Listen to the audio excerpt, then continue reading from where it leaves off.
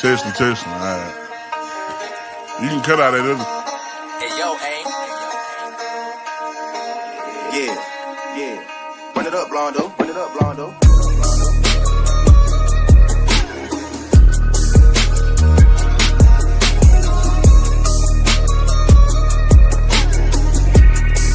Hey, see y'all from Texas, where we should ride swangers and put diamonds in our neck.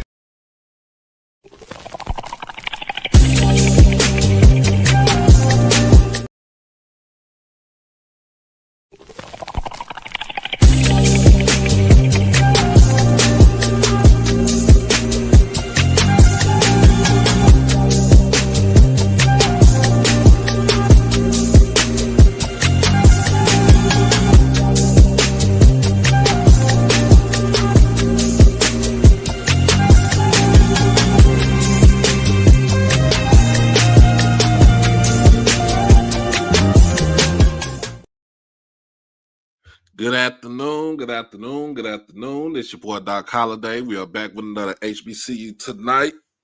You know, it's powered by HBCU Overdrive and Overdrive Media LLC. Make sure that you like the stream, comment, share. Most of all, subscribe to the channel. As always, make sure that you hit that notification bell to put it on all for everything HBCU Overdrive. What's going on, everybody? Let me go ahead and get this set up. Y'all know what time it is. It is Friday night football.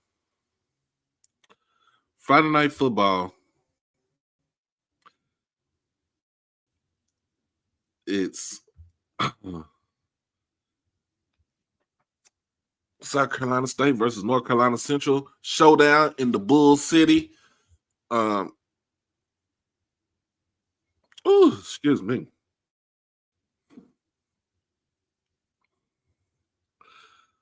But other than that, man, I appreciate everybody for showing up. College basketball is in full swing. I can see it right now.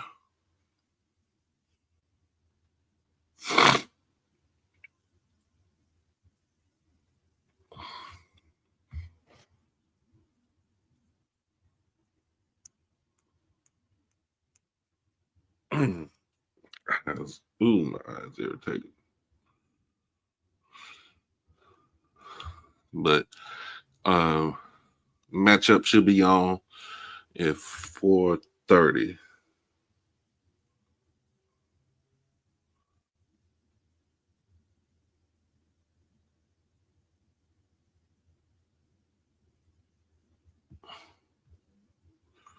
This game is on ESPN 2.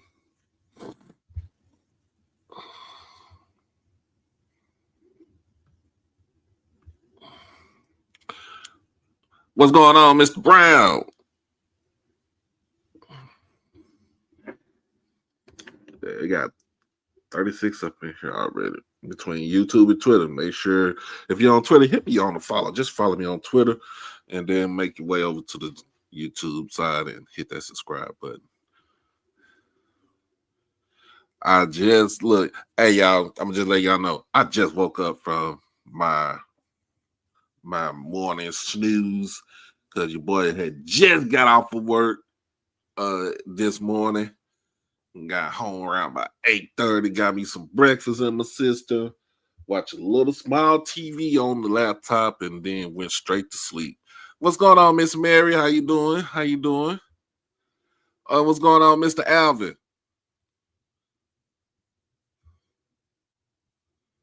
What's going on? So I'm just letting y'all know I was knocked out. Got me a couple of hours of sleep, so y'all know how it is.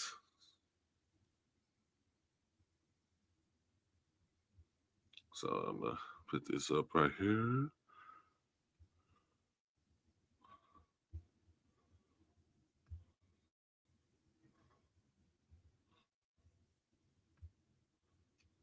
You got somebody from Detroit? Al from Detroit. What up, though?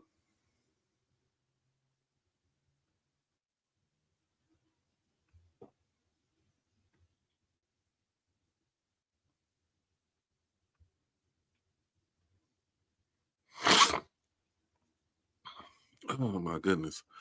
So yeah, man.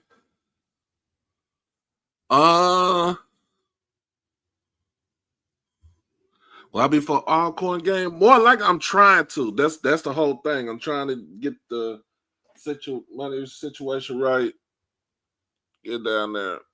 I'm trying to do everything what we can. I'm good, ready for the weekend. Yes, ma'am. Yes, ma'am. It's almost Thanksgiving. We got 2 weeks before Thanksgiving. So that means I got 2 weeks before the kid. Before she say we can't go to school yet no more for a week.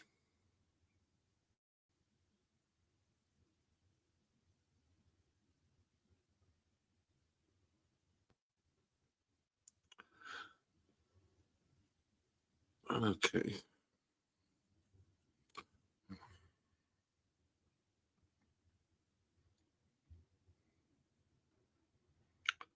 Let me refresh. I'm refreshing my page. Make sure that the feed is coming in.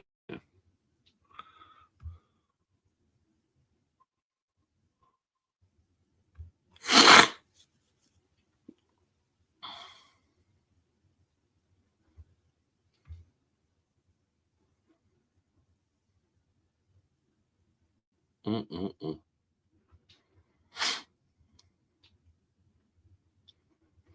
Everybody ready for this weekend? Everybody's ready for this weekend.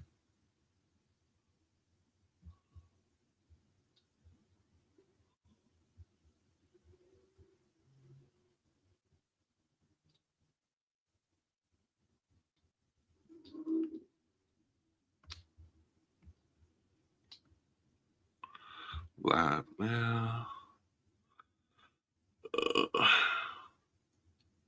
Here we go.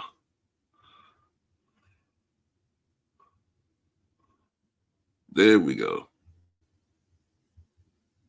Let's get going. Yeah, it is a crazy time for a game, man. It is a crazy time for a game.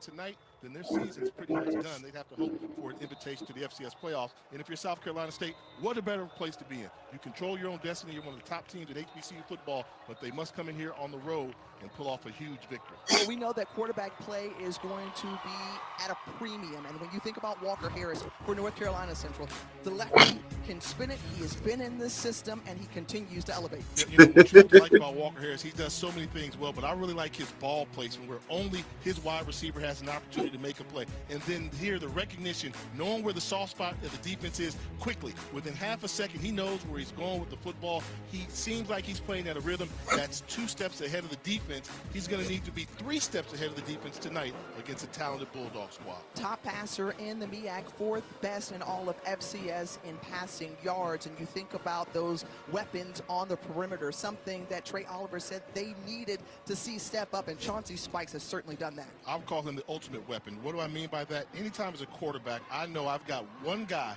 that you cannot guard one-on-one, then that's putting me at an advantage and the defense on their heels. Chauncey Spikes is that guy that can be a difference maker from the wide receiver position. Okay, let's look on the other side at South Carolina State and their QB play in William Atkins, the 4th. Billy Atkins, a mid-season or summer acquisition for the Bulldogs, and he has really given them another great chance to win this season. You know, absolutely. He stepped in having to replace the reigning MEAC Player of the Year in Eric Phoenix, who was the quarterback the previous season. Well, Atkins came in and has given this team a spark they need. The ability to throw the misdirection and setting up the wide receiver bubble screen, it's the timing of it. The coaches say he has come in, embraced this offensive system. We are playing our best offensive football right now. The James Madison transfer has certainly fit in well in a team that is very new to the Bulldogs and Chinnis Berry, who had a lot of turnover from last year's championship team. On the other side, defense, you know about it, and Gerard Washington anchors it. South Carolina State's always going to have a defense, and they're always going to have a great defensive player, and this version is Gerard Washington, the cornerback who can hurt you in so many ways. You saw the pick six from a week ago. Special teams, he gets in the act. He's the next Bulldog that will be playing in the National Football League. The transfer from Benedict has had an immediate impact. NFL scouts are drooling about him. He's going to need to show up all over the field today for the Bulldogs to pull the upset. Well, you're talking about protecting the nest. The Eagles certainly look to do so against South Carolina State. Kickoff coming up next. Oh my goodness. It is kind of strange, bro. It is strange to have a game at 4:30 on a Friday afternoon. But hey, that's what they asked for. Put this game right here. And it's a big matchup. It is a big matchup to that we're gonna watch and we're gonna see at 4:30 in the afternoon.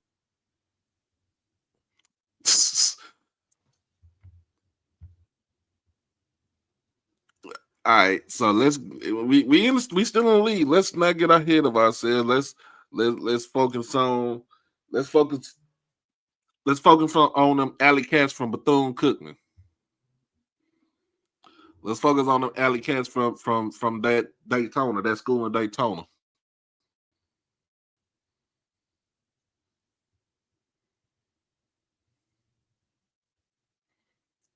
But yeah, I'm trying to get down I'm gonna try to get down to Jackson for the Alcorn game.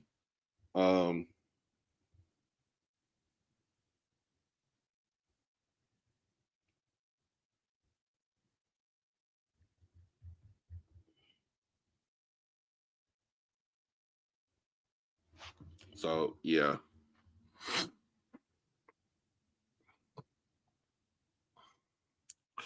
So that's what I'm trying to do.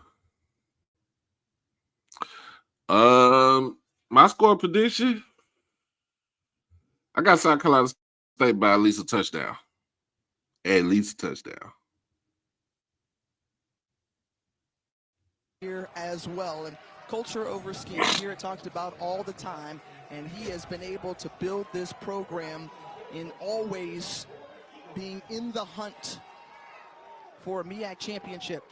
And I tell you, two of the hottest coaches in all of FCS football, guys that are proven winners, no matter where they've been, proven track records in high demand. But right now, we're going to see who wins this game of chess between these two outstanding coaches and programs.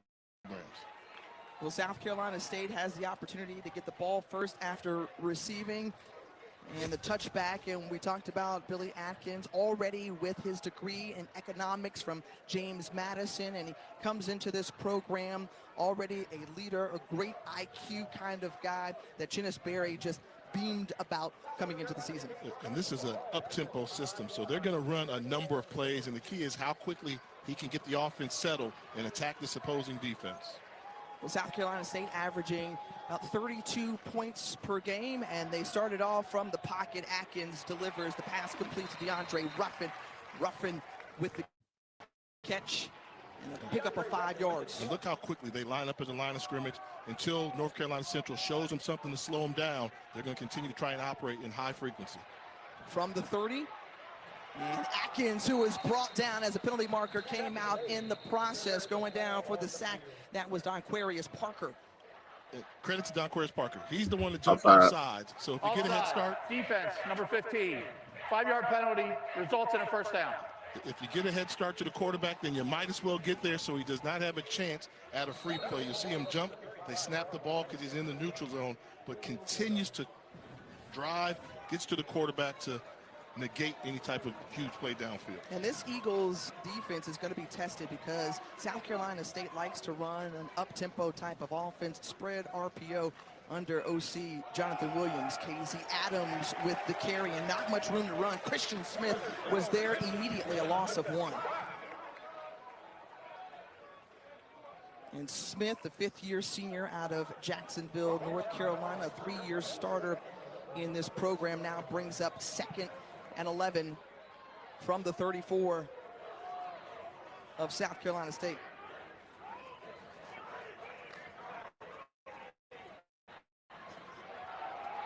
Atkins with time, looks to the outside, and Ruffin was the intended target closest to it, but it was thrown out of bounds. It's going to bring up 3rd and 11.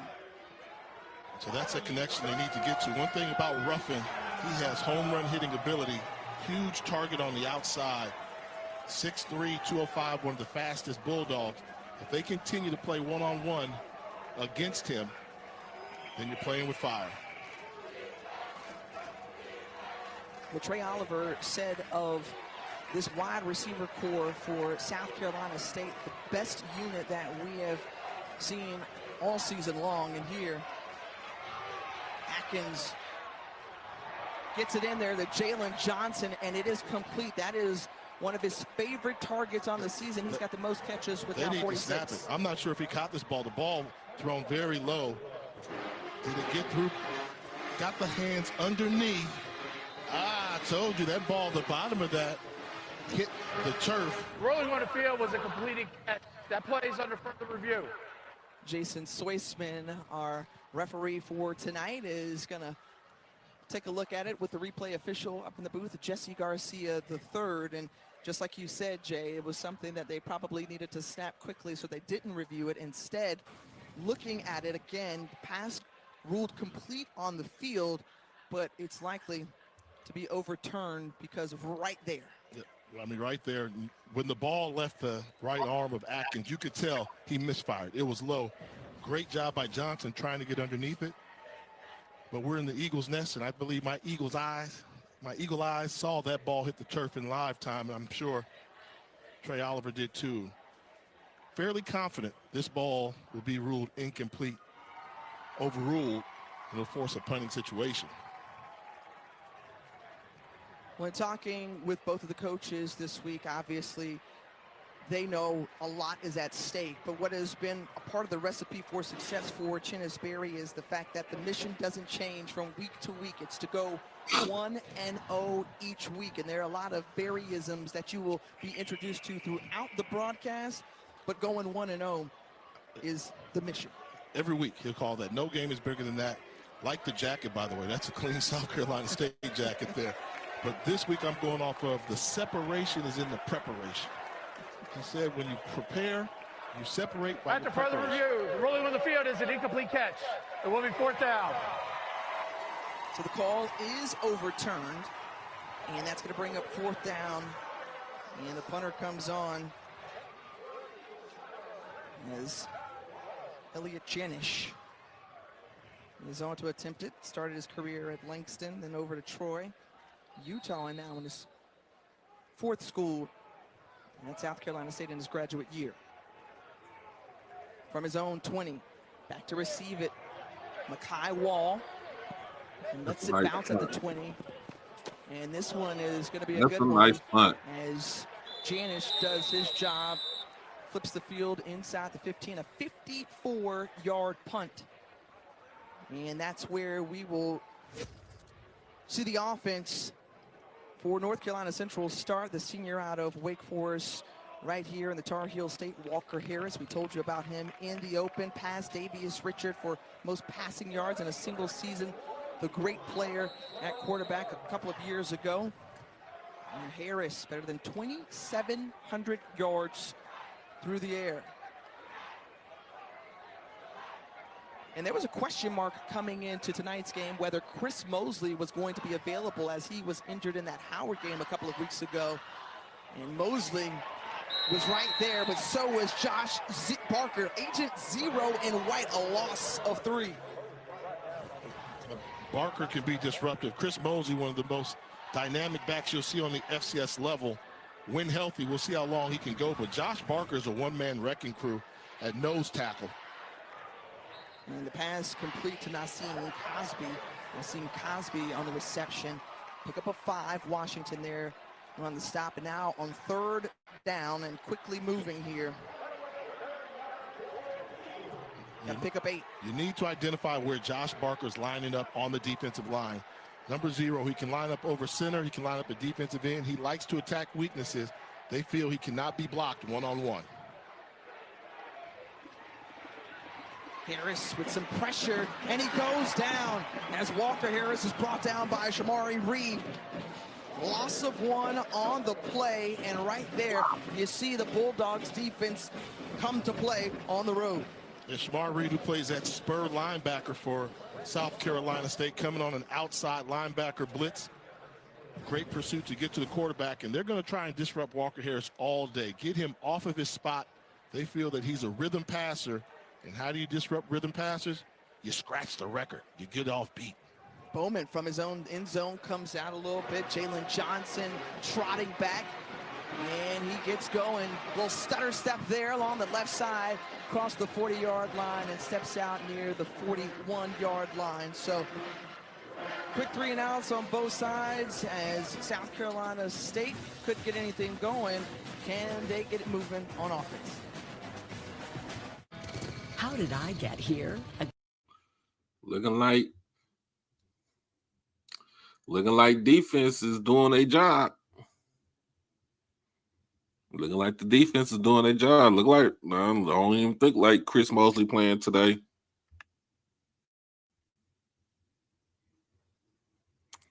Hey, Miss Hattie, what's going on? What's going on, Miss Tasha?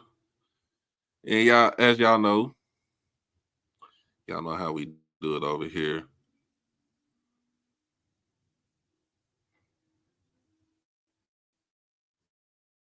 I know how we gonna do it. Y'all know how we do it over here.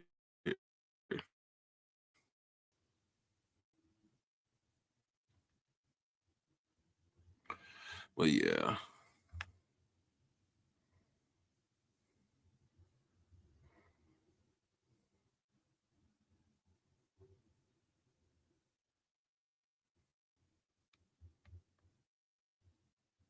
Yeah, that was great defense right there. Great defense by South Carolina State. How many of y'all rushed home to try to get to the so y'all can watch this game? How many people rush home so they can watch this game today?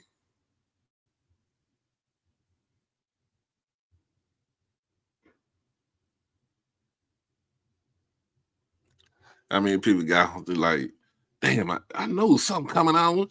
I knew something coming on.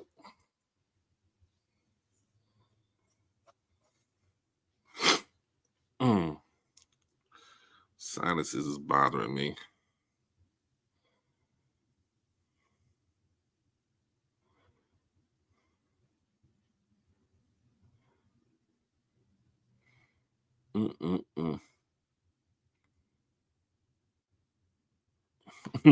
D say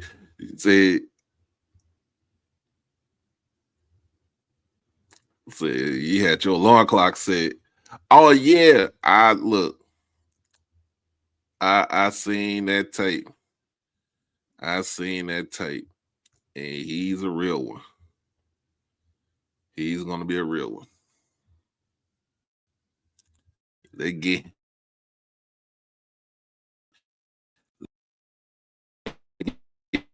that man out of North Carolina.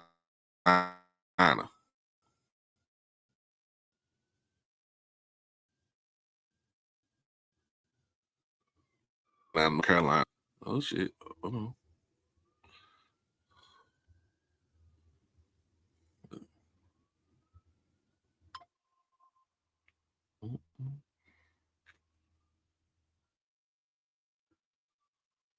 Who nearly came back in that one. It was a riveting ball game, folks. Walker Harris, you see going down, and that would end up sealing the game as Chinnisberry and company remained perfect throughout that MEAC season to go on to win not only against North Carolina Central, but also a MEAC championship. And you look how close these games have been over 3 of the last 4 meetings, decided by 3 points or less. So we could be in for yet another treat as Billy Atkins has a man who ball deflected. Great skills. Come on, you gotta get that. Dukes. And Dukes you got to get that. Right spot in that secondary that's been banged up with a nice pass deflection.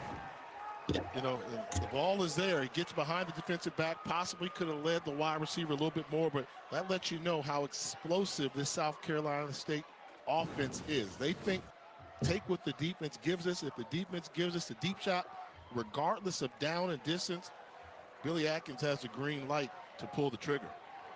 When you think about just one returning starter on this offense for South Carolina State, and that's up front with Roger Smith. Billy Atkins quickly out to Jordan Smith, and Jordan Smith, who was a MEAC leader in yards for this season, picks up the first down. Yeah, really good sight read adjustment by George Smith. If the slot linebacker that's guarding you blitzes for the quarterback, turn around, get out to the flat, easy hot read, nice recognition, being on the same page with the quarterback and wide receiver. I'd like to see them establish more consistency on first down. You know, they were able to overcome it, but they need to establish they can run the football on first down for positive yards. Unfortunately, they're not, or else it'll be a long night because North Carolina Central wants to make you one-dimensional. Well, they attempted to do so there. Max Urin, one of those leaders on defense who has been the glue and brains of the Eagles unit for all 4 years that he's been here, with the stop. So 2nd and 10, no gain on that carry from the Bulldogs.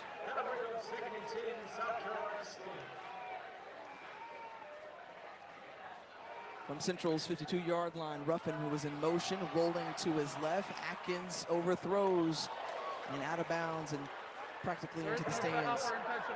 Very close and cozy quarters on the sideline. You know, that's the challenge they're going to have, because North Carolina Central likes to control line of scrimmage, and offensive coordinator Jonathan Williams from South Carolina State tried to get creative and move the pocket a little bit. And I think that's because he knows he cannot afford to allow number 10, Thomas Johnson, the defensive end that's right here on the bottom line of scrimmage, to roam free and attack his quarterback. Johnson, who has been a nuisance all season long, here on 3rd and 10. 3 receivers to the bottom of your screen.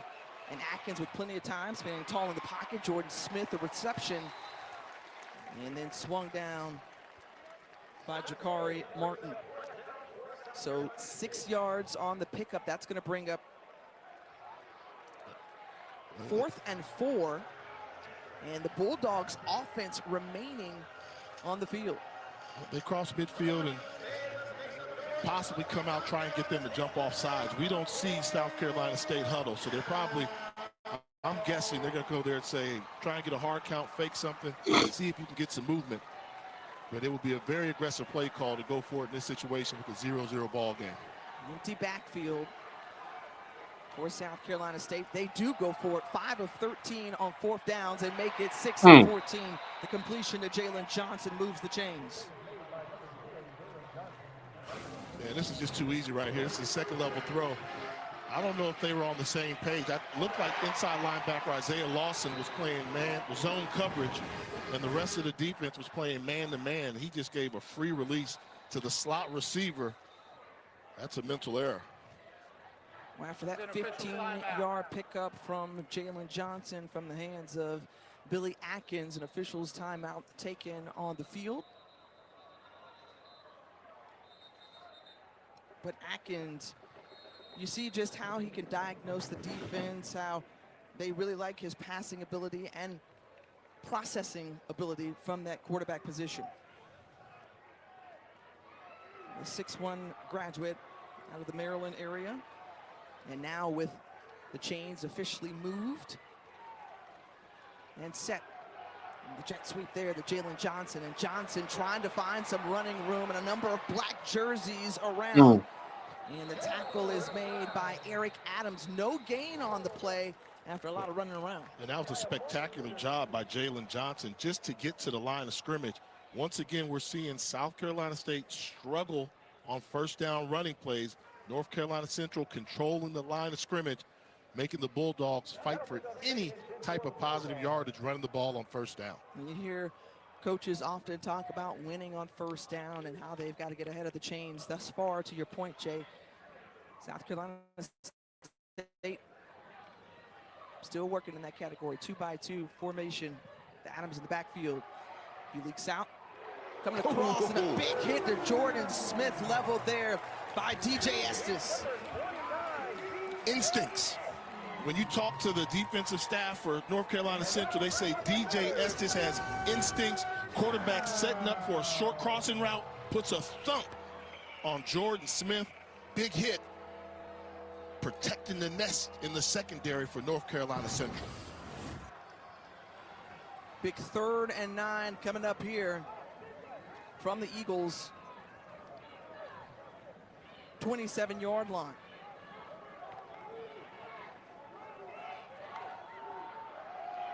Atkins surveys and is brought down again. Zarian Walters, the bright future defensive tackle out of Richlands, North Carolina. The replay system is now functional. Loss of 6. The replay system is functional. You know, that's what they wanted to avoid, was having their pass rushers on the end be disruptors in obvious passing situations. Great job by the secondary defensive line for North Carolina Central to collapse the pocket and get the sack. Well, a 50-yard attempt, and the senior out of Spain, Madrid, Spain, and Nico Campanillas Alti on to try to attempt the field goal. It's got enough. Made that. Did you like that little hook and curve there at the last minute? And it goes through. His season long, for a second time this season, did it against Charleston Southern earlier in the year, and another 50-yarder as it goes through. Very confident in his kicking team. He said, line it up, and Alti can knock it in from anywhere.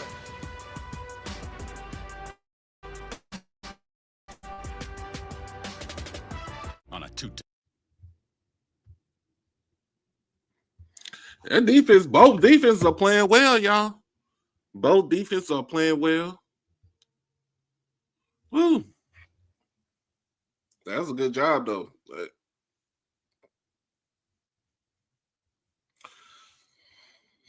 Oh my goodness. So if anybody that's new to the channel, this is how we do it. This is how we do it over here. We are a fun-loving group over here. We are a family over here. We talk our noise. You don't get judged.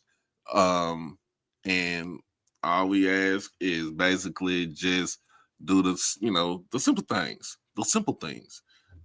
Like, make sure that you like the stream first. Make sure that you comment whenever you get a chance to comment.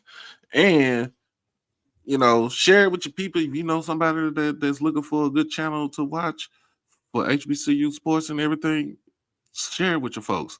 And then most of all, subscribe to the channel, but also make sure that we keep this thing funded.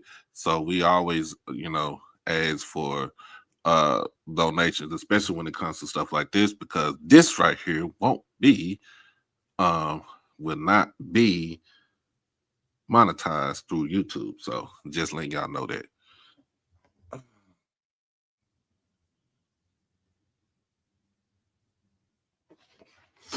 You have to excuse me, my eyes been going on. I don't think that'll hurt Trey's resume. Trey's resume is straight.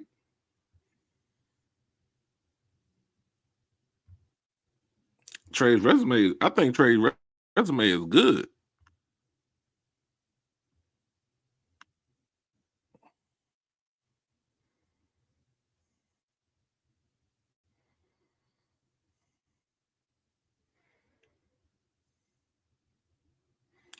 Jaquan, yes, we are. Go Bulldogs. She said, go Bulldogs. And if you want to donate, you can always donate to Cash App, PayPal, or Zelle. And just it's in the ticker down there.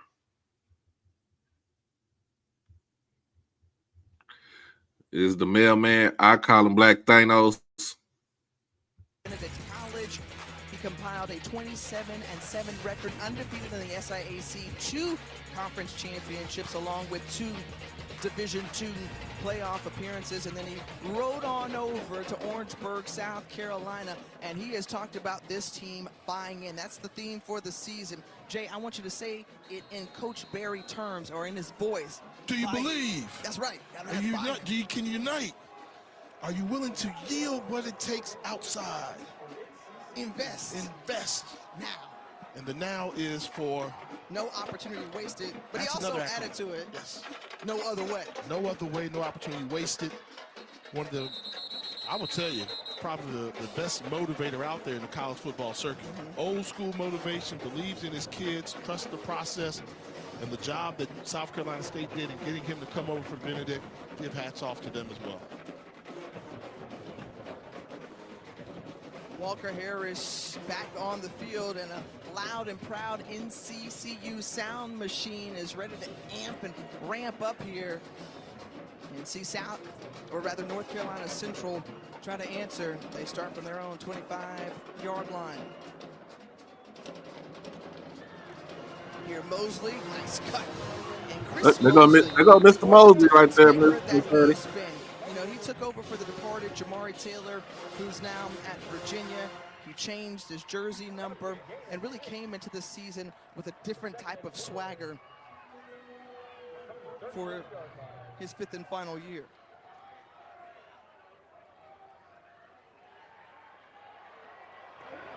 Harris with the man open. That's Chance Peterson. Peterson, who's still on his feet, swinging out, and finally brought down by Brendan Scott. But Chance Peterson, the preseason second team All-MEAC selection, this is his playmaking ability. And Walker Harris knows where the soft spot of the defense is, so he had to almost pump fake a second longer so Peterson could clear behind the safety. That's how you attack the defense, knowing where you're going with the football and throw into an area rather than a person. 44-yard pickup puts the Eagles in Bulldogs territory. They hand it off on first down to Chris Mosley, and Reed is there for a quick tackle. If they can get Chris Mosley going with the running game, that's when Central's playing their best. You know Walker Harris can hurt you with his left arm, but if he has a running back, he's always been able to have one of the best running backs in the conference behind him.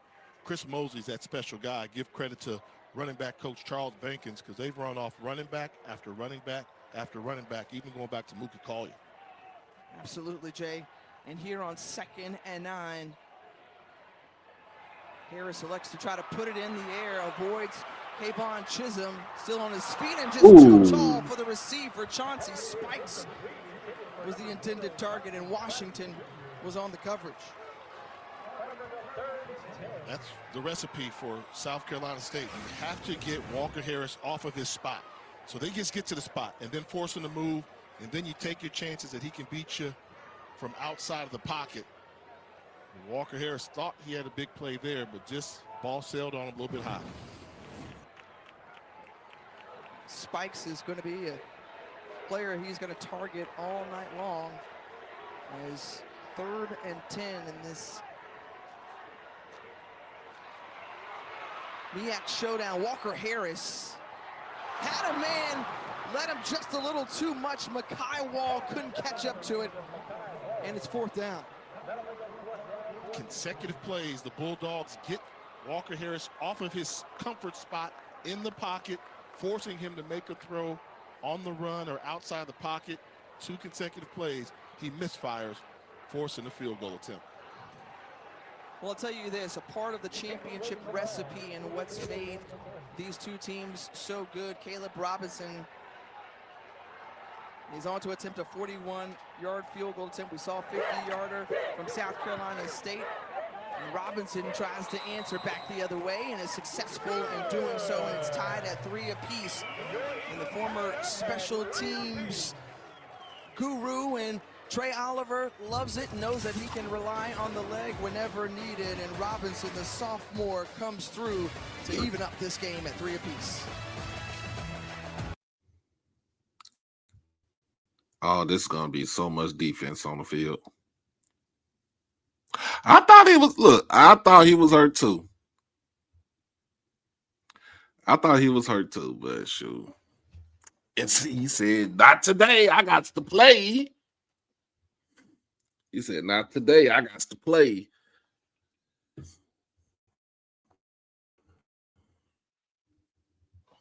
But that's a good running back. That's a good kid right there. I'm still trying to figure out how he got all.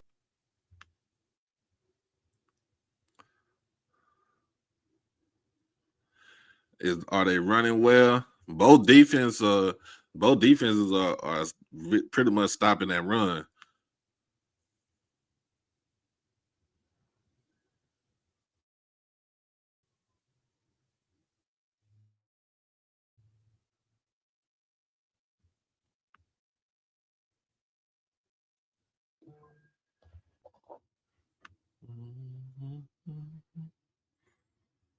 Yeah, so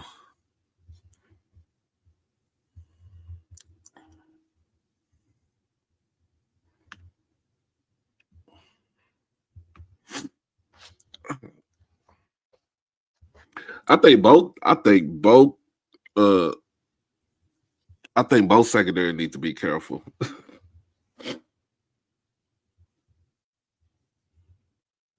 I think both secondaries need to be careful. That's how I put it.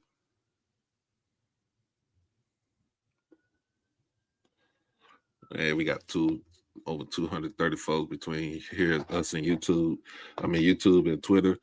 Just make sure you like the stream. Running game. How's the running game? Running game is, I wouldn't say it's non-existent, but they're built looking to stop the run. But also they don't want to be beat over the top either. As my Uncle Theta said, like the string.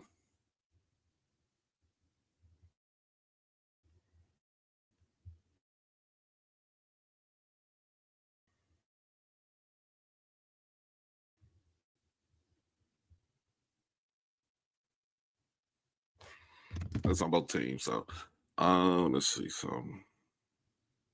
Whew.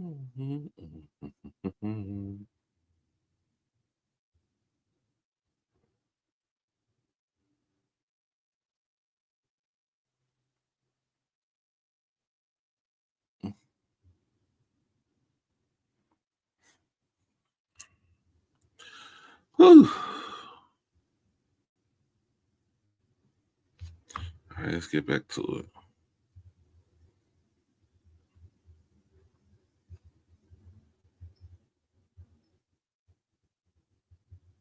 There to start the day, then fourth-ranked Alabama hosts OU in the SEC, and we cap off the day with Arch Manning.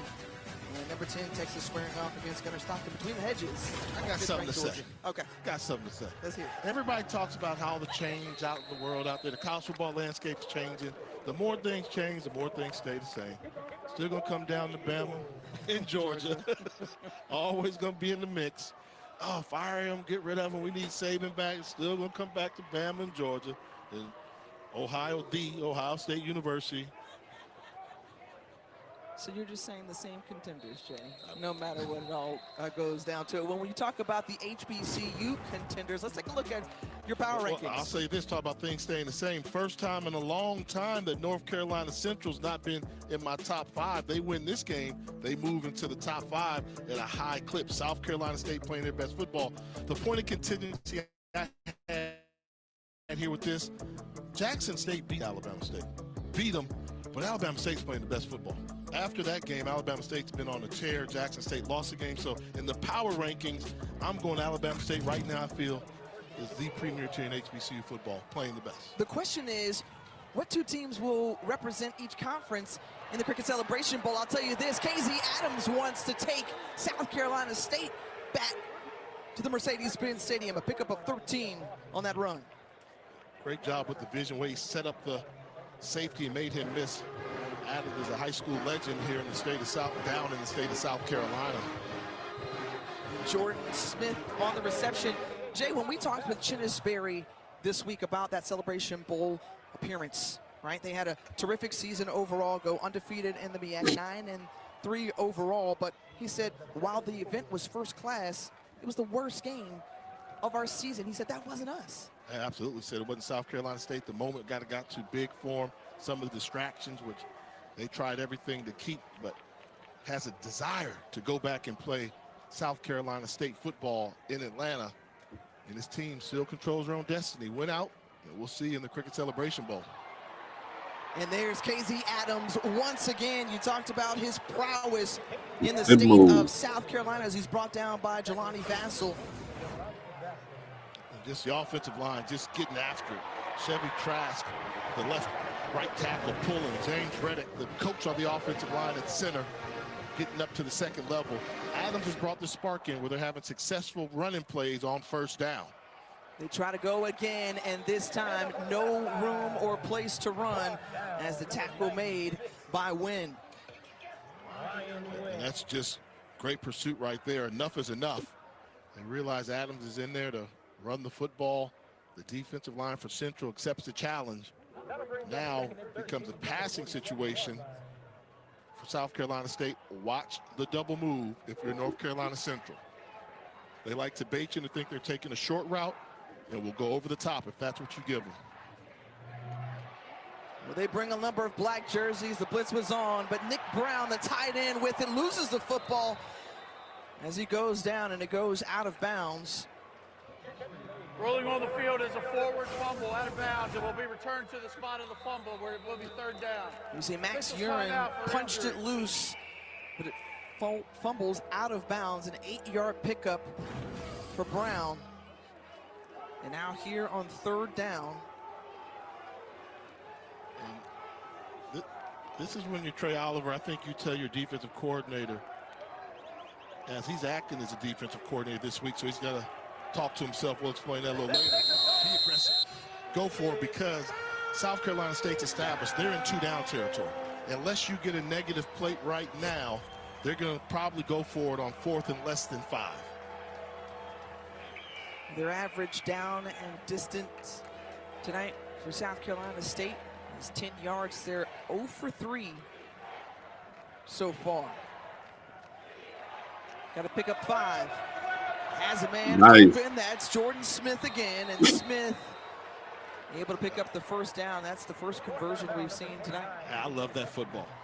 Jonathan Williams, offensive coordinator for South Carolina State, knew the situation. He knew they were coming.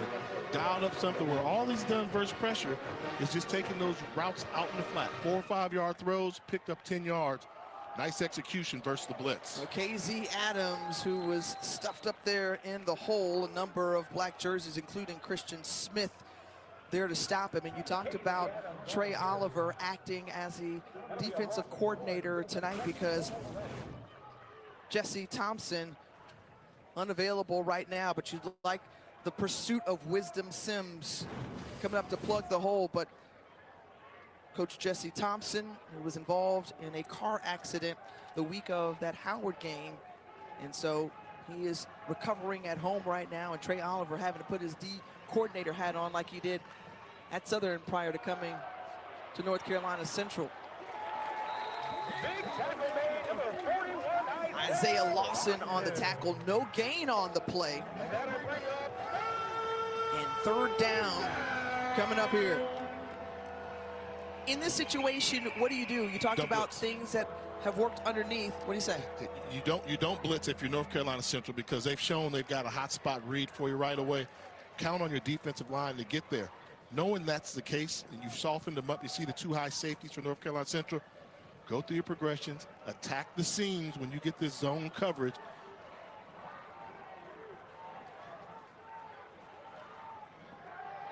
Snap here on third down. Atkins poised in the pocket, delivers DeAndre Bowman into the end zone, and a touchdown on 3rd and 11.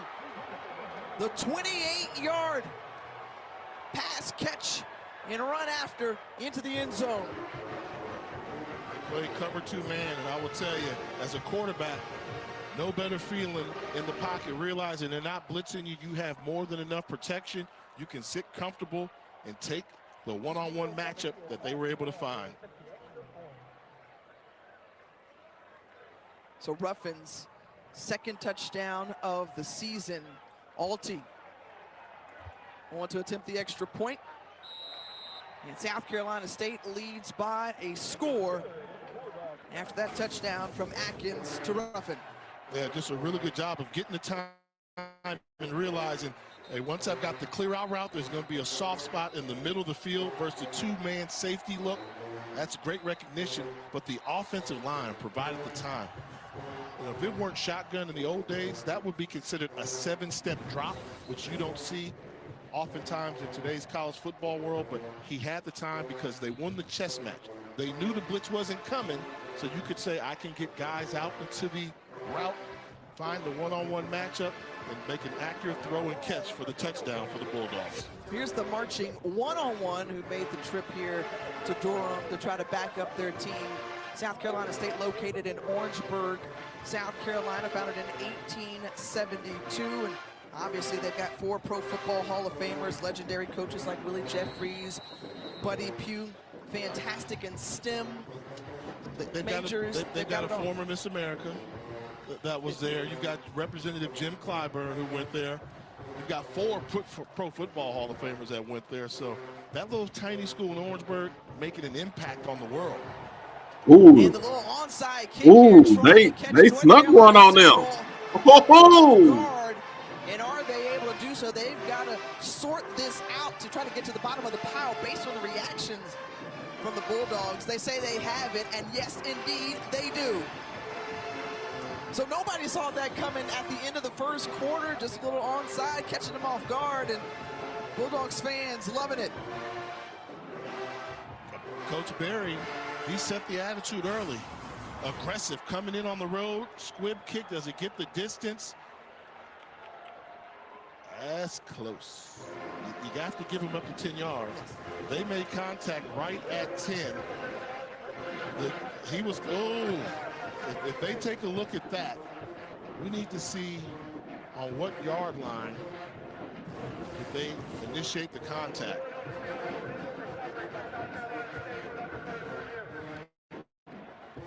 So Nico Canvanius Alty, he's getting congratulations on the field. Let's see, or on the sideline rather.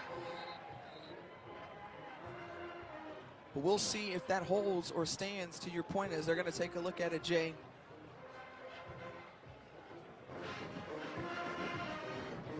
For now, Alty's got the chain. He's got the big Bulldog chain on the sideline.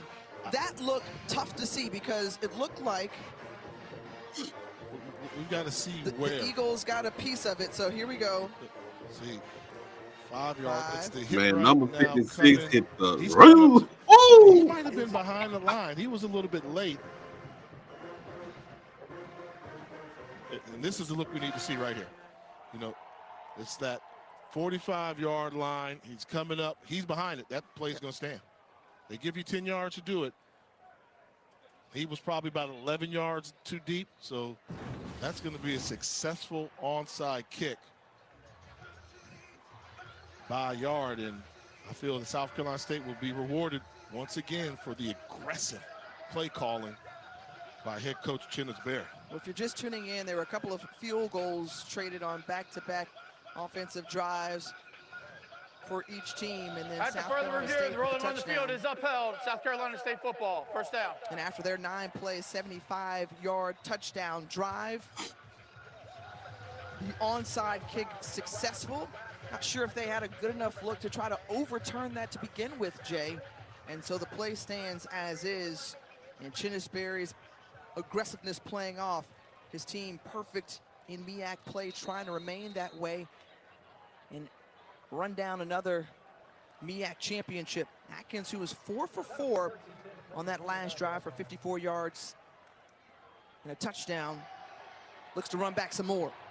Atkins going deep, has a man down the Oh my God. Right there is Nigel Oh my Johnson, God. who walks in. 51 yards. Oh my one God. play, and then boom. On an earlier drive, they set it up. I said you have to watch the double move for South Carolina State. They're so successful in running short routes, intermediate routes, that they want to set you up. And this is a great job on the Double move, top of your screen. Go get him a little stutter go. Executed perfectly. The defensive back, that Jazir Dukes once again comes up out of position, trying to get a read on it. Huge play for South Carolina State. Back-to-back drives for touchdowns for the Bulldogs here on the road. That was set up by the surprise onside kick. And how do you close out a quarter in a pivotal game like this? Well, you take care of business. 14 points in the last 10 seconds for the Bulldogs. They're up after one. Man. Fairy chocolate ultra filtered milk brightens all your holiday.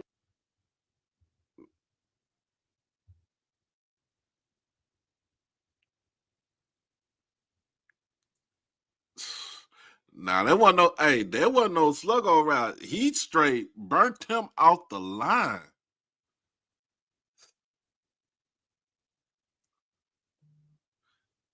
Oh my God. Oh my God. Now, the first touchdown pass looked like, it was almost like a post, like a clear out post route. What's up, Dr. Israel? You look at it, that second touchdown was pretty much, shoot. Let's get to the second touchdown. To go for an onside kick before the end of the first quarter with that aggressiveness, going for an onside kick. And I'm sorry, whoever was on that front line who got the boomstick put on them.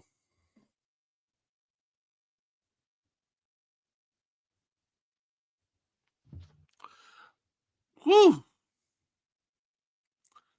I just don't know. I just don't. You'd be crazy to be on that front line on kickoff return.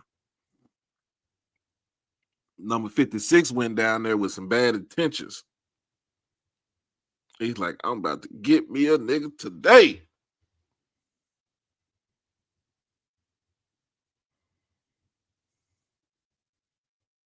You know what? I'm gonna check and see, because I didn't see the ball go in the air. I ain't see no double move or nothing. I just see the ball go in the air. Buddy got burnt. That was it.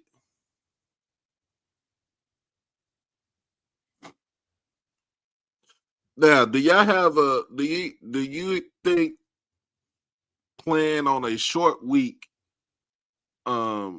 is affecting North Carolina Central?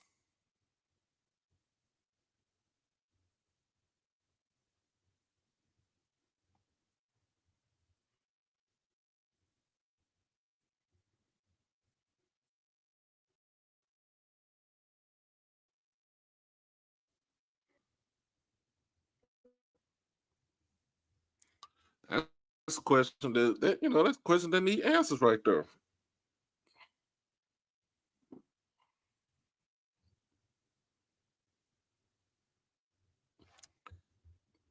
Jay Harrington said his team coming back. His team coming back. Hey, we shall see. Hey, number the end of it's just going into the second quarter, y'all. We shall see.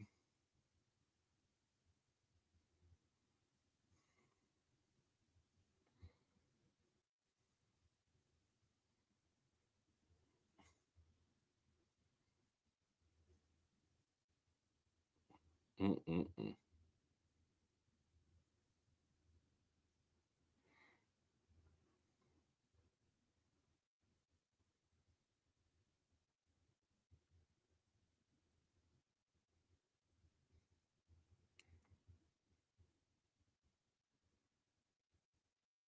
Of that half. Well, the big things for us, we got it on our mind.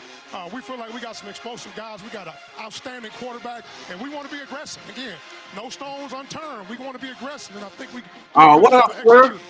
Coach, you're up by 14. What concerns you about the rest of this football? A lot of football left to be played. What are some concerns or some things you've seen down there on the field? Well, they got a good football team. And I told them, in the game of football, they're going to make a few plays. They're on scholarship, too. Good things going to happen, keep playing. Bad things going to happen, keep playing. Just play the next play. So I like where we are right now, offensively, defensively, and special teams. And, again, we just got to win the moment, all right? First quarter's over. We're talking about playing a complete 60 minutes of football. We just played 15 so far, so good. Yeah, that's what we're talking about. That's Chinnisberry right there for you, Tim. We told you. He's going to hype you up. Coach, go hype your team up. Hey, we about to go get them turned up, baby. Second quarter, let's get it, baby. Go Dogs. There's Let's go, Tiff. nothing quite like Call your game, Tiff. Chinnisberry and the energy that he brings. Now Walker Harris in this offense trot back onto the field for North Carolina Central. And what type of injection of enthusiasm can this offensive unit have for the Eagles to try to counter? They've been here before. And last year, at this time in this football game, they were down 17-0, came back and made a three-point game. This year, it's only 17-3. So know that you're battle-tested. Now, as South Carolina State said, they've taken a blow. You know that North Carolina Central is going to fight back. Too talented a football team. Just pace yourself, stick to your game plan. And I think the key for Central, they have to get Walker Harris on rhythm. South Carolina State's been able to get him off his spot and off time. After the 2-yard pickup from Mosley here on 2nd and 8, they hand it off to one and black again. Mosley, he gets going, and Chris Mosley across the 50-yard line, brought down by Jabin Ford, a pickup of 16. Great vision comes with running to color. Watch Mosley run the color. A good running back, he sees a black jersey. Okay, go inside that. White jersey's coming. Green field up ahead. Black jersey stay on the inside. Learn that, young running backs. They tell you run to daylight. No, you run to color. That's where your blockers are, and that's great vision on display by Chris Mosley. One of the fastest on this team. Great vision, as you mentioned. And they go with Mosley once again, and Chris Mosley, explosive. And when you look back to the first half, North Carolina Central had the ball for just over 3.5 minutes. They've got 2 first downs. They only had 1 in that last quarter. And look at the vision and the balance on display. I'm telling you, the running back coach, Charles Bankins, does a good job at North Carolina Central with the running back room. Well coached. They don't make mistakes, and he gets the best out of them. And it's so interesting when you think about, again, you talked about Latrell Mookie Collier, Jamari Taylor, Chris Mosley, who we got to see sprinkled in the offense last year, but now that he's stepped into that QB, or rather running back 1 role, he has certainly shown all that he can do. Change of pace kind of guy. Here on 2nd and 7 from the Bulldogs' 30-yard line. Harris hit from behind, unloads as the pass incomplete. Shamari Reed was right there to hit him as he released it. You know, and if you're Walker Harris, you have to know you're a left-handed quarterback, so they're going to try to bring the pressure to your blind side. Twice we've seen Shamari Reed get to Walker Harris. When he comes up on that line of scrimmage from his spur slash linebacker position, when he makes a move, you have to know where he is. Now Arthur Rogers Jr. in the backfield with Harris here on 3rd down, and into the hands of Mekhi Wall, and Wall inside the red zone after that completion. Catch. Rhythm. And 16 yards. Rhythm. Knew where the soft spot the defense was, waited for him to cross the face of Shamari Reed in that situation, delivered a strike. That's Walker Harris football. When he can anticipate where to go with the football on time, he can pick you apart.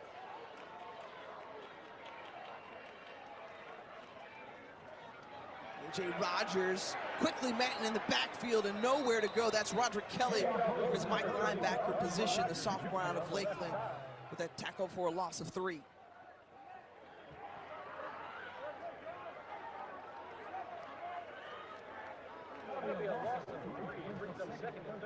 Second and 13. And Trey Oliver electing to change things up a little bit. Josh Jones, the redshirt sophomore quarterback, now in. Move the pocket a little bit more RPO. Running quarterback sweep. An extra blocker out there. Off Noah McKinney, the center, pickup of 3 yards, and Jones will quickly trot to the sideline. So now 3rd and 10 here. And mark that play. That was a set-you-up play. So that way when Josh Jones comes in the game later on at some point, trying to set up something that they may try to do. But in this case here, what I'm doing now, I'm assuming that's what you're going to ask me. Yeah, well, I was going to say, Matt Leone has the call here. What do you do? I like it. 2 tight ends for extra protection so they don't know what side you're protecting, and that allows Walker Harris an area of comfort where he can feel comfortable in the pocket. And he goes to the outside and play broken up, but a penalty marker comes out as well. That was Jordan Franklin, the linebacker, who leaked into coverage.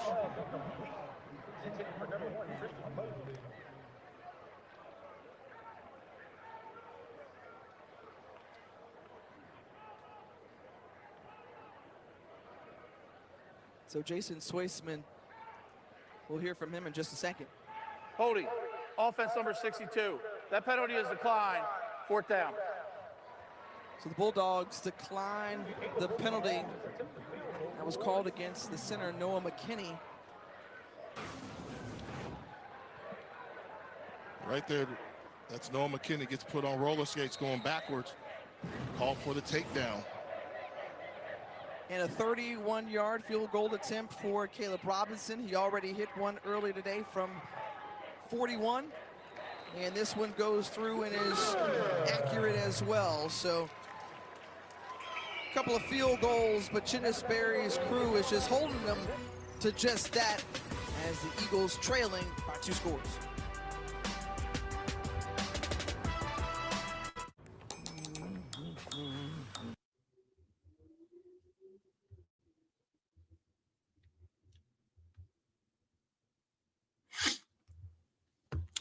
Field goals ain't gonna get it done. Got to go for the TDs. Got to go for the gusto. Got to see what's going on. Back up under the hood. Make sure you see what's going on. Yeah. Oh my goodness. Oh shit. Whew. Yep. So I'm ready to go. Let me get this last day of work in for the weekend. Today is my Friday. It actually is my Friday. So getting off for the weekend. So that's what I'm about to do. Whew. Football, more football. Monday night, watch my Cowboys playing the Raiders. So it's the gather of old men, the Old Men Bowl. My man Troy, he's a Raiders fan. So, but yeah. I'm gonna try to stream tomorrow too. I'm gonna try, but you know the game come on at noon, so I just got to let me get at least 3 hours of sleep. Ed, don't get ran out of here. We don't do no Cowboy slander over here. We are going through a tough time right now.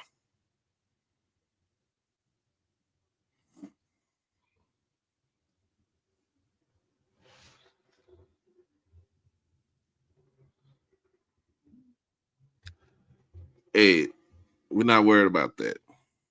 We're not worried about that. We're not worried about that. We playing for a cause now. Hey man, I'm watching the Cowboys. That's my team. I watch the Cowboys all day, every day. No hate on Dak.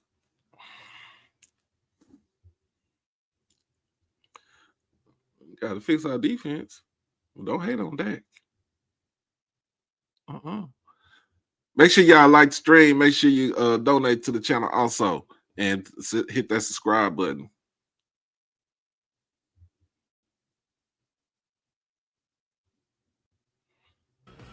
players from both of these programs currently in the NFL. Jacoby Durant, Javon Hargrave in the NFL, representing Bulldog Nation. Back here at O'Kelly Riddick Stadium, Tiffany Green, Jay Walker with you. A 17-6 ball game. South Carolina State set to get the ball back again. Trying to remain atop of the MEAC standings with Delaware State as Jalen Johnson comes out of his end zone. A little shifty move and goes down near the 21-22 yard line as some laundry flies out towards the end of the play.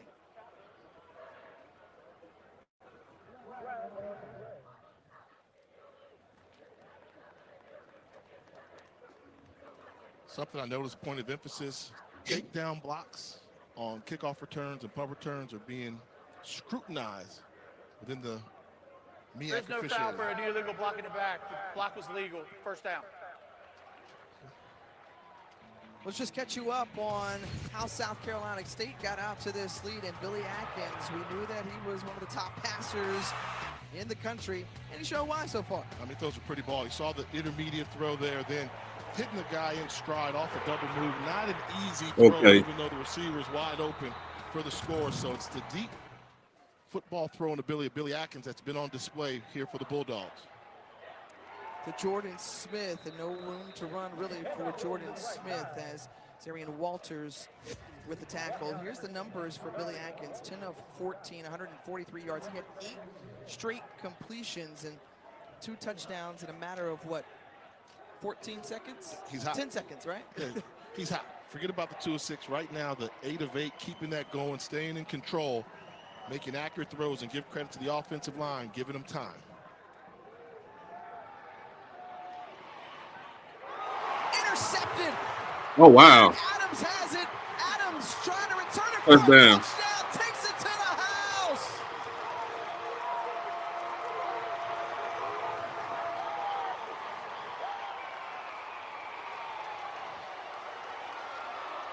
North Carolina Central knew coming in they needed to protect the nest. And what have the Eagles done is they popped right back into this ball game after that pick 6 from Eric Adams, who's really stepped up with the absence of Malcolm Reed, who's been out with an injury. And great recognition. You see Atkins over there talking to his offensive coordinator, Jonathan Williams. Where did he come from? And Adams did a great job sliding underneath on a little slough route to make a big play for Trey Oliver's Eagles. Extra point attempt for Caleb Robinson. It's up and it's through. And North Carolina Central has got something to say as they've come back with a flurry of points in 49 seconds. They had the field goal and then this pick 6 for a touchdown. That's 10 points in 49 seconds, folks. Yeah, really good job. Once he peels off, so actually Adams was sliding across the zone formation with the secondary receiver. Notice a crossing man coming across and DeAndre Ruffin. And what did he do? He said, wait a minute, I'm just not going to give you an easy throw. I'm going to become a football player. As he read the quarterback's eyes, located the route, and more impressively, was able to take it to the house to put points on the board for North Carolina Central. 4th INT of the season for Billy Atkins, who we talked about just before that drive, who had been really hot for a quick spurt of this game. But Trey Oliver, who is again acting as the defensive coordinator with his DC Jesse Thompson on the men. The NCCU sound machine getting rolling.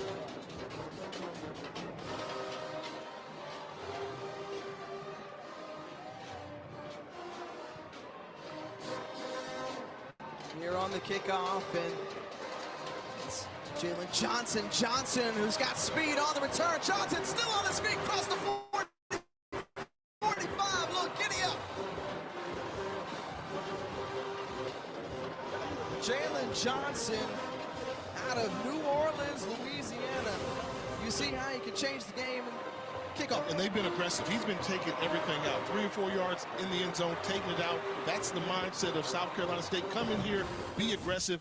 Probably could let that ball land and go into the end zone, but he's been aggressive all night. We run our return men to return the football. Big time return by South Carolina State's Jalen Johnson. And so Trey Oliver needs to see his defense step up like they did again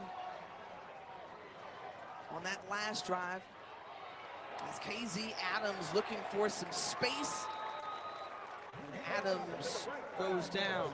Now it gets interesting, too. Quarterback just threw an interception. Tried to run the ball, first down, got nothing.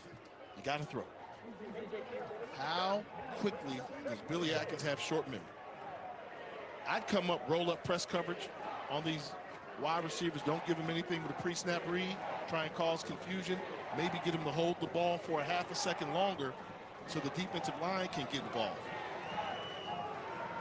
As they look to the sideline for the play, he's got it in, and Too easy a throw up top.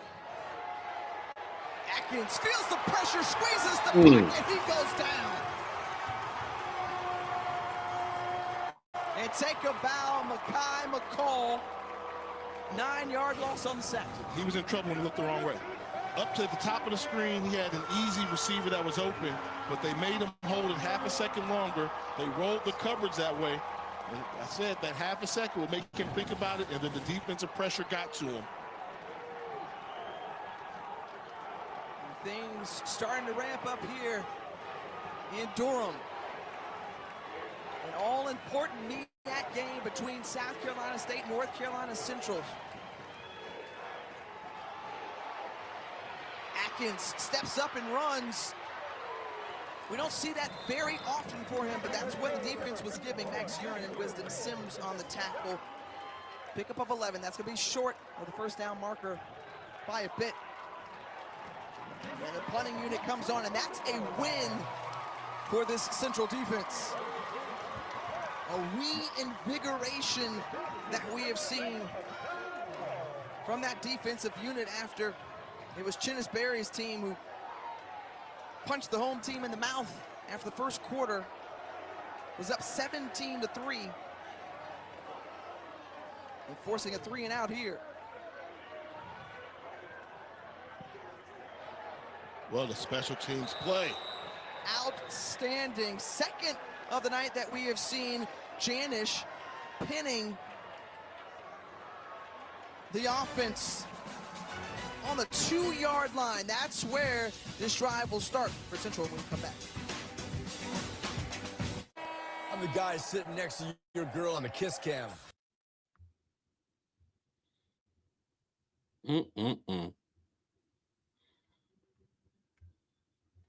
They said it's a party in the backfield. It's a party in the backfield. Woo, man.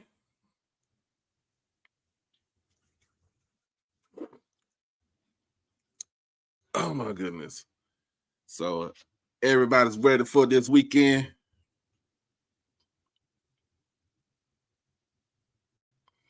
Everybody ready for this weekend?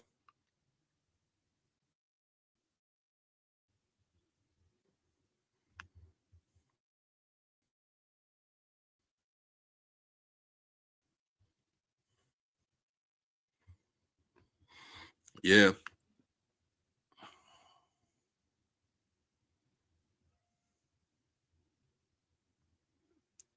I'm looking at all the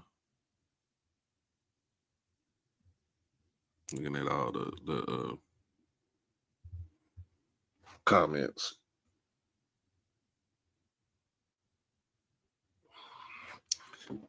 Anyway, oh my goodness. Woo, it's a party in the backfield, y'all.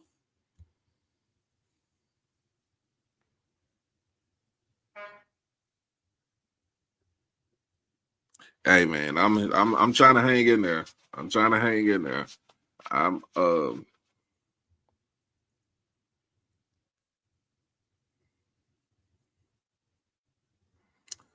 The vet gonna be rocking tomorrow. It's a blackout tomorrow. Remember that, blackout. black out. We talking about we wearing black because we gonna send these alley cats to their grave. Put them out their misery. Put them out their misery. Put them out their misery.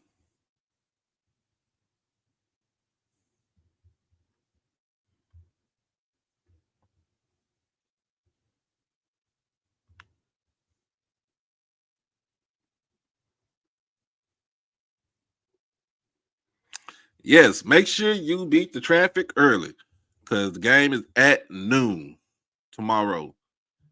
The game is at noon tomorrow. Beat the traffic early.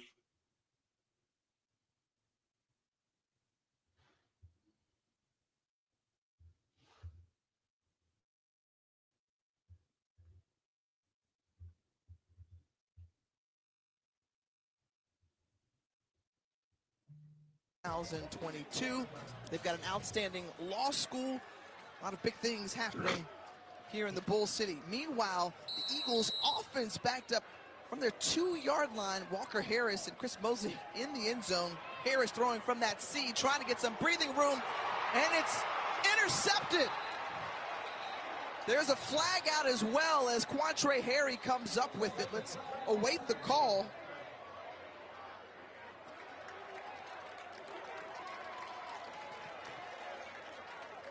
It appears that it's going to go against South Carolina State. In the secondary, I wonder if they call Jared Washington. He and Chauncey Spikes were mixed up on the bottom half of the screen. Pass interference. Defense, number 24. 15-yard penalty for the previous spot. Automatic first down. First penalty of the night, and Chinnisberry is like, man, what's up with that? That's tough. Quantre Harry, who got that interception. Don't you have a right to go for the ball? That's a missed call. Might have been something called there early. You see the flag coming at the bottom of the screen away. You have a right to go for a ball. I don't believe that call was supposed to be on Harry. I saw the flag come from the bottom, but that's a fortunate break for North Carolina Central. So now from the 17-yard line of Central, Harris hands it off. Here's Chris Mosley. And Mosley, who America got to see at the start of the season in that MEAC SWAC challenge. We're going back, just trying to look for the pass interference, and that's just, I don't see how you call that. I mean, you're allowed to reroute it. I don't know if that was it, but got to play forward on it. Got to move forward, take advantage of it for North Carolina Central. So as I was saying, Mosley, who had a season high 182 yards against Southern, his first game of the season. Again, it was kind of been the workhorse for this group. Better than 800 yards on the ground coming into tonight's game. Pick up a 3, now 3rd and 1. Continue to run the football. And pushing ahead for the necessary yardage is Mosley in a fresh set of downs. And that's the difference. So after the interception was thrown by South Carolina State, they tried to go back to the throwing and weren't successful, got sacked. Central, when you have a running game, Walker Harris just threw an interception for all intents and purposes, but he got away with an interception. What do? You hand the ball off to settle him down. That's what you want to have in a balanced offense where you can run or pass effectively. And North Carolina Central relying on the running game so they get their quarterback back in rhythm. He's one of 5 preseason all MEAC selections. As Mosley goes down, and again, that push up front, very impressive from South Carolina State. Lots of 3 there.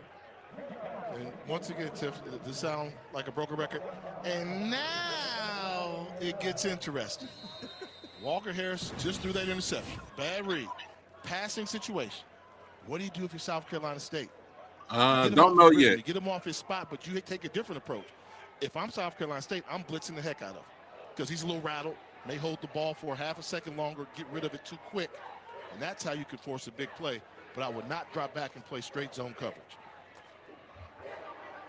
Soft on the outside, and Rufino Van Gates with the catching, and that was easy, an easy read for Walker. And to Walker Harris's credit, he took the easy throw.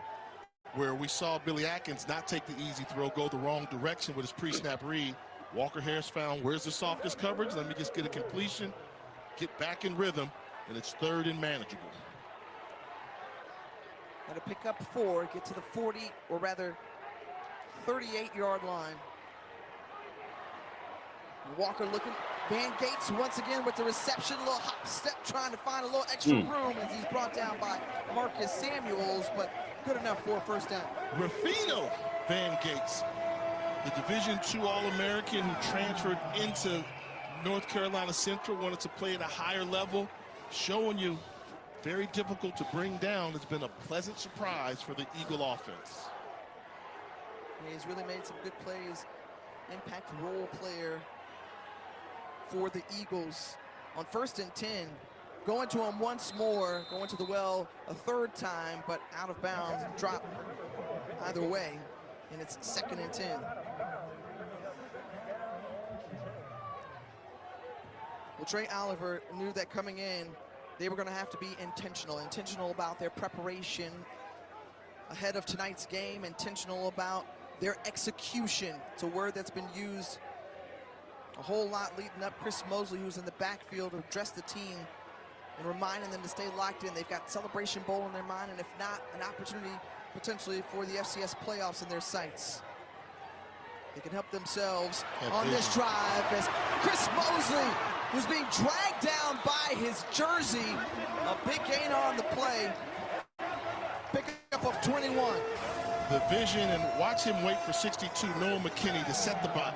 Once the center set which direction he was going to take his defensive lineman, Mosley had the ability to readjust, make a jump stop, and get upfield in a hurry.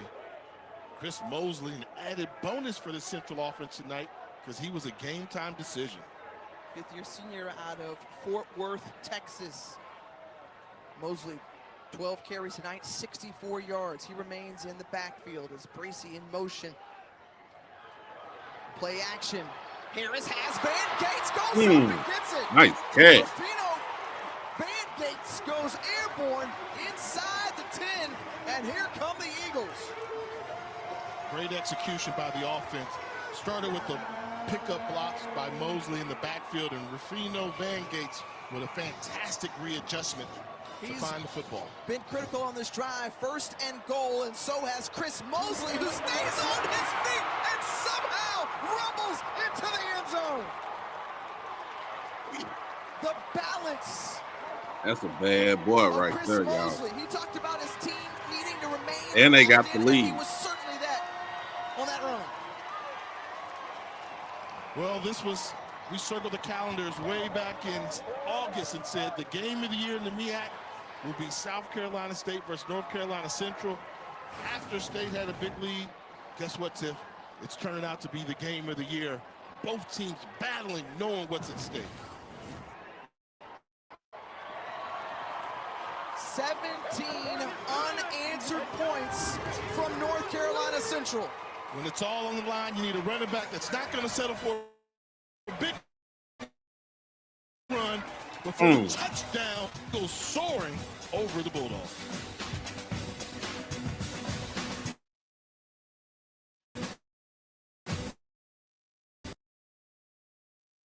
I'm trying to fix it. How you get him out of 4? Like, seriously. How do you get Chris Mosley to North Carolina Central out of Fort Worth, Texas?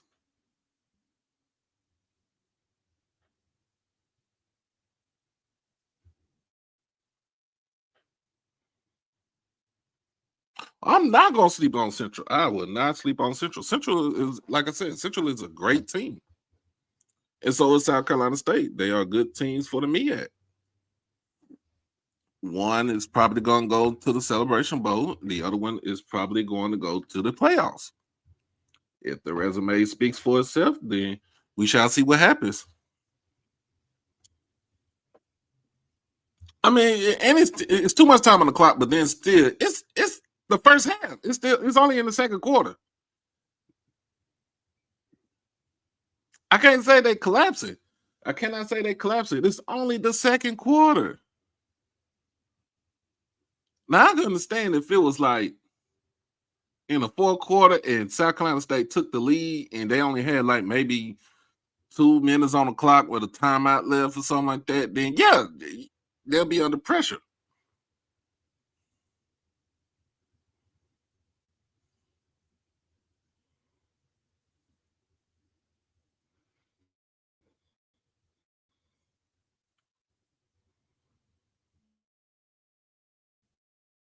What up, Jay? I'm just, I'm just, I'm just putting it out there.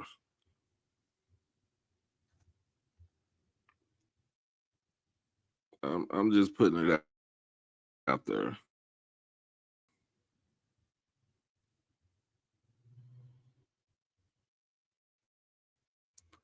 But make sure you like the stream, comment, share, subscribe, and donate. They hit that donation button right now.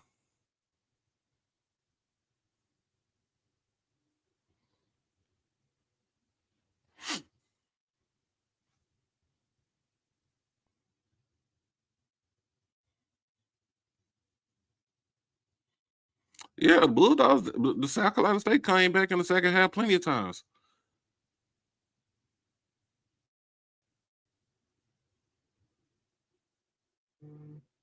Big play on the drive. Woo! This is a boxing match. Yeah. We knew that a slugfest was on the way. Van Gates, 3 catches, 45 yards on that touchdown drive, capped off by Chris Mosley. This one going into the end zone and a touchback. Well, we saw South Carolina State own that first quarter. They handled things, 157 yards, but in the second quarter, it's shifted to North Carolina Central, 136 yards, but also credit the defense for the Eagles for holding the Bulldogs offense to just 3 yards thus far. They've continued to control the line of scrimmage in terms of the running game. So anytime they can stop South Carolina State from getting effective rush plays on first down, then the defense is able to peel back their ears and play with their secondary coverage and cause some confusion to Billy Atkins. Just under 3 minutes to go in the first half, and we'll see if South Carolina State can put some points on the board and in this 17-point run that we've seen from Central. Atkins looking, got tied up. DJ Estes was right there with Jordan Smith. Pass incomplete. It's 2nd and 10. Estes with his instincts. All right, I got a little bone to pick right now. Okay. The football player in me's coming out. This game is close, right? It's a 3-point game. Whoever gets the momentum going to the locker room is going to be big, right? The crowds are trying to do it, but where are both teams' bands? They're getting ready. This is when they're getting ready for halftime. Don't you want your team to be winning? Get in the game. You need the game, the band to get the crowd up. You need to make some noise. They're so busy stretching. You got to finish out this half. Look, they are about to have their performance of the night here on 2nd and 10. Atkins with the completion to Nick Brown. Nick Brown, his 2nd reception of the night.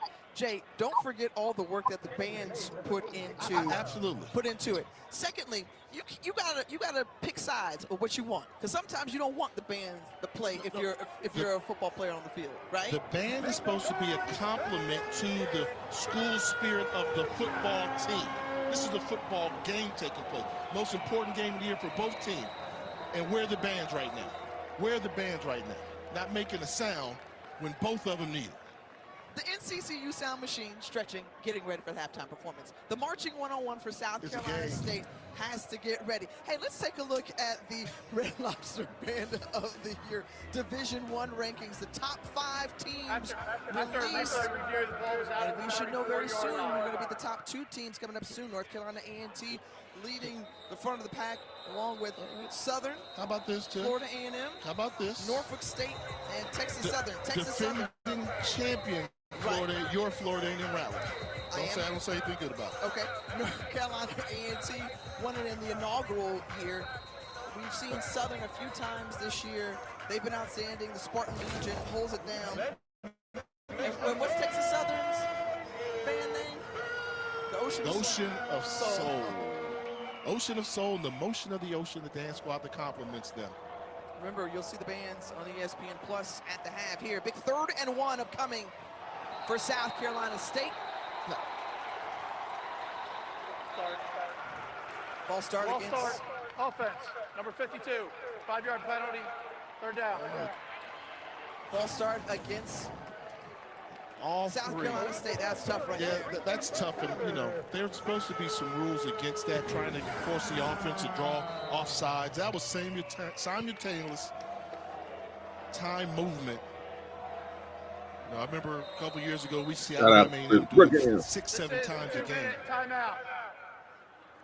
That brings us to the 2-minute timeout. Billy Atkins' numbers before throwing that pick 6, and since, can he lead them in the final 2 minutes? Wave hello.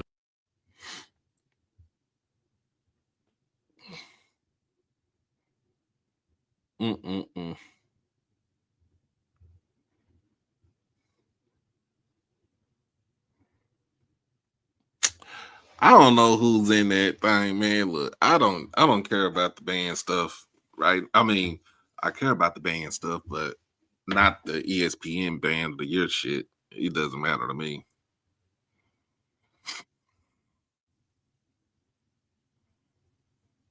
I don't care. The jukebox number 2.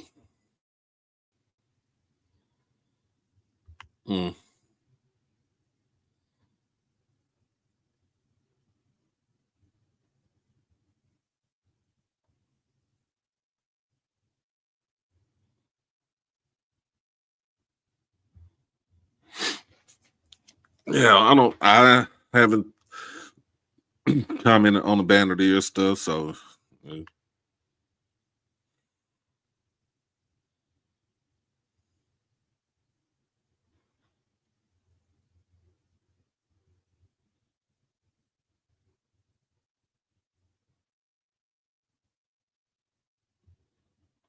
yeah, I'm looking at the comments, y'all.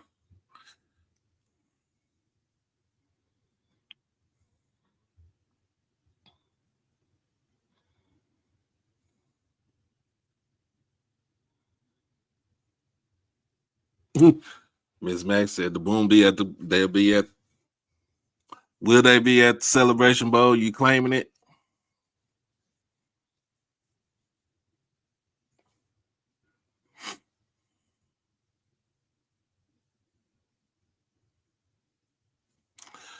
Ooh, today is my last day.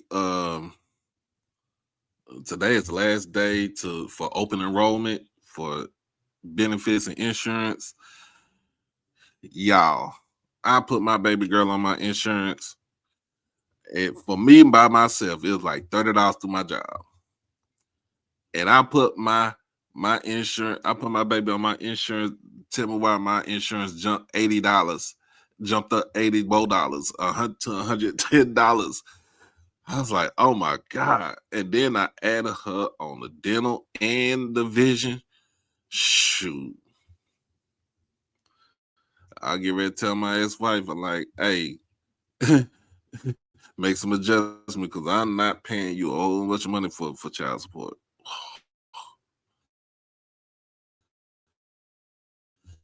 Doesn't mean that I'm my kid, because I love my kid, but whew, it's suffering sometimes.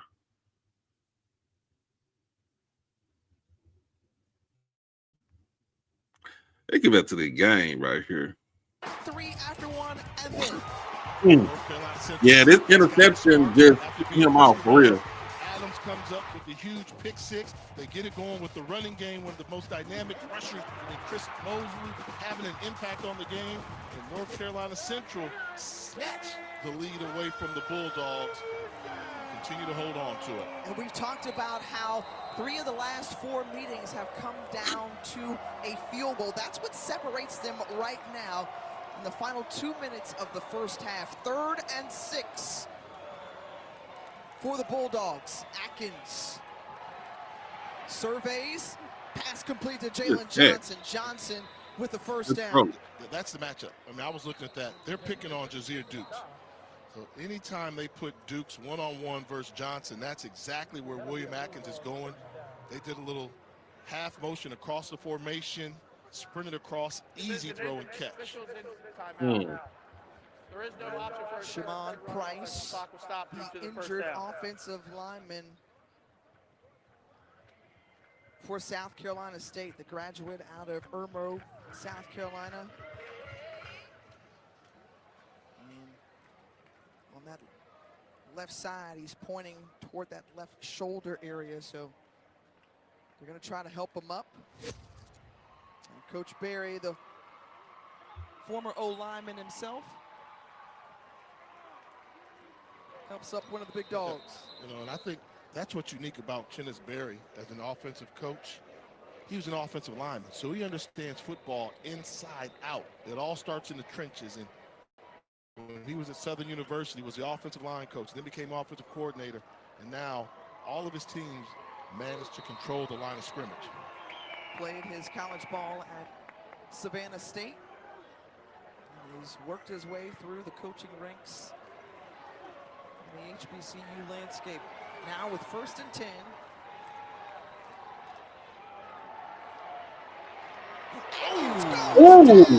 Oh my God! Big play there by Donquarius Parker. Great job running the stunt by Parker. Comes from his in position on a twist. He's spying the quarterback, and once he recognizes there was no threat, accelerates for the big hit up the middle. Those are the hits that hurt, Tiff. When they're coming up the middle and you got nowhere to run, ouch. Right now, the defense for Trey Oliver playing well. 3rd sack of the night. They've also got 6 tackles for a loss. Now in the final minute of the first half, South Carolina State does have 3 timeouts to work with, but they are taking their time here, running the play clock down to just about 1. Atkins steps up into KZ Adams, and Adams with the reception brought down at the 44-yard line. Gain of 11. Max Huron was there on the stop, and now we're going to see a timeout taken. Timeout by South Carolina State. Their 1st and a half will be 30 seconds. And you often hear, Jay, coaches talk about the importance of playing a full 60 game clock minutes. for 41 after seconds. we talked with Chennis Berry in that first quarter, he was very pleased with the first 15 minutes of this ball game, but it's been a shift here in the second quarter. Yeah, the defense wins championships, and we saw North Carolina Central make a championship adjustment to slow down South Carolina State offensively and then the running game. I'll ask Coach Berry, what are you concerned about a little bit? You know, he had to be thinking, well, we've been up 17-0 on these guys before and barely held on. Well, this year, North Carolina Central walked them down before the half, and the rest of the half remains to be played. But it's a pretty big 3rd down right here. And I noticed something. Jazeer Dukes is not on the bench. They removed him because they were able to pick on him in the secondary. North Carolina Central, they're going with Jakari Martin, the second, his backup, number 6. Here at the bottom of your screen, let's see if they locate him and try to take advantage of that matchup with the newcomer in the game. He's matched up with Jalen Johnson, but that's okay because up front handling things is this defensive line for North Carolina Central, not giving Billy Atkins the time that he needs. Rolling on the field is a fumble recovered by the offense. Timeout, North Carolina Central, their 1st and a half. Good job by the pass rush getting there, doing a good job. That's Thomas Johnson, number 10, making an impact. You know, a guy that's got 11 sacks on the season, gets to the quarterback, gets the fumble, almost a strip sack. But a good job by Thomas Johnson making an impact on this game, and the Eagles calling timeout to try and increase their lead before the half. Well, they talked about just how relentless Thomas Johnson is. Great backstory. From California, was headed the JUCO route, and then the previous D-line coach called him up. He had never seen North Carolina Central before. He took a leap of faith, came here, was injured or hampered by injuries last season, and now he has stepped up in his redshirt junior season. Now 4th and 12, and so Janish on the punt. He has done an excellent job, an area where South Carolina State has won tonight. He's in the special teams game. Fair caught by Makai Wall. So North Carolina Central, do you try to tack on any more before going into the locker room? Yes, why? Because not only do you want to extend this lead, but also South Carolina State gets the ball back. 30 seconds. You have an experienced quarterback in Walker Harris. You've got a great running back out of the backfield who's a good receiver in Chris Mosley. And you want to get Chauncey Spikes involved in this game. You know, whether before the half, a big catch one-on-one, but you got a timeout. You have 2 timeouts in college football. You should be able to think we can get a shot at a big play at getting in field goal range. Chauncey Spikes to the top of your screen, closest to the South Carolina State sideline. He's their big play receiver. And Chris Mosley, they just run it up the middle.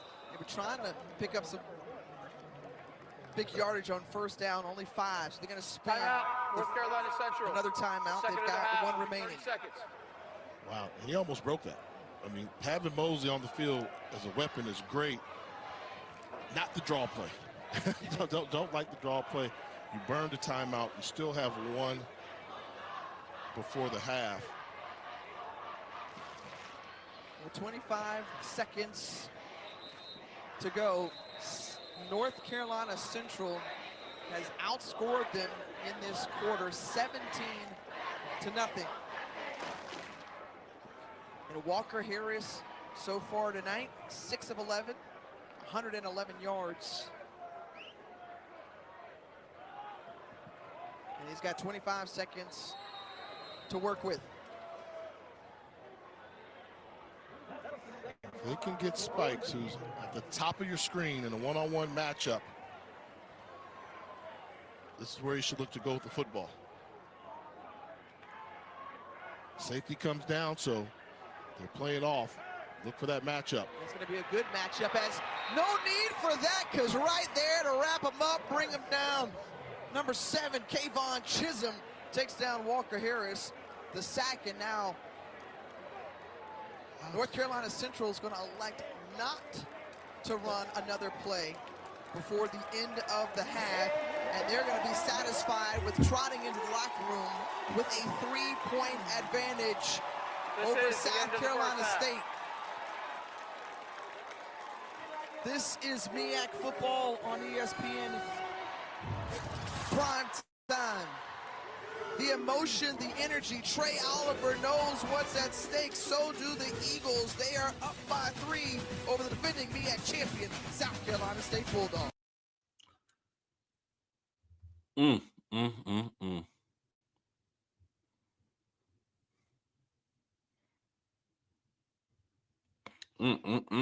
I don't know what to say. I do not know what to say. I don't know what to say, man. I think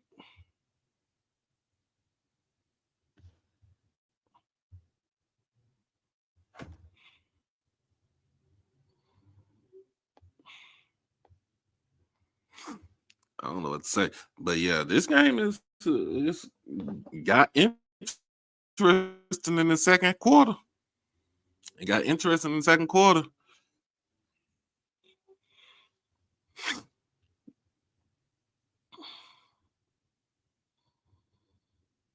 But yeah, it's a lot of you got a whole second half left.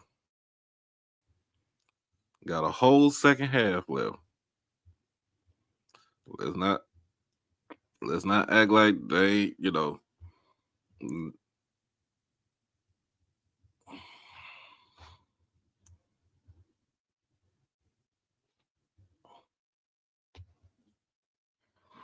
basketball is in full swing.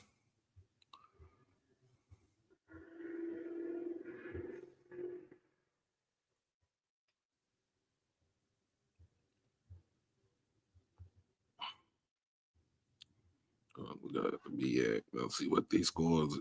See what stats looking like.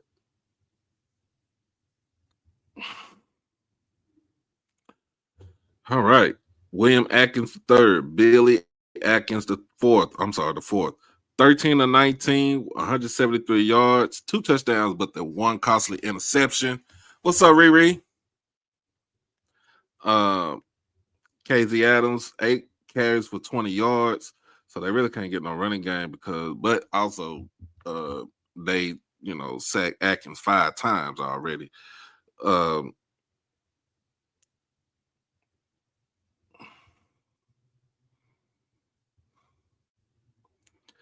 yeah, you're looking at it from there. Then you look at that South Carolina State. Look at Central. Walker Harris, 6'11", 111 yards. No touchdowns, no interceptions. You look also Chris Mosley, 14 carries for 83 yards and a touchdown.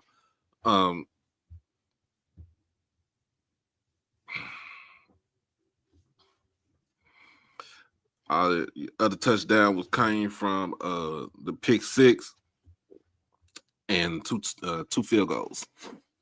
So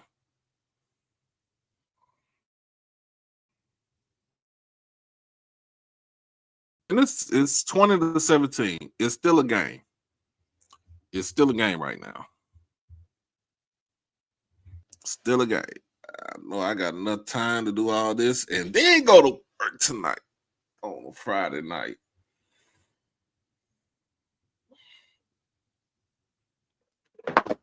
Oh shit.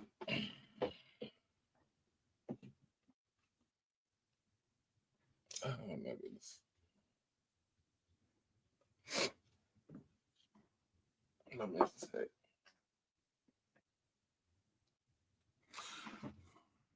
But yeah, got a lot of work to do.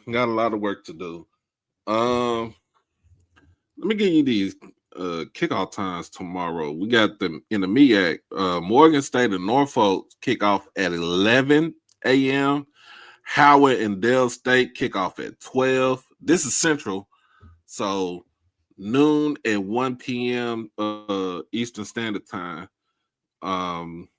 In the SWAC. 12 p.m. kickoff between Bethune and Jackson State. 2 p.m. kickoff for FAMU, Alabama A&M, Grambling and Alcorn, Pine Bluff and PV, and Texas Southern and Southern. And then a 4 o'clock kickoff with Bama State and Mississippi Valley. How's the MEAC looking? The MEAC's looking like this. Dale State and South Carolina State are 3-0 in the conference. Then Central is 2-1. Dale State did beat them early in the season, early in the year, about a couple weeks ago. A couple of weeks ago. But other than that,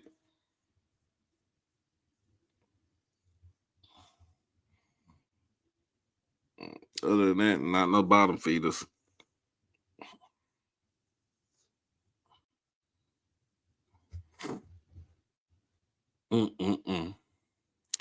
Then you got the CIAA championship between Virginia Union and Johnson C. Smith. And the SIAC championship tomorrow between Albany State and Benedict. Those 2 games should be good too, man. So I'm gonna see how this does, because last time I did a Jackson State game, and I flagged. So we'll play it by ear. So when I get in, y'all, let me get my little sleeps. Let me get my nap in. And then go on from there. So I have a game on here, game on the phone, game on the TV. Just to take care. I'm taking care of y'all. It's over 450. It's 450 between YouTube and Twitter. Make sure you like the stream. Make sure you follow me on Twitter. Hit that subscribe button on the YouTube. And let's hit that donation button as always, so we can go ahead and pay the bills for the channel, y'all. That's what we do.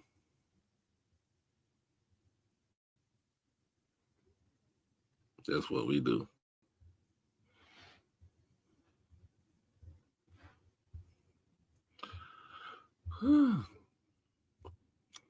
People ask me, "What you have plans for this week?" Yeah, called watching football. Called watching football.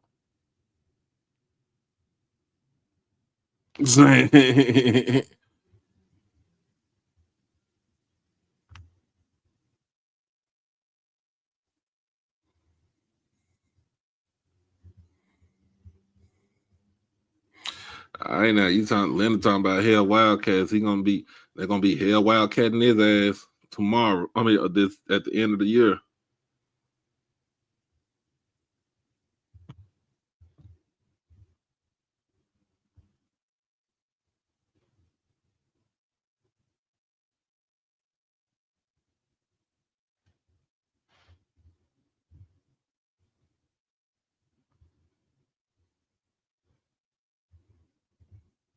So, y'all ready for this weekend? We all ready for this weekend?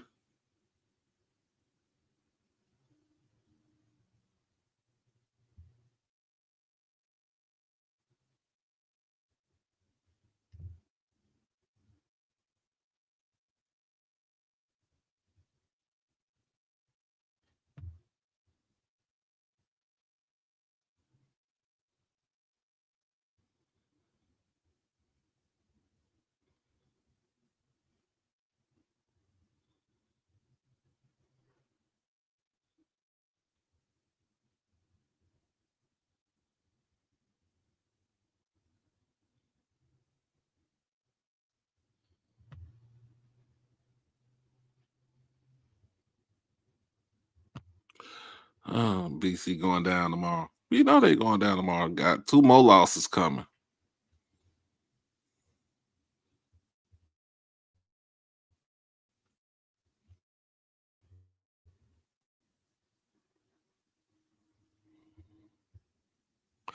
Well, you know what? Texas Southern and Southern go at it tomorrow. This is the other school that was supposed to that thought about getting Fred, and I just had to do this, y'all.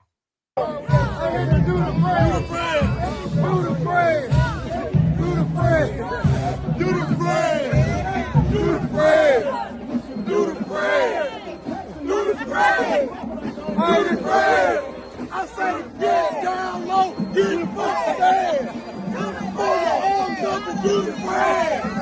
Fuck stand, throw your arms up. Throw your arms up, do the brand. I ain't let that nigga do the brand.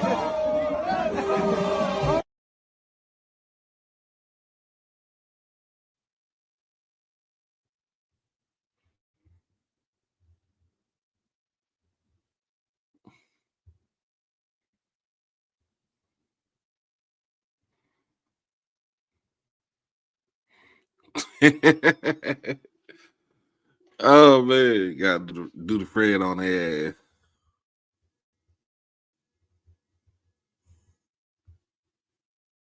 Hey man, shout out to Alcorn getting that guap from Mackenzie Scott over this week, man.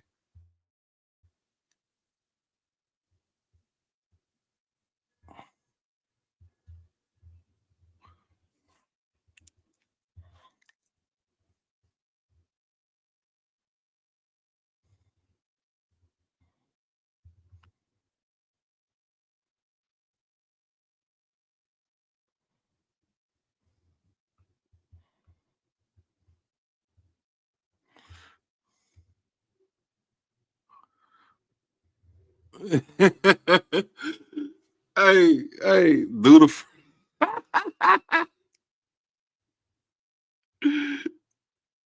I don't know how you gonna do the say. Do the say.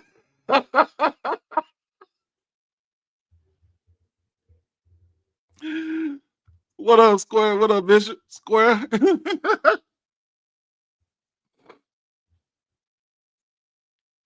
Oh my goodness.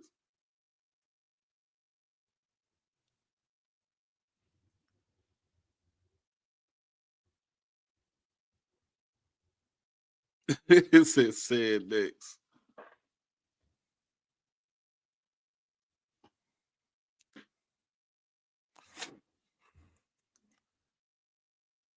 Who else is next? Who do y'all think is really on the hot seat?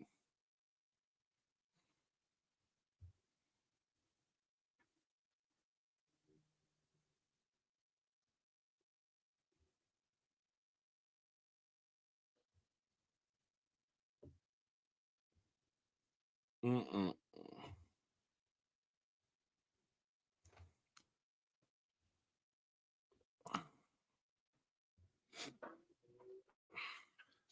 I done forgot. It's so dark outside, y'all.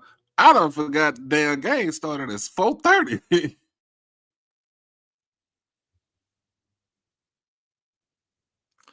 I forgot the game had started at 4:30. I'm like, God, dog.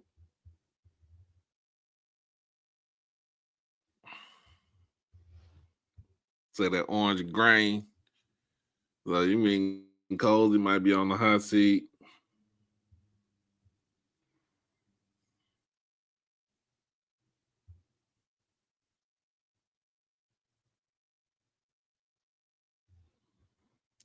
Said Cozy might be on the hot seat. Who else?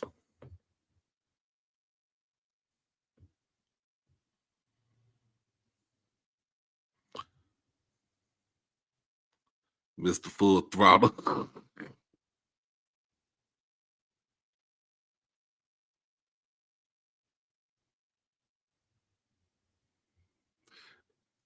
Ed talking about extend them. What we gonna extend? What you gonna extend it for?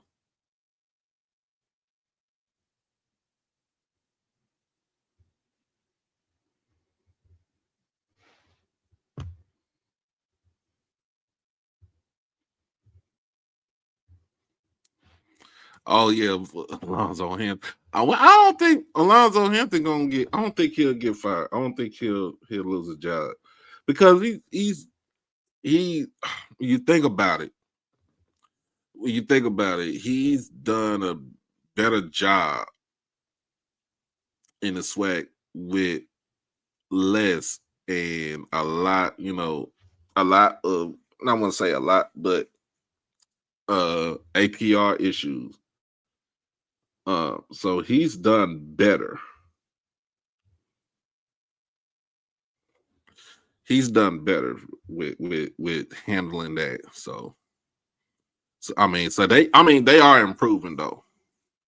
We'll see tomorrow. We'll see what happens tomorrow because they do have Prairie View tomorrow. So I don't see Coach Hampton going. I don't see Coach Hampton going anywhere. I don't see him going anywhere.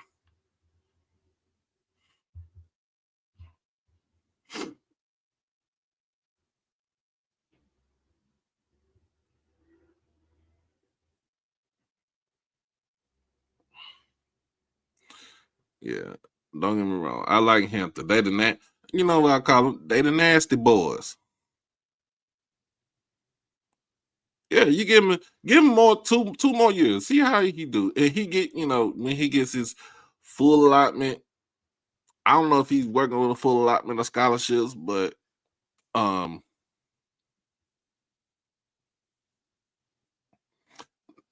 you don't want to fire him. You don't want to fire him.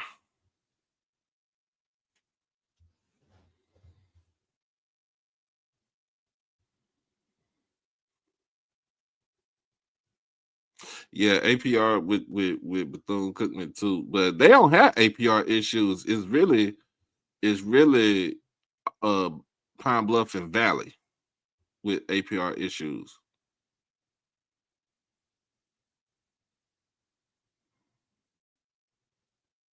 Valley got some other stuff.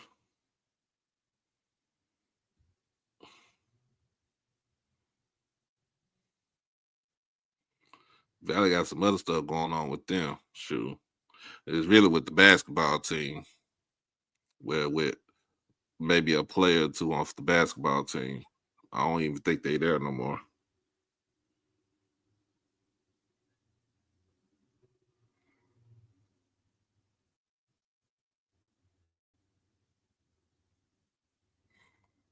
Oh. Ooh, this halftime long as hell.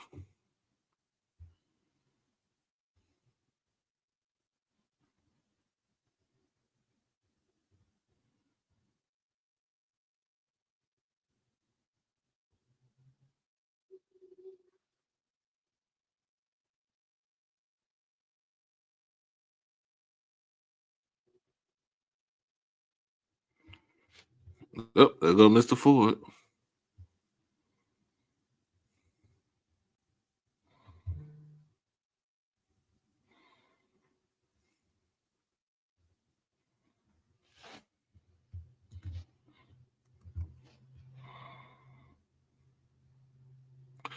All right. Yes, Valley had gambling issues on the side. And another thing, rest in peace to former Laney College head football coach John Bean.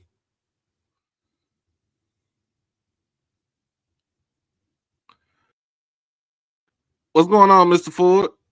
Hey, man, watching this game. I was gonna let you. I want to watch it for a half. I'm enjoying uh, it. did you rush on? Did you rush try to get home and watch Yes, the game? yes. But I got here. Wait a minute. I got here about 5:15. Okay, yeah, they Yeah. whew, it still got a whole half left. So I mean, Oh yeah, yeah. It's anything can going. help. We're gonna see who made the adjustments.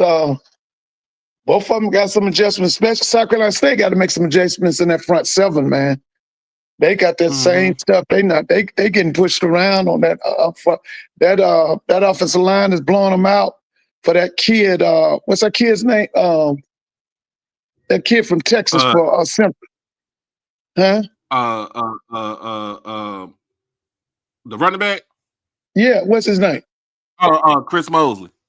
Yeah, man. If they don't tighten up, Chris Mo's gonna end up with 150. Shoot. Yeah, they still got they not now offensively, man. South Carolina State, like I told you before, they remind me of a SWAC team. They can, they Mhm. points a minute, hit you, go up top on you. But that defense, man, that's not a South Carolina State type defense, man. South Carolina Nah, State's front seven used to be dominant, boy. but yeah, it's a lot of you got a lot of see this run right here. That was a hard run. Yeah, if they gonna fix their front seven, their front really the front four, because the front four really not get too much penetration on them. Um, it's a lot of moving parts to this, but Listen, uh, let me speak to these. Yeah, hey everybody, bro Harrington. I saw. Hey, Lady T 73, how you doing? Yeah, how everybody doing? I'm just enjoying this, y'all. and then we got tomorrow. Got tomorrow games. Um, big one down at the reservation. Alcorn and Grambling. I want to Oh, see that's how gonna be. Grambling You're right. does That's gonna be a without war, man. That's gonna be. Listen, what is Alcorn's record? 3-6. But they playing the best football right now, right? Right. Yeah, that's what I thought. Um, Grambling's hard, man. I always did like that guy that's the defense coordinator at Grambling. He was Southern's coach for one Nathan year. I Wallace. always did. Yeah, I love him as a defense coordinator, man. Mm-hmm. Oh yeah. Let's see what they got. Ooh. Tell me the wait a minute. Hold on. Somebody said they Yeah, they fumble, did. or is it? Well, now they said fumble. Yeah, they Fumble on the did. kickoff return. Oh A snap! nice return too.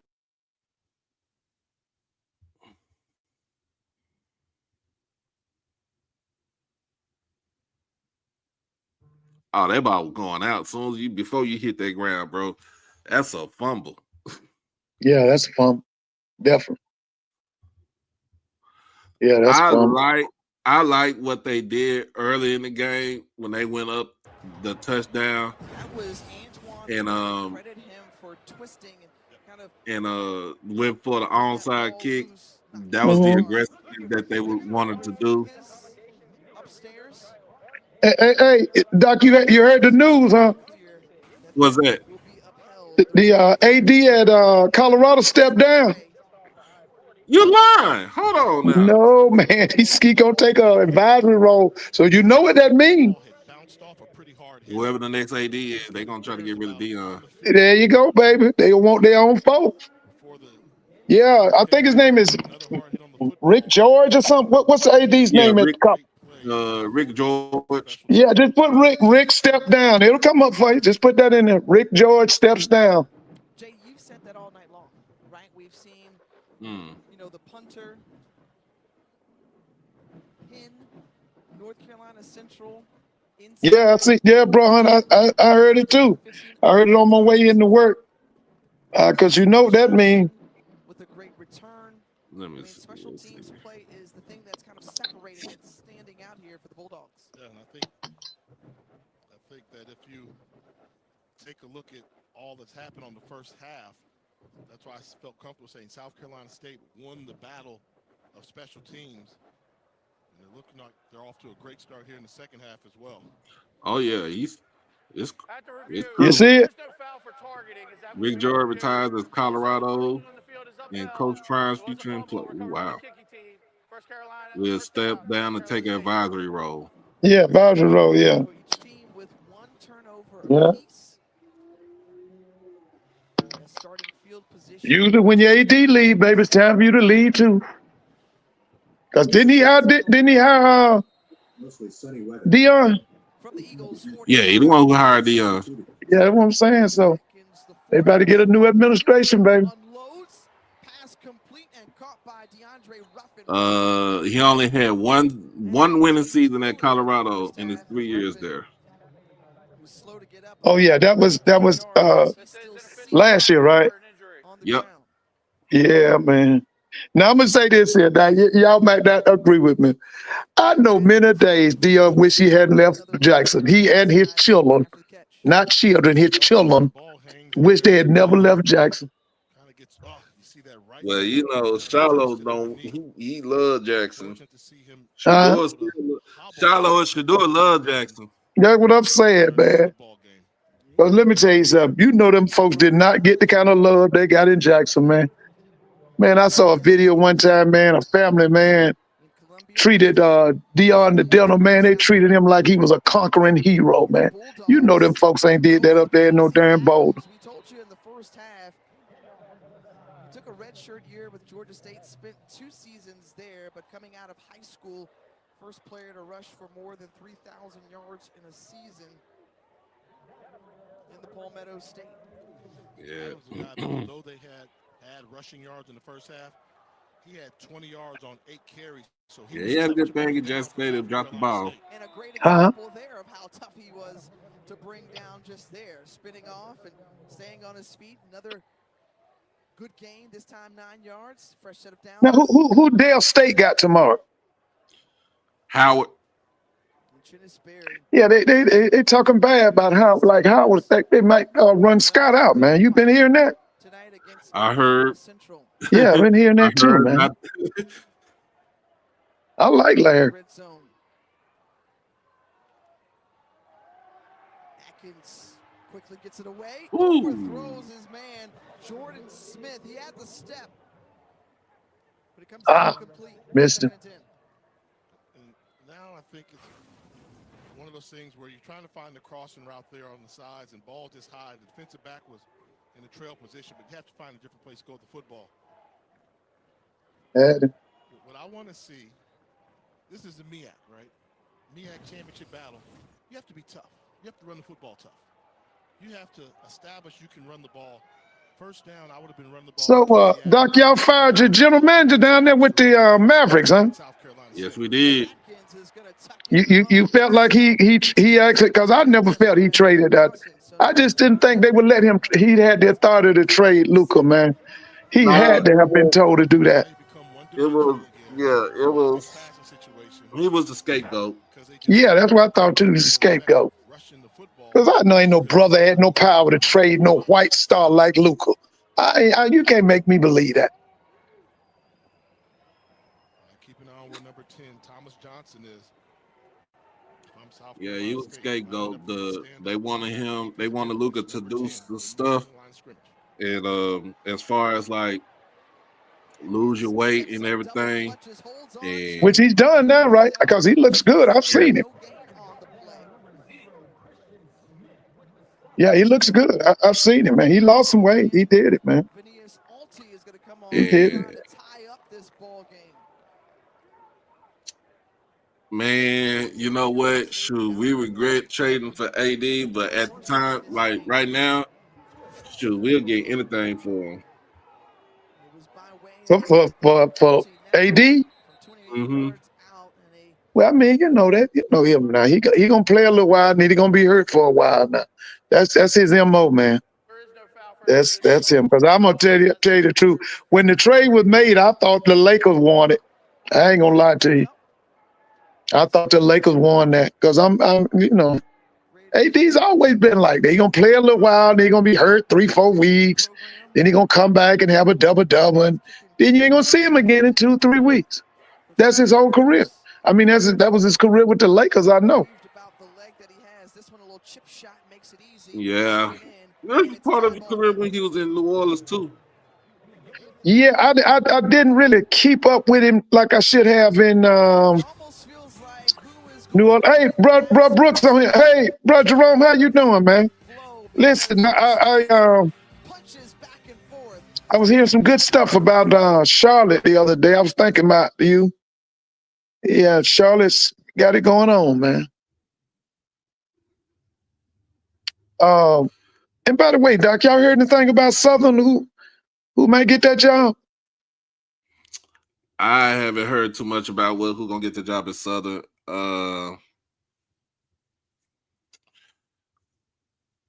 Some folks said they like Joel Taylor from West Georgia. Yeah. You know, Blue was pushing him.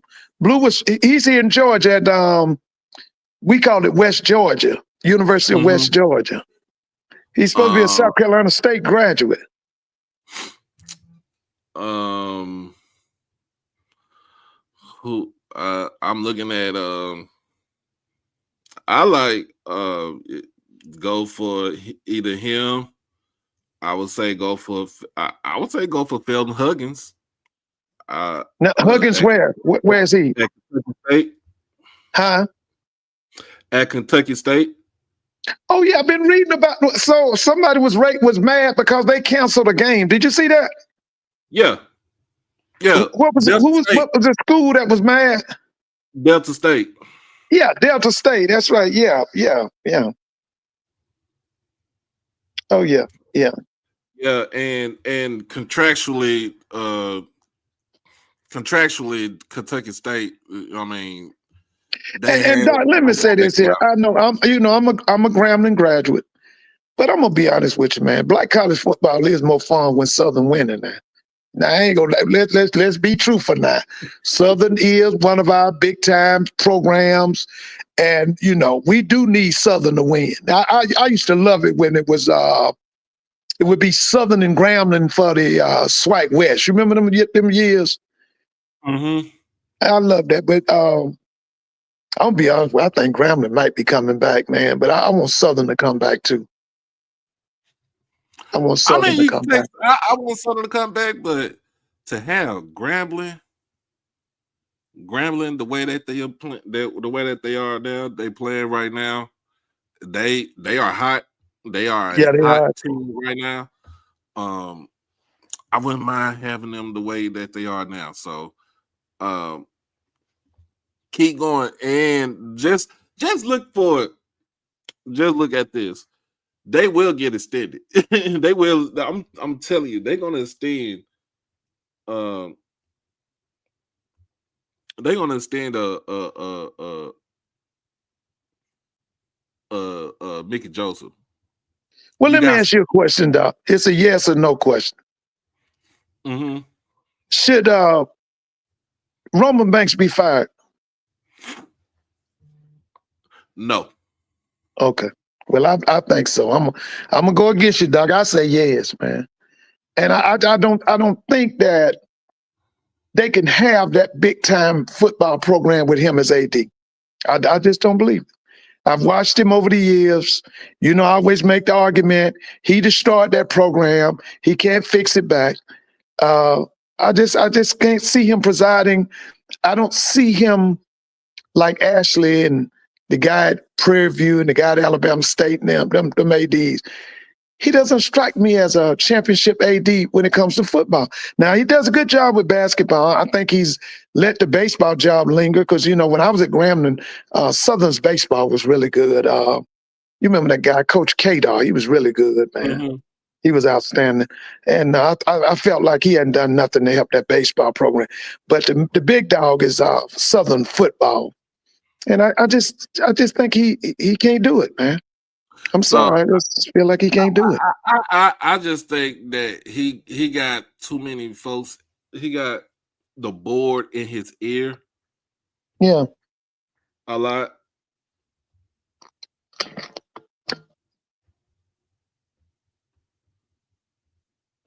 You saying the board is in his ear? Well, yeah, like it's like a couple of people on that board of trustees for Southern. It's internal. Yeah, but here's my thing though. See, they're gonna depend on him to come up with the candidates, and that's the problem. That's the problem. I don't think he knows a championship football coach. Well, I really don't. I'm not saying he don't. I don't think he knows one. I think he knows one, but I think it's too many people out on that board that's in his ear is that's in his ear and say, hey, do this and do that. That's the reason why a lot of people are saying that it's more internal now instead of is him doing the whole thing. So um uh I I'm gonna be honest with you. I'm gonna be honest with you. Um if he say search committee, then that leaves it out of the board don't have no say so about when it comes to the coaching. You know, they just approve of the salary and stuff like that. But other than that, the school makes the hire. This brother right here, was it Ladale? He said something about Southern winning in the 30s and the 40s. Brother, you need to put Pete Richardson's name in your search engine. You need to put his name in there, Pete Richardson, in the search engine, and it'll tell you something about them in the 90s and the 2000s.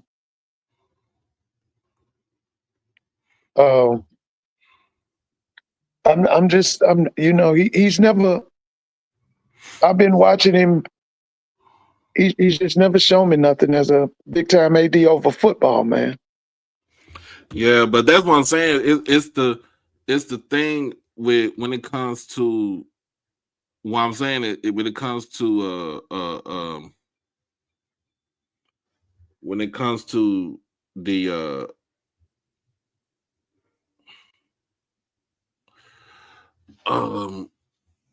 when it comes to football and having the AD, not the AD, but them board of trustees, the board of trustees in your ear telling you this is who you need to get, this is who we want, but you're not letting the AD do his actual job and actually try to look and hire, look for a higher coach. That's the issue. That's the reason why the board ran off Dawson Odoms. The board wanted Eric Dooley. The board said stick with Terrence Graves. So everybody's trying to look at it like we want the next Pete Richardson. Pete Richardson was a man of his, a man of stature, a man of his own stature. Nobody can never be like Pete Richardson. Nobody can emulate what that man did when he was the head coach. He brought innovation to the SWAC, but my thing also is that you look at it, nobody can be a WC Gordon, right, or Marino Cassim, or Archie, Gunslinger, or Billy Nix, or any other long time SWAC coach that that was a coach back in the day. You have to form your own. You have to forge your own path. So when you think about it, hey, you just have to, you just got to go with it. Yeah, they didn't make minimal mistakes under Pete Richardson. I have never seen Pete. If they made a minimal mistake under Pete Richardson, he was in their face, baby. Pete Richardson was the type of person in their face. Yeah, he was in their face. Them little glasses. Them little glasses be in your face and chewing you out. That's the thing about it. My game of the year was Alabama State versus Jackson State. That was a heavyweight shootout, kind of like this one is right now. Number 4, I see you, Coach Jack. I'm going to give it up to you. Delaware State's my team of the year. I don't care how this season plays out. Won one game a season. And then the defensive player of the year, I'm going with Jared Washington, South Carolina State. We're seeing him in this game. He may need to make a play to keep the Bulldogs' chances alive. The offensive player of the year. If you've never seen Curtis Allen from Virginia Union, the Panther running back is phenomenal. 200 yards rushing per game. He's legit. And number 1, Coach T. Jack and the Fighting Panthers of Prairie View A&M. Nobody saw them a game away from clinching a berth in the SWAC championship game. Good list. I would agree with a lot of what you said back here on 2nd and 6 after the North Carolina Central timeout and the pass incomplete from Walker Harris. All right, a little time to chime in with Tiff's 2 cents. Okay, I'm going to go back to Jackson, right? And that play of the year at the end of the game, Jackson State's defense standing up and stopping Alabama State on the 2-yard line. HBCU newcomer of the year. They've got an excellent rushing attack. James Jones has been phenomenal. We saw him break one big last week against Morgan State. And, of course, the Hornets. You saw what Tip said, Tip's 2 cents, right? Mm-hmm. Oh, yeah. I agree with on that. That play was made by that kid y'all got from Hoover. Ashton Taylor. Yeah, man. That was a big-time play, man. That kid, she talking about that Jones kid from Delaware State. I think that kid's going to go to the league, man. That kid's from Baltimore. That kid can do it, man. In his pocket when you only rush 3, delivers a strike to Cosby. Walker Harris, who was given the keys after Davius Richard, the Black College Football Hall of Famer, player of the year, graduated, still on staff now as a QB coach, and is working with the touchdown. QB Walker Harris and Makai Wall on the receiving end for the score. Eagle pride amplified on that play as NCCU grabs the lead back. Yeah, that Walker, Texas Ranger, baby. Mm-hmm. Rhythm is so important. You give him time, he'll pick you apart. Gives him a chance to get around. Double move right there. Yeah. And throws the ball in rhythm.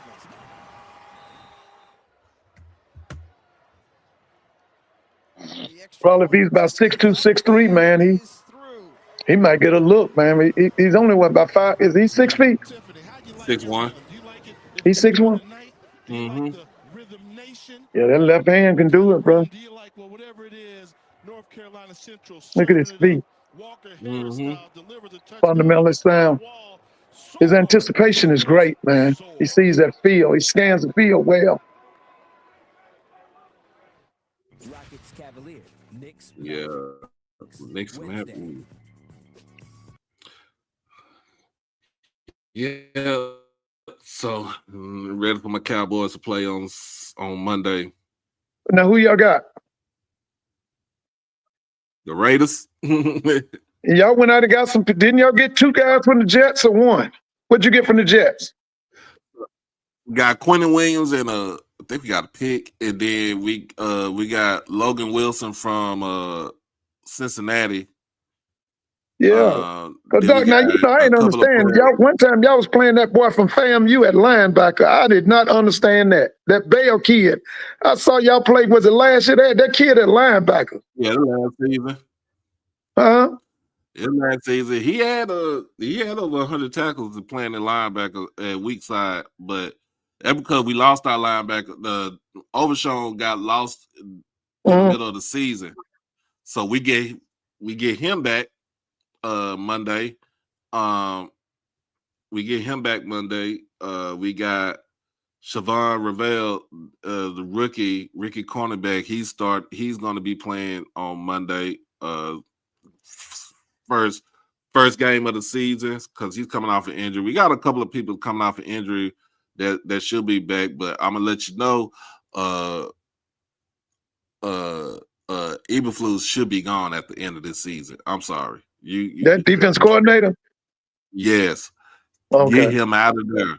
I get Shotty can stay. Shotty can stay as the head coach. He's not as bad as a head coach. You know, we had our people here in Dallas had their reservations about him, but he is not a bad head coach. It is our defensive coordinator. It's our defense that is full of crap. Here's the thing: we should have never let Al Harris go. Right. We should have never. If you're gonna replace, if Dan Quinn going to be the head coach of the Washington Commanders, Al Harris should have just went and been promoted as defensive coordinator. Where's the guy that he was the head coach of the Minnesota Vikings, and he was helping Dion when Dion was at Jackson. You know what I'm talking, Mike? What was it? You talking about Mike Zimmer? Mike Zimmer? What? Yeah. Where is he now? Mike Zimmer. Yeah. Oh, he chilling. Okay. So he not working? I don't think no. I don't think he's working. I'm surprised they didn't try to pull him back to Dallas. They did. We did try to pull him back to Dallas. He didn't want to work?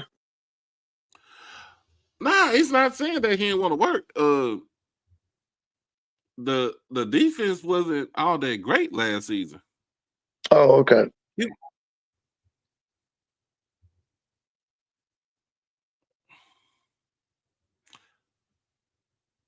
It wasn't all that great. You know, when you think about it, it's like, dang. I mean, I'm gonna say this: the defense was better last season, a little bit better last season than this season, but it wasn't great. Right. You mentioned something to me earlier that I never realized. He's never lost a conference game. Let's go ahead. Now Jackson got who tomorrow? Take a look at number 10, George. We got Bethune. Okay, yeah, okay, that's it. What time is that game? Noon. Okay. Early. Okay. He's standing still. Everybody's moving, going past him. You don't reroute the wide receiver.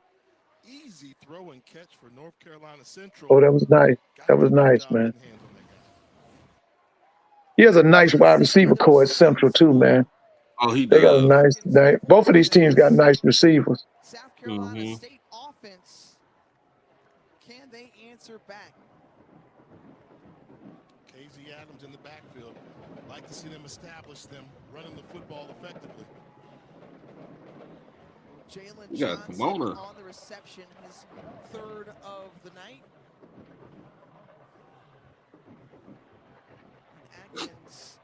I wonder how did the kid Caden Hyde do out at Stanford this year? Did you hear anything about him? You know what? Let me check. Because he left and went out to Stanford. Madison, graduate transfer, already with his degree in economics, and trying to lead South Carolina State back to another Cricket Celebration Bowl. Eric Phoenix did it last year with a lot of players coming over with Coach Chinnisberry from Benedict. And now with a pretty new team, Bulldogs looking to have the same success here on 3rd and 3. Got to get to the 35-yard line to keep the drive going. Keep in mind, South Carolina State does not have the services of DeAndre Ruffin out of the game. They bring in his backup, number 9, Nicholas Soul, on the bottom of your screen.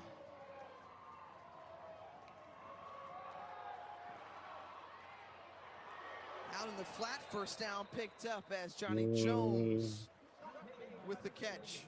Jones, Yeah, they're going to the short game. 32, Caden Hyde, 32 catches, 380 yards, and 1 touchdown. One more time. Okay. And what kind of Stanford are they losing season? 3-7 right now. 3-7, yeah. I think that's Frank Wright out there. Mm-hmm. You know, Oliver Luck's son is the general manager running the program out there. Johnson tried to get to him. No, Soul with the reception. Stays on his feet and then absorbs the contact from Max Urin. First down. Good job. And a big play. You talked about the backup in for DeAndre Ruffin and Soul. Soul's a big target, 6'6". Transfer that came in from Benedict as well, but that was all Billy Atkins extending the play, keeping it alive.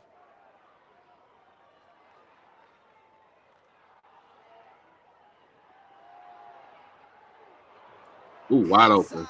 There's Soul once again, and the ball comes out. He's down. No. North Carolina Central comes up with wow. Adams, who had that pick six. Yeah, he looked like he was down. He was down. You might want to challenge that. Let's see what they're going to do. He ain't going to challenge that? That was close. I saw him get turned around as he was going to the ground. I could not locate the football. Spin move, never a good thing. He's down. Where's that ball? Yeah, it was kind of hiding on the side of him a little bit. This is a better angle. Oh, that's a fumble. Oh, he holds on to it. He's still. Oh, that's a fumble. Oh, yeah, that's a fumble, man. Oh, wow. That's a fumble, bro. We lost sight of the yeah, that's a fumble. Because he was turning around. Young folks at home, never a good idea to turn your back to the defense. I know hitting the X button. That's a fumble, man. Right. It's fun. You play Madden? It's fun. Come on, grew up on Madden. Okay. Yeah, that's a fumble, man.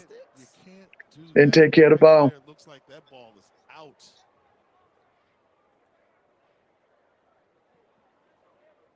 And what a turn of events it would be. Another look here. Okay, so the ball is already out there. He's holding on to it for dear life, but cannot. And DJ Estes. Yeah, that's a fumble, bro. Yeah, they made the right call. Yeah, that was the right call. Initially I thought he was down. That was a fumble. After review, the rolling on the field is upheld. North Carolina Central ball, first down. Wow. I mean, that was a great play by Billy Atkins on the RPO, calling his own number, getting the ball to the open receiver. Would have been an explosive play. Instead, it becomes an explosive turnover with North Carolina Central getting an opportunity to increase their lead. 7th fumble on the season for South Carolina State. The ball back in the hands of Central. They turned that ball over at the 30. Mm-hmm. Damn. Here on first down, the carry, fighting for yards, was Chris Mosley, brought down by a pile of Bulldog defenders. Tough running. I saw the man-to-man coverage by South Carolina State, knowing they're going to crowd the box. So when you're going to crowd the box, you're going to play one-on-one. North Carolina Central likes to go to Chauncey Spikes in those situations. Well, guess who they move over to guard Chauncey Spikes? Jared Washington, the best defensive back in FCS football, possibly an NFL pick, as they battle at the bottom. So that frees up a guy. So they're putting the cornerbacks on the island man-to-man so they can stop the run. But Josh Jones in, and not fooled by that at all. And quickly there was Kayvon Chisholm. Chisholm, we've called his name a few times tonight. If I'm going against a run-stopping defense and I'm going man-to-man on the cornerbacks, putting them on an island, I've got too many bodies for you to block. In that case, great individual effort by Chisholm, but now you're setting them up. So Walker Harris re-enters the game. 3rd and 10.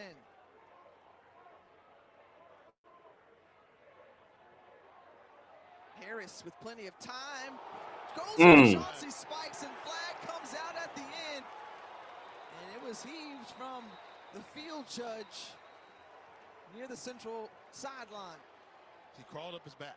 And I don't necessarily know if he had to, but he absolutely crawled up the back of Chauncey Spikes. Pass interference, defense, number 12. 15-yard penalty from the previous spot. Automatic first down. So that goes against HBCU.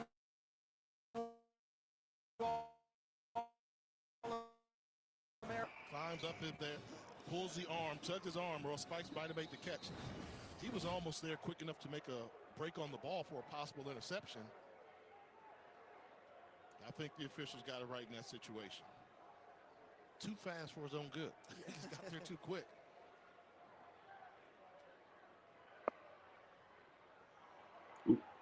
Harris, again, there was a tough one on the outside. Pass incomplete to Quentin McCall. They're on the play. Good defense right there. Yeah, that was. Spikes going against Washington. Yeah, Doc, you gonna fly over here to Athens and watch your homeboys hanging with them Bulldogs? Who? The Texas Longhorns. They got to make that Georgia trip tomorrow. I'm not a Longhorns fan. Hook 'em horns, isn't it? Drop them. So it's going to bring up 3rd and 7.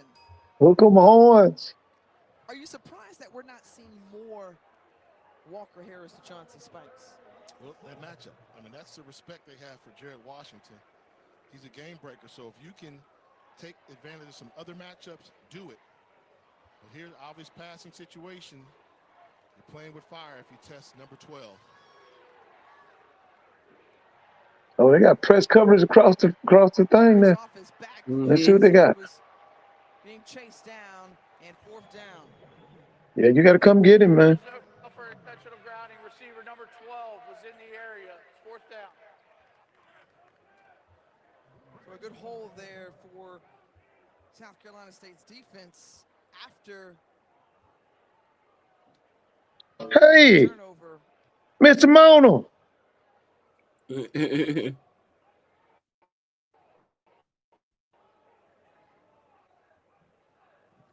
Bowman on the punt.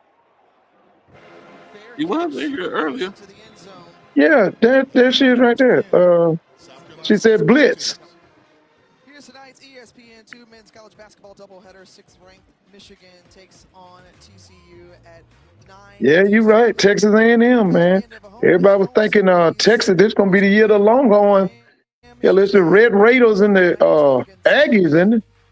Bobby Hurley's Arizona State Sun Devils. Both games are also available on the ESPN app. Wait a minute. Hold on now. You said breaking news by FAMU AD. What happened? Hold on. The Chapel Hill to take on the Where are you finding this info at? Central. Special advisor to the president. Always competitive MEAC basketball squads. Moten's had great success at Central.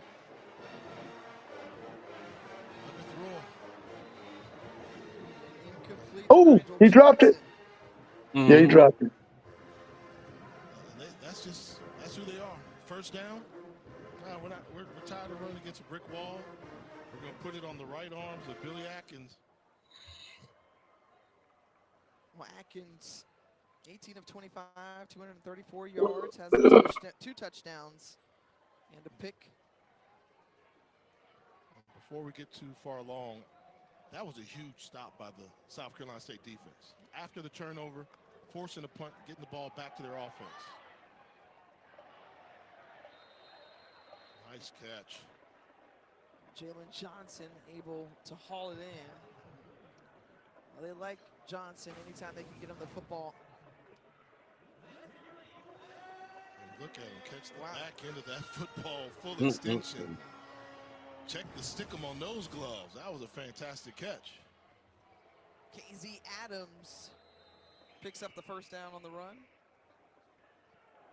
So now with DeAndre Ruffin out of the game at wide receiver, the best offensive players become Jalen Johnson and KZ Adams in the backfield. Those guys need to be involved in the offense for half the plays. Oh, wow. Let me make sure. Jordan Smith's a good guy there, but you have to figure out where your matchups are. Jalen Johnson's been a problem. The run by KZ Adams on first down, cut there, and good open field tackle. Nice cut. Get him involved, right? Your best Yeah, it was a nice cut, 17. Oh, I'm reading it right now. Angela Suggs, no longer FAMU's athletic director, now special advisor to the president. Is already over the century mark Okay. on the ground. Will they look to get it to him again to try to pick up this 1 yard?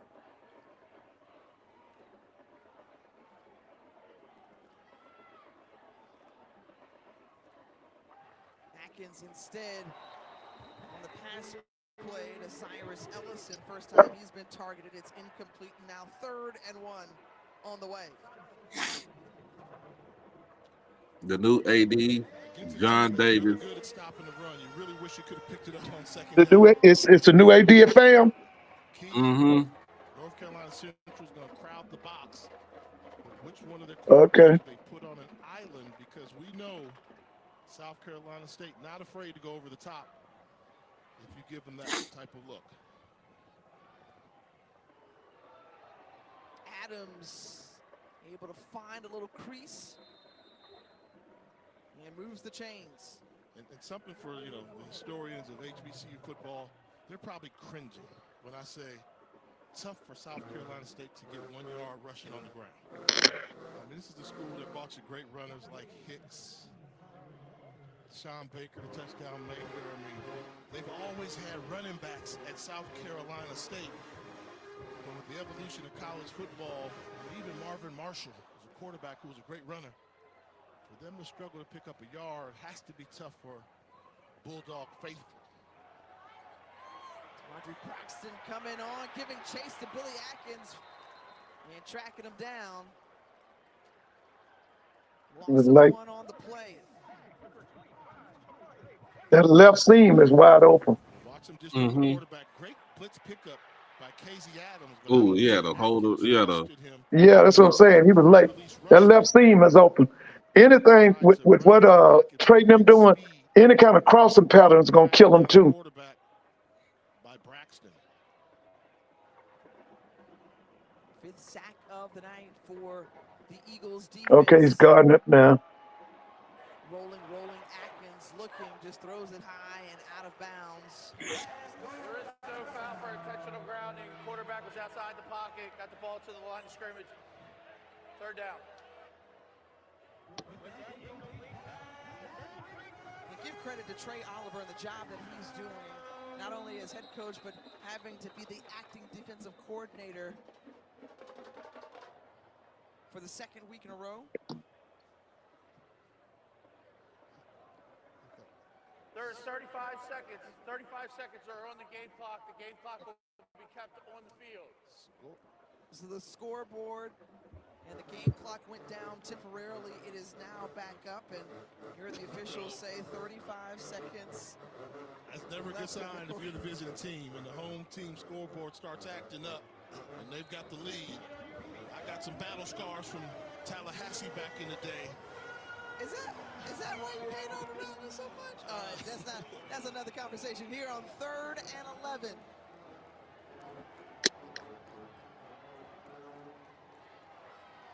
wide receivers to the bottom of your screen. For number 5, Jordan Smith on that crossing route coming across. Tackles the key. And they didn't make it. Well, Jordan Smith, who is the Look like he made it. yards Yeah, I think he made it too. picks up a dozen and a first down. On the crossing route, if they make the tackle, it would have been interesting because I'm pretty sure that South Carolina State would have gone for it anyway. But great effort to extend his body and stretch by Jordan Smith. And don't you like what the coach has said about him? He waited his turn. He sat behind some really good guys and could have left, but graduated, stayed here with this program, and this year is his time to shine. An explosive playmaker. And that is going to be the final play of the third quarter. It's a one-score ball game. Chinnis Berry trying to motivate and encourage his team. 15 minutes of action remaining in the fourth quarter and regulation in this MEAC big-time matchup between Central and South Carolina State. I mean, it's pretty much a good game though right now. So Oh yeah, I mean, yeah, man. Oh yeah. It's two of their top coaches in the MEAC. So I read up on this. So AD Suggs is no longer the AD, so she's going to have a special advisory role to the president of the school. Right now, so she's off of paid leave now, so she's back on campus. John F. Davis is the new athletic director. He played former Florida State football player, but he also, I think he worked for the Florida Lottery Commission. So, but he's also a DeSantis plant, and they say he's a Black MAGA supporter. So.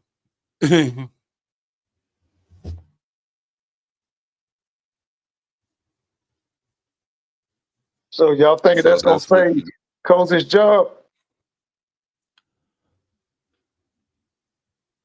I don't know if it saves Cozy's job. I mean, former Florida State players just taking over. I mean, Charlie Ward doing his thing there as far as when it comes to basketball, but when it comes to Cozy, I don't know. It might be.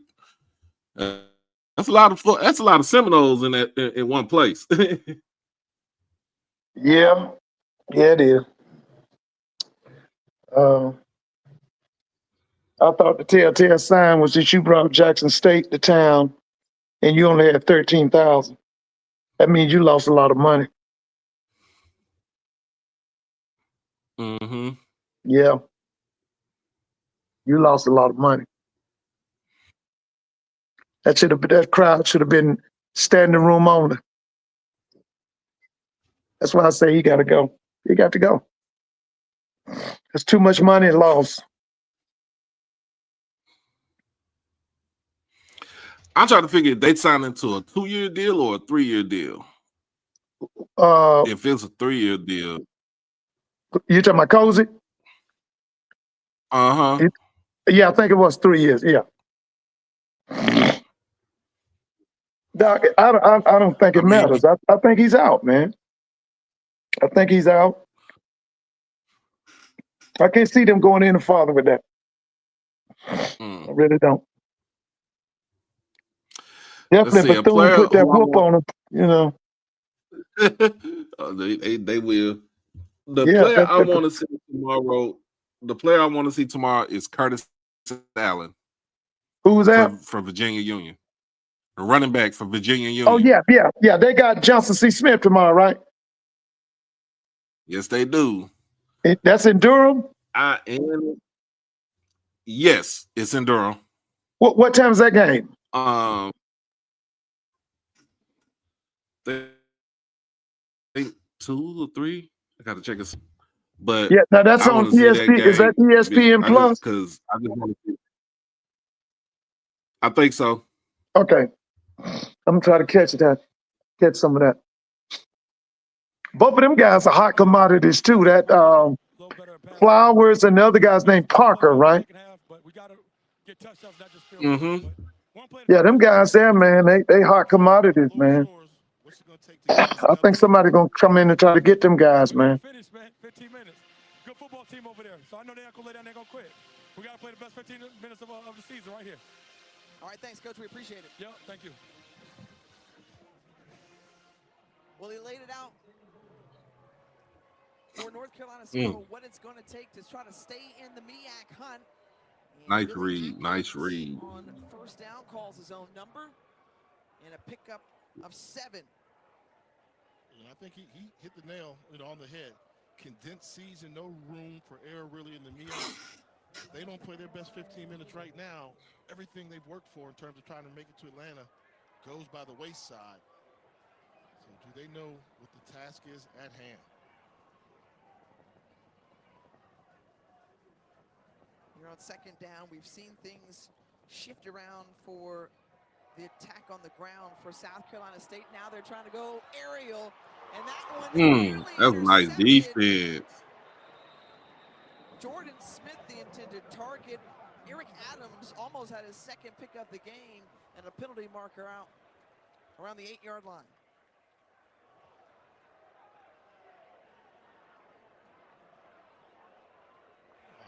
Pass interference. Defense, number 25. 15-yard penalty. Automatic first down. Let me see if he was arm wrestling. Dre Braxton. Yeah. Yeah, he was.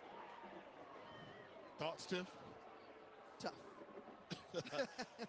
Simply put, tough. Yeah, it's a tough call. I mean, there's contact, but he turned his head around to try to look for the ball. Look for the football. But that's one of those calls where I just say, I don't think either coach would be mad if a flag weren't dropped. That was just football. But unfortunate for North Carolina Central.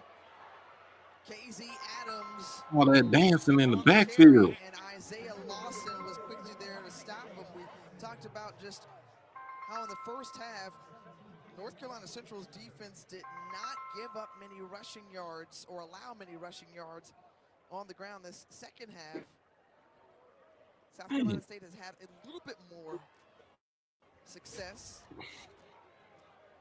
We see 4 yards per carry in this second half, and I want to make a correction from earlier. KZ Adams was at more than 50 yards on the ground. Chris Mosley has been over the century mark for Central. And the pass incomplete from Atkins. 3rd and 9 now. They're really having trouble with roughing out of the game. You figure their reads have to go Jalen Johnson, then Jordan Smith on the short underneath stuff.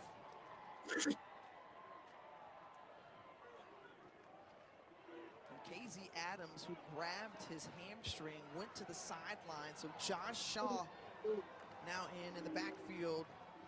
Going to try to get touchdown. Jordan Smith is in. He says, I am him.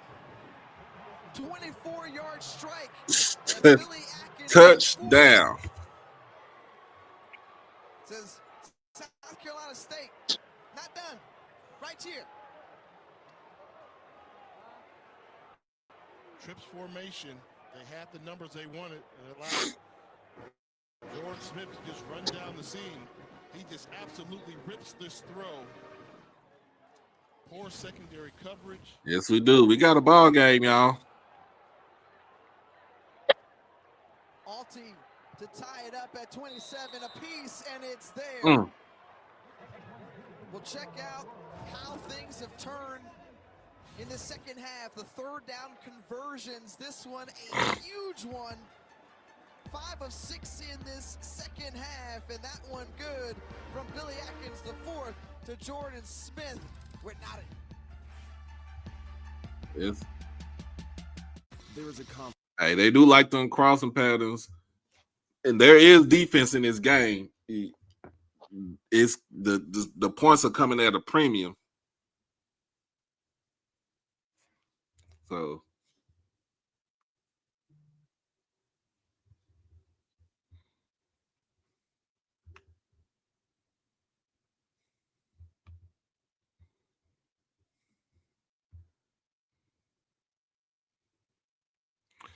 but yeah, we got a game here. I think Mr. Ford, I think he on the phone.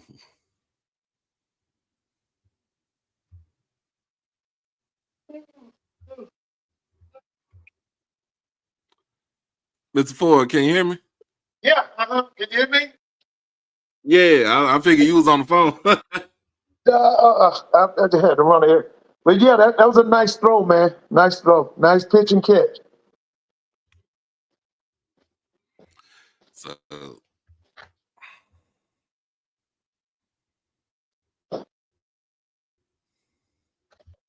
So yeah, you gotta. It's a game. It's a game right there. Oh yeah, it's what we thought it would be, man. Two of the top programs in HBCU football.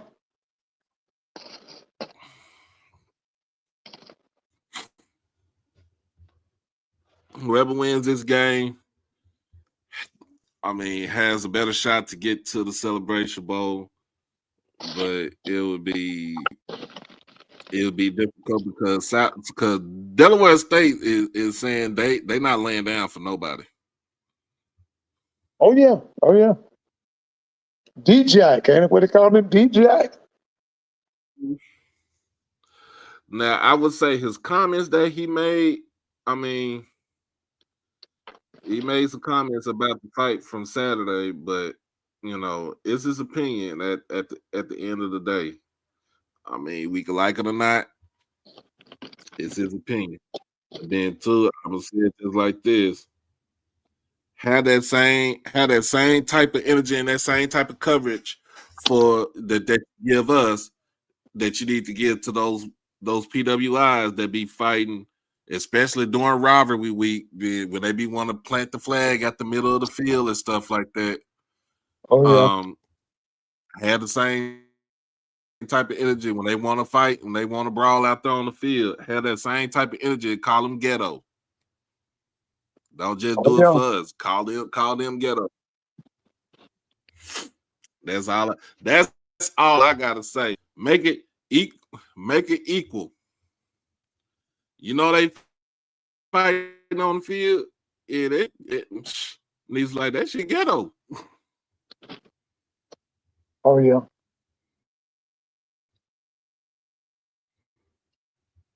Conference play. Meanwhile, the door's still open for North Carolina Central.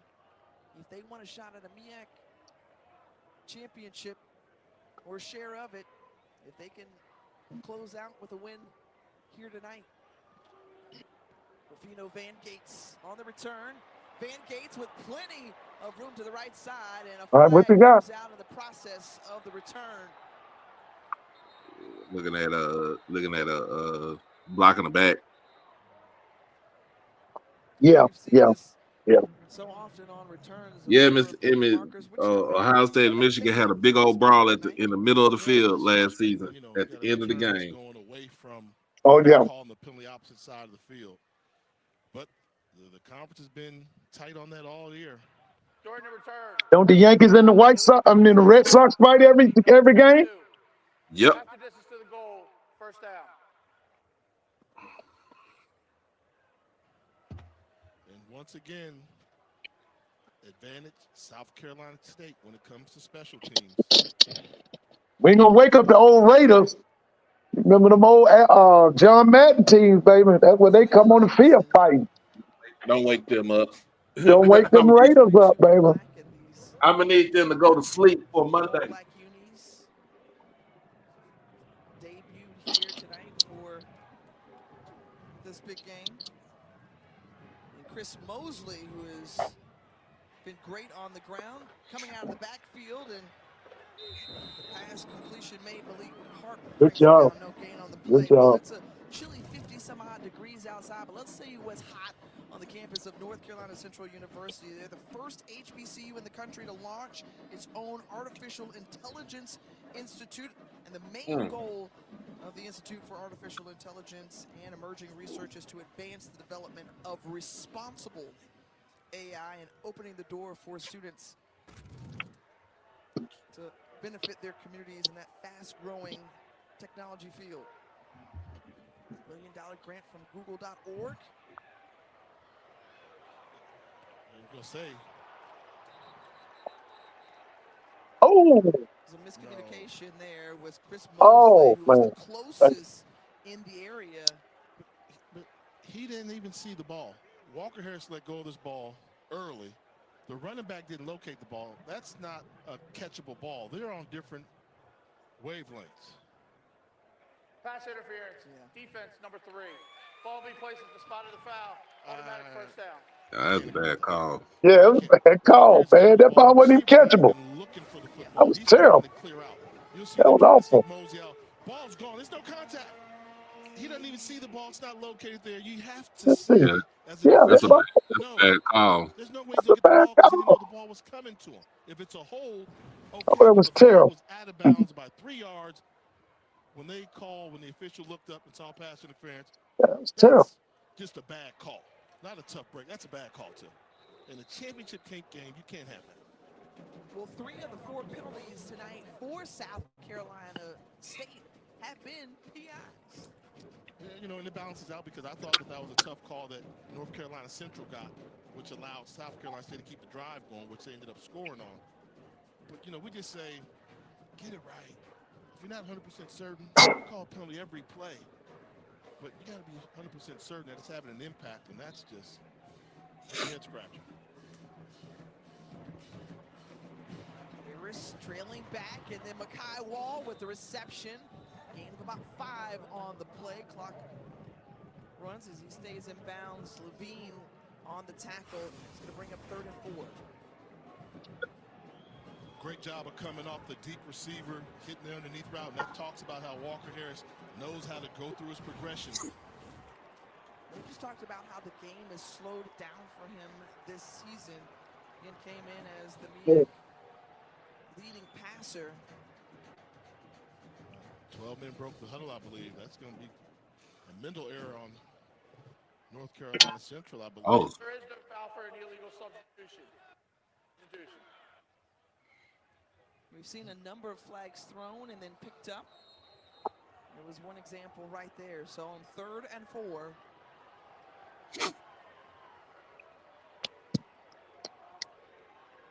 From their own 35, Harris. You have to bring pressure on Harris. You have to get him off his spot. Here it comes. The pressure's coming. Harris avoids it. The lefty tries to get it out. Good defense. Throws. That was good defense. That was good defense right there. Franklin, who was in his space, but Malik Harp was the first to make Harris uncomfortable. This is just lack of communication. Free rush. Oh. Hands to the helmet, to the face.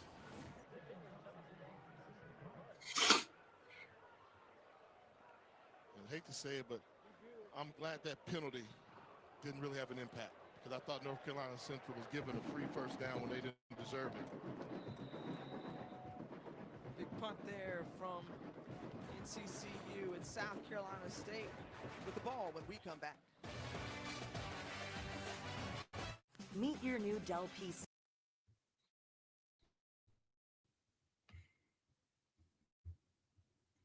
Yeah, that was good defense right there for South Carolina State. And you need those stops right there. You still got enough time in the game. Mr. Ford jumped off. Let me see. Still got enough time in the game.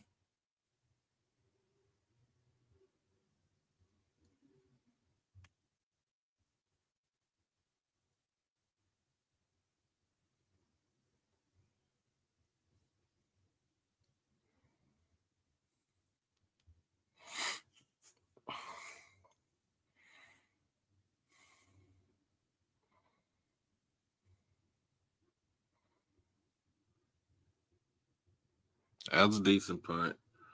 Ooh. Mm.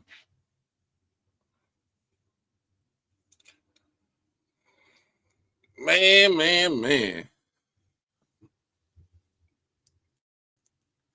I got shoot 3 more hours before I go to work, y'all. I really don't want to go, but it's Friday.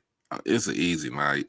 All I gotta do is do truck tonight, and that's it. That's it. But yeah. Oh my goodness. We had high school playoffs started yesterday. Here in Texas. Allen was in a dog fight. I forgot who they played yesterday, but they was in a dog fight. Almost lost it. What up, Boot? Uh um Hey, I look, Square, I took my nap already. Soon as I walked in the door, got me some breakfast, cooked me some eggs and sausage, got in the bed, try to watch a little bit of the TV on my laptop. And I was like, you know what? Out of there. Sleep. I slept to about four something. What's up with Duncanville? Duncanville played tonight. What up, Lane? Duncanville looking all right though. Man, I ain't gonna lie to you. Duncanville looking all right. But shit, I'm gonna tell you like this, early in the season, they almost lost the damn South Oak Cliff.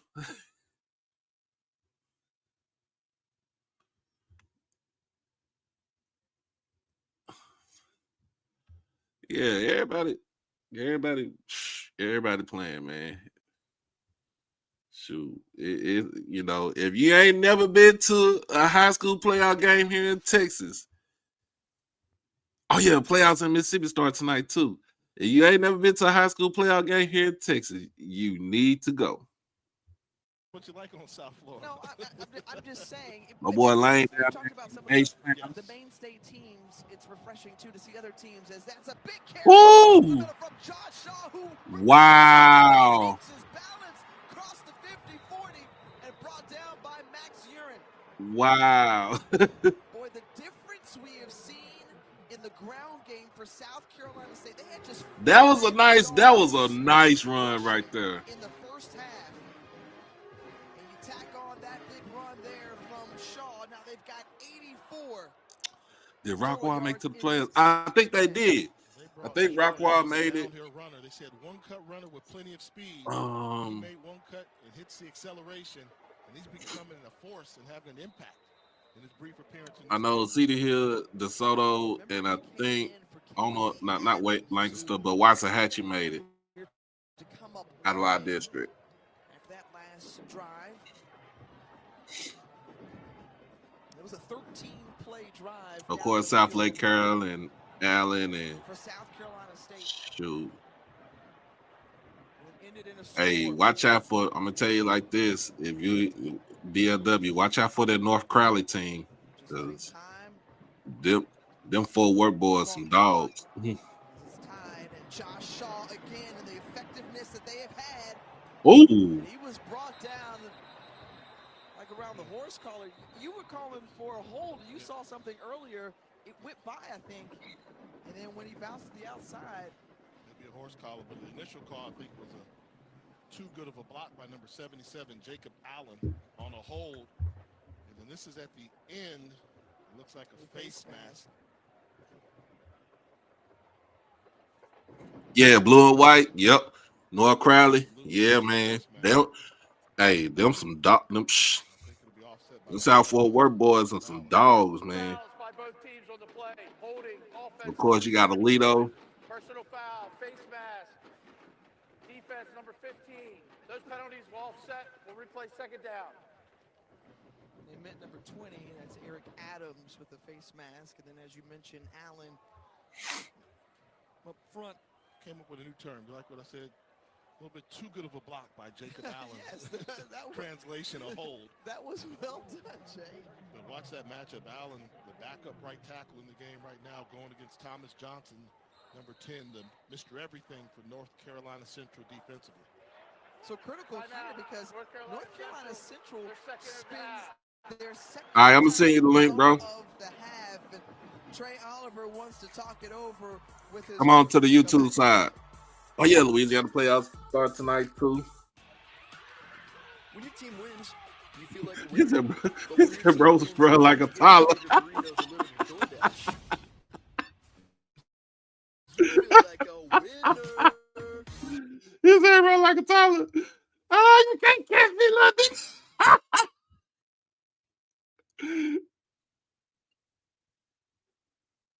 Oh, snap. He said, you can't catch me, look. Out of Tyler run. Oh, you can't catch. I'll try. Tyler running from an ass whooping. Oh, Lord. Hey, bro, that's funny right there. That's funny as hell. You know, if you look at all the games we've had this year, you know, nothing stood unless both teams are scoring 50 points, right? Put your thing down. Some high scores.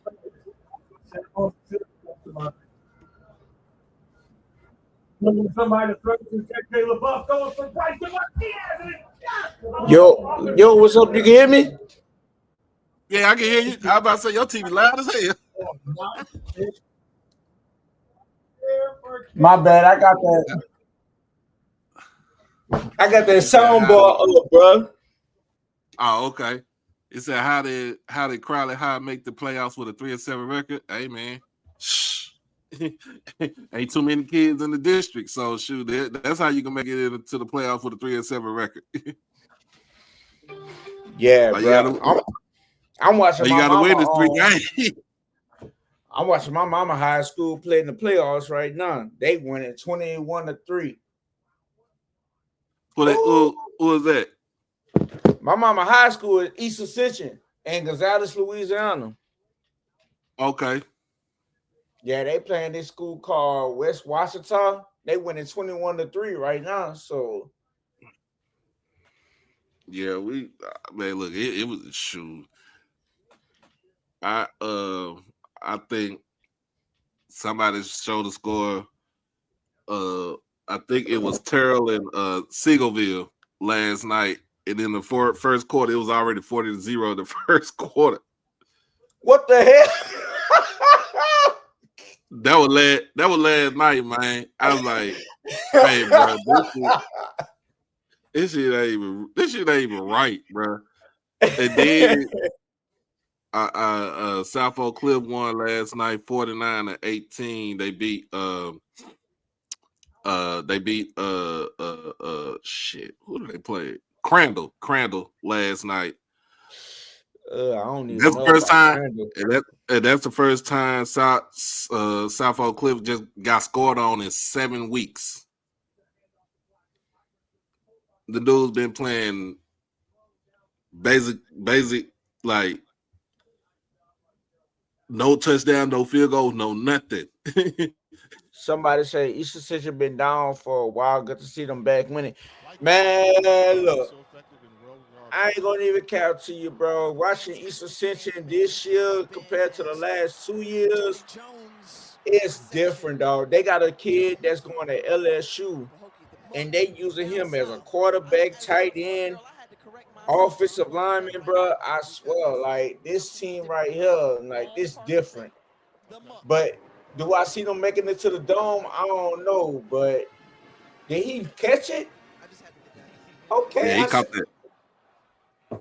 Oh, I'm talking about the game that I'm watching, man. Oh, okay. EA out here acting, bro. They just scored another touchdown. So what we doing? Watching South Carolina versus North Carolina Central? Yep. All right, so I'm gonna ask you this question. It's been a long time since we so you jumped on this thing? Huh? It's been a minute since you jumped on this thing. Yeah, man. Like, shoot. Hey, I been hey, I done had a drink to my damn team season. hey, it's been a lot. Oh, he would Touchdown. not have slipped. He would not Oh, have slipped. God, dog. In position to get to it 3rd and 4. hey, I'm trying to tell people now, bro. Look. This is too open. I mean, Hey, He y'all took gonna win the SWAC championship this year. he's got a pick 6, but oh yeah, we gonna win the SWAC championship. It's hurting. They gonna be impressed, you know. It's hurt for me to say that, bro. Y'all gonna win that SWAC championship again. Hey, it is what it is. Like, I gotta be real when I come to speaking facts. He caught it. Oh, that's a nice catch. Hey, that's a nice catch. 15-yard pickup. Another look here. So you think whoever win this game, they gonna be the MEAC representatives? Shoot, nah, they still got to go up against Delaware State. Delaware State ain't no slouch, man. Shoot. Somebody said this game is over. NCCU can't get the job done, bro. hey, the game ain't over. We got 7:46 left in the game. You talk about this over. I said Dunkerville tied up with Temple right now. What's the score? Man, I'm gonna see. Bro, I ain't gonna lie. I don't think I stay in Houston. Yeah. I don't know if Duncanville and Houston, and Northshore gonna make it to the championship this year. I heard North Shore is down. Well, shoot, Sock beat North Shore earlier this year, man. Yeah, that's the case, but shoot, North Shore got shut out last weekend by Summer Creek. Summer Creek shut them out? Did they? Summer Creek beat North Shore. North Shore didn't score a point. If they did, it must have been where I stopped following the game, bro. Oh my God. North Shore got shut out, bro. Right before the goal line, and like you said, Jay, I ain't never. Yeah, North Shore beat CE King, bro. But North Shore got shut out by Summer Creek. I don't know if they. Didn't Summer Creek go to the championship game last season too? I don't think so. Oh, was it a couple of weeks? That was 2 years ago. I think it was a couple of years ago. No. Well, yeah. I think it was because, it was a couple of years ago because DeSoto played. DeSoto. Yeah. DeSoto played Summer Creek and North Shore played Duncanville. Touchdown. Just before, what the heck? Oh, 4th down. Oh, snap. He celebrated a little bit too soon. Y'all don't want these folks up. Hey, lad, Arsenal, where you from?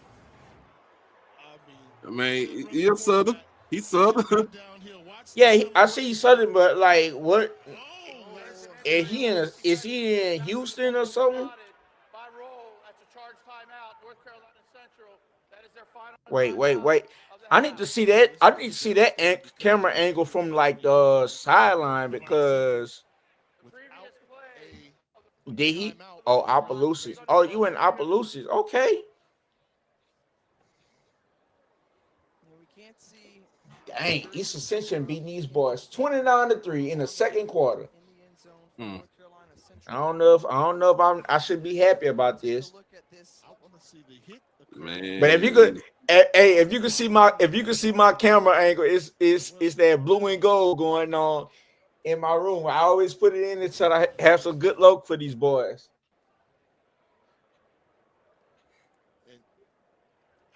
Hey, but who y'all got this week? We got Bethune-Cookman. I think y'all got that one. I think I got that one. Yeah, they now 9 folks. So yeah. Oh, because it's on the suspension. From the suspension. Yep. That would be my pick. Ooh. And how many folks Grambling down? 18. Oh. Golly. Hey, that's a crazy situation for that to happen. Like, I would have never thought Grambling and Bethune-Cookman would have gotten a fight. Allen beat Louisville last night, 22-15.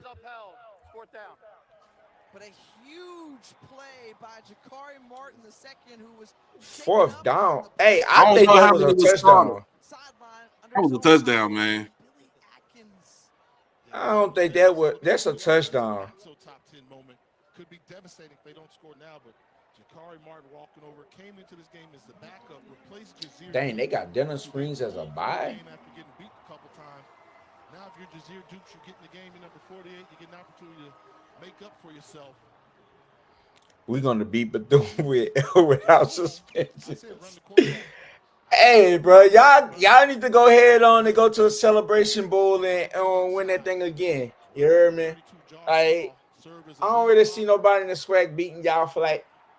I get it because it's 4th and goal. Let's see what's gonna happen. Damn. But do Grambling got y'all kryptonite? That's what I want to know. Bro, I don't know what it is about Grambling when we play Grambling the last 2 years. It is crazy. Like, it's so crazy. My niece called me. She's like, "Ooh, y'all niggas lost." Touchdown. Touchdown. No. Oh, wow. That's a touchdown. Wow.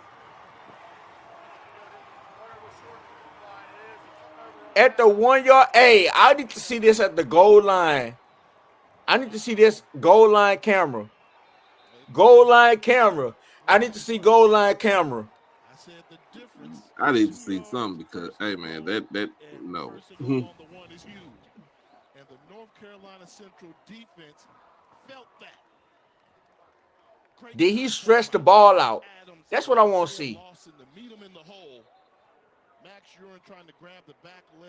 I can't see the football. Nah, he ain't gonna get that. Hold on. Thomas Johnson in there. Parker, Isaiah Lawson, and He ain't get that. He did not get that. That's good goal. That was a great goal line stand right there. That is, but Central defense better come up with like a stop right here. From their own 1 yard line to drive down the field at 99 yards. They just can't go 3 and out. Let the clock go a little bit. Put this ball away, you're okay. But it is a turnover on downs. What about that play is under further review? See? Billy Atkins. Bro, I need to see that from the other camera view. Not this side, the other side. Because I can't see the ball.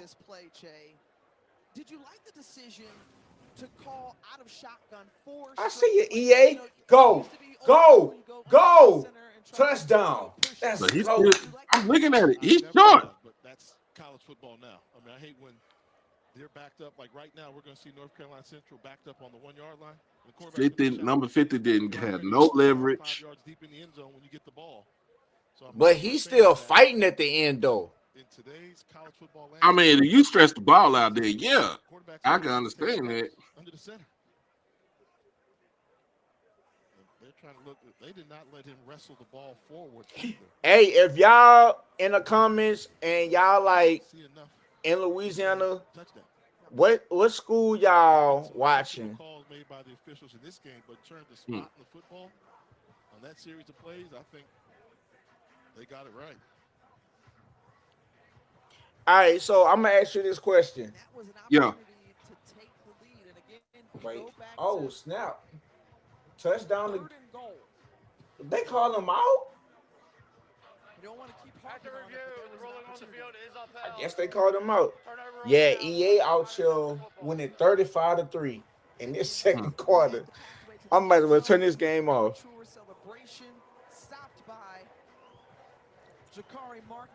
Franklin played Rain. Are they playing them now or they play them tomorrow?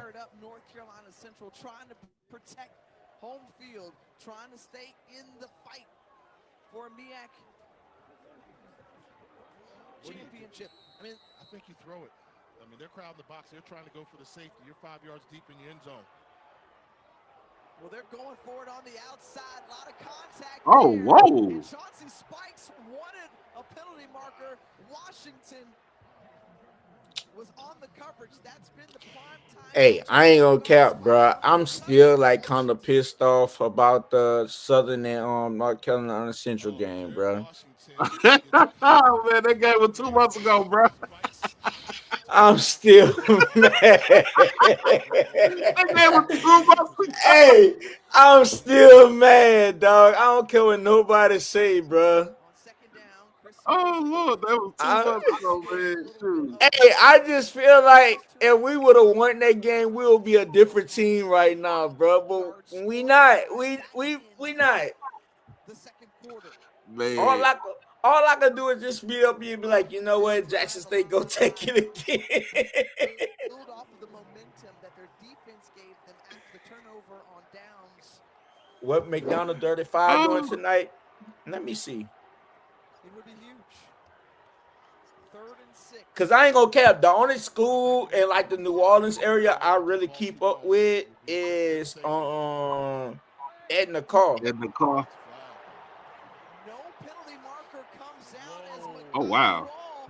Oh wow, they is letting them play they is letting them play through the whistle. Perhaps, but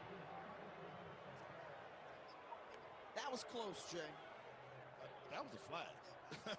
Seeing it in real time, that's pass interference. Now, if they're saying the ball's not catchable,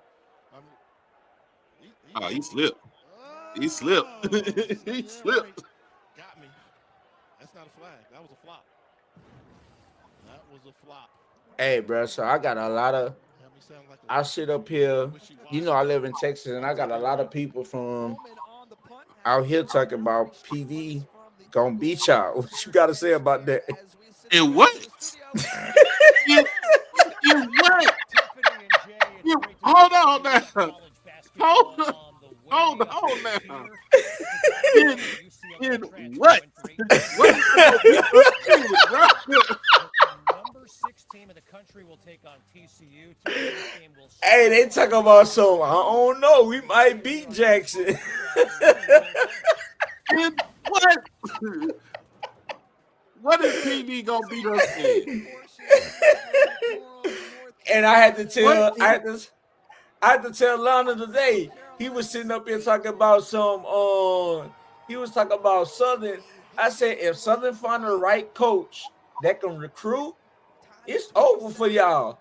Cause y'all not gonna be able to beat Alcorn Grambling and Southern on the same side. It's not gonna happen. What is they gonna beat us in what? In what? In Spain? In Kenny Wins? What is they gonna beat us in? I'm trying to figure out this so-called way of thinking for Prairie View. Y'all know me, man. Y'all know my niece go to Prairie View. You know, my niece down in Prairie View. I got another niece at Grambling. You know, the household is crazy for them. But what is they gonna beat us in? I'm just saying. Man, I have don't to tell you. Don't say y'all hosting the SWAC championship game in PV. Y'all can't even draw 10,000 fans to your stadium, bro.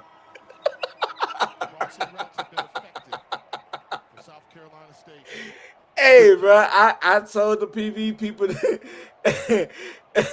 Lane drinking gas. Man, look, I'm not drinking anything. I'm a realist I'm a realist when it comes to anything. Like, y'all gotta understand. I know nobody beating PV. Y'all got, hey, bro, Y'all got the juice. Y'all got the juice now. Like it's nothing. I'm gonna talk about trash when we play y'all, but yeah, y'all got the juice. Hey man, I'm just trying to figure out what is it gonna be. Hey, I can't find a score on McDonald 35 though, but you know. He said, nah, he said PV was gonna beat Jackson. He said people down there in Houston said PV gonna beat Jackson. I was like, okay, let's get off the gas, bro. Dang, EA, what y'all doing? Y'all gonna really?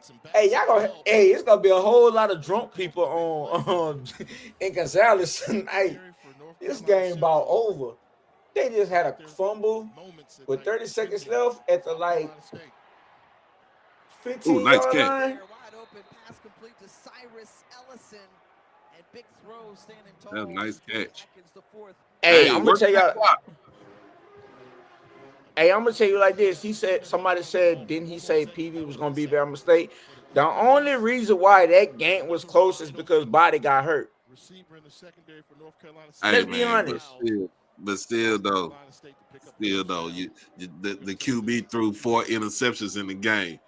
you can't even win a game like that. You throw 4 interceptions. You throw 4. Oh, trust me, I know, right? Damn, this dude that threw the interception. Damn, bro, tackle him. She loves B. I ain't talked to you in a while. What's down with you, my girl? She, yeah.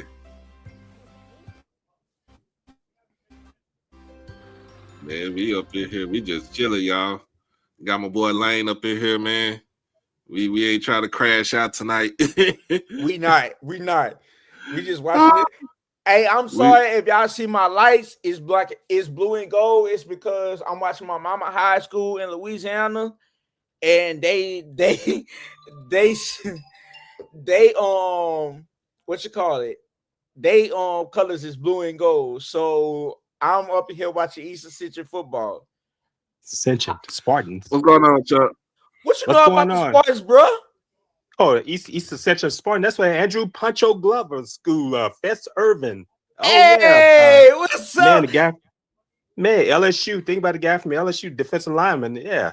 Hey, on the national championship team. Yeah, East Ascension. Yeah, man. I'm from Monroe, Louisiana. Hey, he talking about Pancho right there. Pancho, yeah, I watched him play at Grambling. Yeah. Pancho Glover. Hey, I see you, dog. Hey. 2-sport athlete. Yeah. my folks went to Grambling. Yeah. Yeah, man. Small world. Where are you from in Louisiana? Hey, I'm from Baton Rouge, but my mama she went to East Ascension. So okay. I went to my first grade, second grade, third grade, and my first kindergarten, first grade, third grade, fourth grade. I went to school in Gonzales, but my second grade year. Okay, Gonzales, yeah, Ascension Parish, yeah. Yeah, and I went to Saint Amant, yeah. Hey, bro, don't bring that school up around me. Oh, the Gators. Yeah, I know they're rivals. East Ascension, Saint Amant. Yeah, those are rivals. School up around me. the Gators and Spartans. Yeah, man. Hey, don't bring that school up around me, dog. I ain't gonna lie. I hope they win tonight. But shoot, they lost to EA. Yeah, that's a big rivalry. I'm gonna tell you how they lost. A few weeks ago. So they scored a touchdown and they went for 2. They tried to do a trick play to the quarterback to catch the ball. Yeah. And they threw the ball over the quarterback head. Oh, man. And that's how they lost the game. Hey, I was happy. But shoot. Yeah. I went to McNeese. I knew a guy that he was head coach at East Ascension. He was at McNeese when I was down there in the 90s, named Darnell Lee. Yeah. All right. So you want to know how small world this is? Yeah. All right. So Darnell Lee, he's from the Ascension Parish area. Yeah. I'm in from McNeese. Yeah, and my grandma, she used to teach him in school. Okay. Yeah. So like I know Darnell Lee. Yeah. Like, and I talked to Darnell Lee. Darnell Lee was like, "Hey, if you ever need anything, come talk to me." I'm like, "Oh, all right." But he's the head coach at Donaldsonville High School. Oh, it's at Dawsonville. Okay. I know he's no longer at East Ascension. And see, the head girls basketball coach used to coach my father's hometown in Tallulah at McCall, Dennis Chandler. We know him quite well. Yeah, Dennis Chandler, he used to coach at Jackson State. Yeah, he's a graduate of Jackson State. He won 3 straight state championships with the girls as girls head basketball coach at McCall High. That's my father's alma mater. Gone. Touchdown. Oh, man. Touchdown. Oh, my God. Hey, man. Hey, man, what a game, man. It's a game. This is a game, y'all. Hey, but he didn't left too much time on the clock, though. You leave too much time, yeah. 151 left in the fourth quarter. Shoot. Yeah, that 151. That's a long time. You know, things can happen so quickly within that time. Not leave any time on the clock. Now at least you get to put your offense on the field, and it's 4-down territory for the rest of the game. Because they can work with that. Yeah, if they don't have that timeouts, they got timeouts. Hey, I'm about to ask a stupid question. Watch this. Hey, Timona, when can I come on your podcast?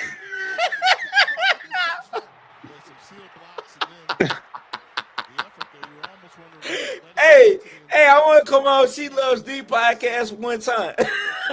I'd have been on Swagging the Food. This is my second time Swagging on the Food. here. Oh, man, I might see them tomorrow. I'm planning on being at the game. I might see G tomorrow. Who all going to play tomorrow? Gramley. Oh, okay. Yeah, I'm planning leaving out tomorrow. I'll probably see G tomorrow. Ooh. In the hole? Oh no, they're gonna be on the reservation. It's a reservation. Oh, it's on the res. Still, like Grambling has one on the reservation before. Hey man, I've been to those games in the past. I've been to so many of those games on the reservation. Man, look, I went to when Southern played Alcorn 2023. I remember that. Hey, I was like, yeah, we gonna win. Shoot, I drove back to Baton Rouge so quick and fast. Yeah, that reservation is something. Just like over in Graham at the Hole, man, it's a mess. I was just telling you, I was at the game last week. I saw the brawl. Hey, that was a mess. That's crazy. Ooh, it was. Snap. Oh, here we go. Flag on the play. Yeah, my parents and I were at the game. That's my parents on my mother Graham. My father played in the band there in the 60s. He played trumpet. Yeah. Yeah, my uncle, he played for Ellie Robinson before he retired. Oh yeah. Okay, he played at what's your cousin? Is it Bauman Brown? No, my cousin, my uncle, his I know name he got is killed. Oh, you talk about yeah. Bauman Brown. I know he got killed back in the 90s. That's my cousin. He was from, yeah. So I remember that. So my cousin, he had that's my cousin, and my uncle, his name is Corey Lewis. Yeah, Corey Lewis. Yeah. I remember all that back in the 90s. I remember Coach Rob retired in 1997. Yeah, so that's when. Matter of fact, I went to the homecoming game and they faced Texas Southern that year. Okay. So yeah, I remember all that. I've been watching Grambling football since the 1980s, since the early 1980s. I'll be 50 this month on November 25th. Man, I've seen a lot of it. I remember Eddie Robinson. Yeah, his son and my father were roommates in college. My father was in the band, and Eddie Robinson Jr. was quarterback on the football team under his father. Yeah. But I tell people all the time. Come on, when you coming back on for real? What's going on with your channel, dog? For real, real talk. Ooh, yeah. Who hating on you? Who hating on you, Timona? Who is hating on Timona? Hey, Timona need to tell me when she want me to come join our podcast because I've been on I want to be on her shoot. Hey, Hey, I keeps it real, you heard me? I can tell you from down there, man. You down there in Red Stick country. Yeah, Hey. I'm from Baton Rouge. Like I Red keeps it real, you heard me? The capital city. She'll never invite me on her show. Like, golly, I'm sorry. Is that a pass interference? Look Well, like they've been just playing with the hands all day. look at Trey Oliver. He's trying to get a call now. He's been some home cook. Look at Oliver. I met him when he was at Grambling on Broadway staff. He is not gonna be happy on that call on Monday. Hey, Trey Oliver used to be on our staff. Yeah, he was at Southern on Dawson. See, he and Dawson Olin were teammates at North Carolina Central and Sean Gibbs. See, they were all teammates. Ooh, Pressure. 4th and 19. 4th and 19. You got to go for it now. Can't. Yeah, I remember Oliver. He's defense coordinator at Southern. I remember. Yeah, I saw him coach at Grambling and Southern. And Right, so he went to A&T with Broadway. I gotta ask y'all a question. I know y'all. I know. Hey, ain't you FAMU? Nah, who was that? He Grambling. I didn't go to school at Grambling. I went to McNeese. Like that. That's how I met Darnell Lee. My folks went to Grambling. They caught it. Oh, whoa! Oh, wow! First down, huh? Man, this game is getting interesting.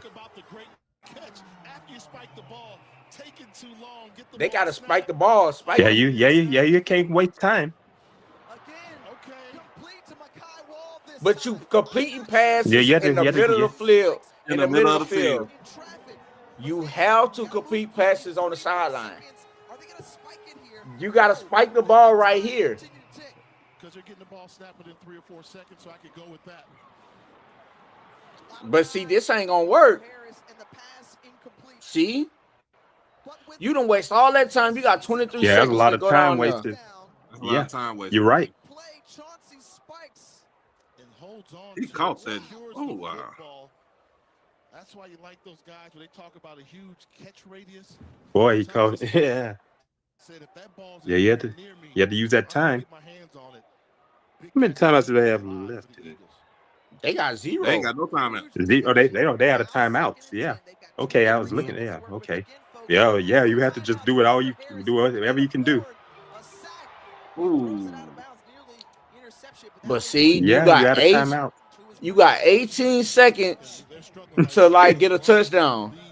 You can't call time just sticking with each other. You need to find something that's gonna get you to like what you call it, like the 15-yard line right now. Yeah. I mean, not even a 15-yard line, the 20-yard line. Texas Rangers gonna have to work his magic if you win this one. You see right there on the 50-yard line, they have to get Williams some help in pass protection. Move the line. They must get into the end zone. Harris, and it's incomplete. Oh Lord, it's coming down to this.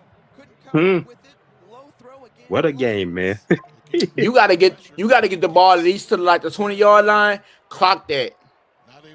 Because you know you get a little pause because it's a first down. Yeah. That's the matchup I'm gonna watch. When this ball snap right now, watch number 11. Y'all on the other side of 52.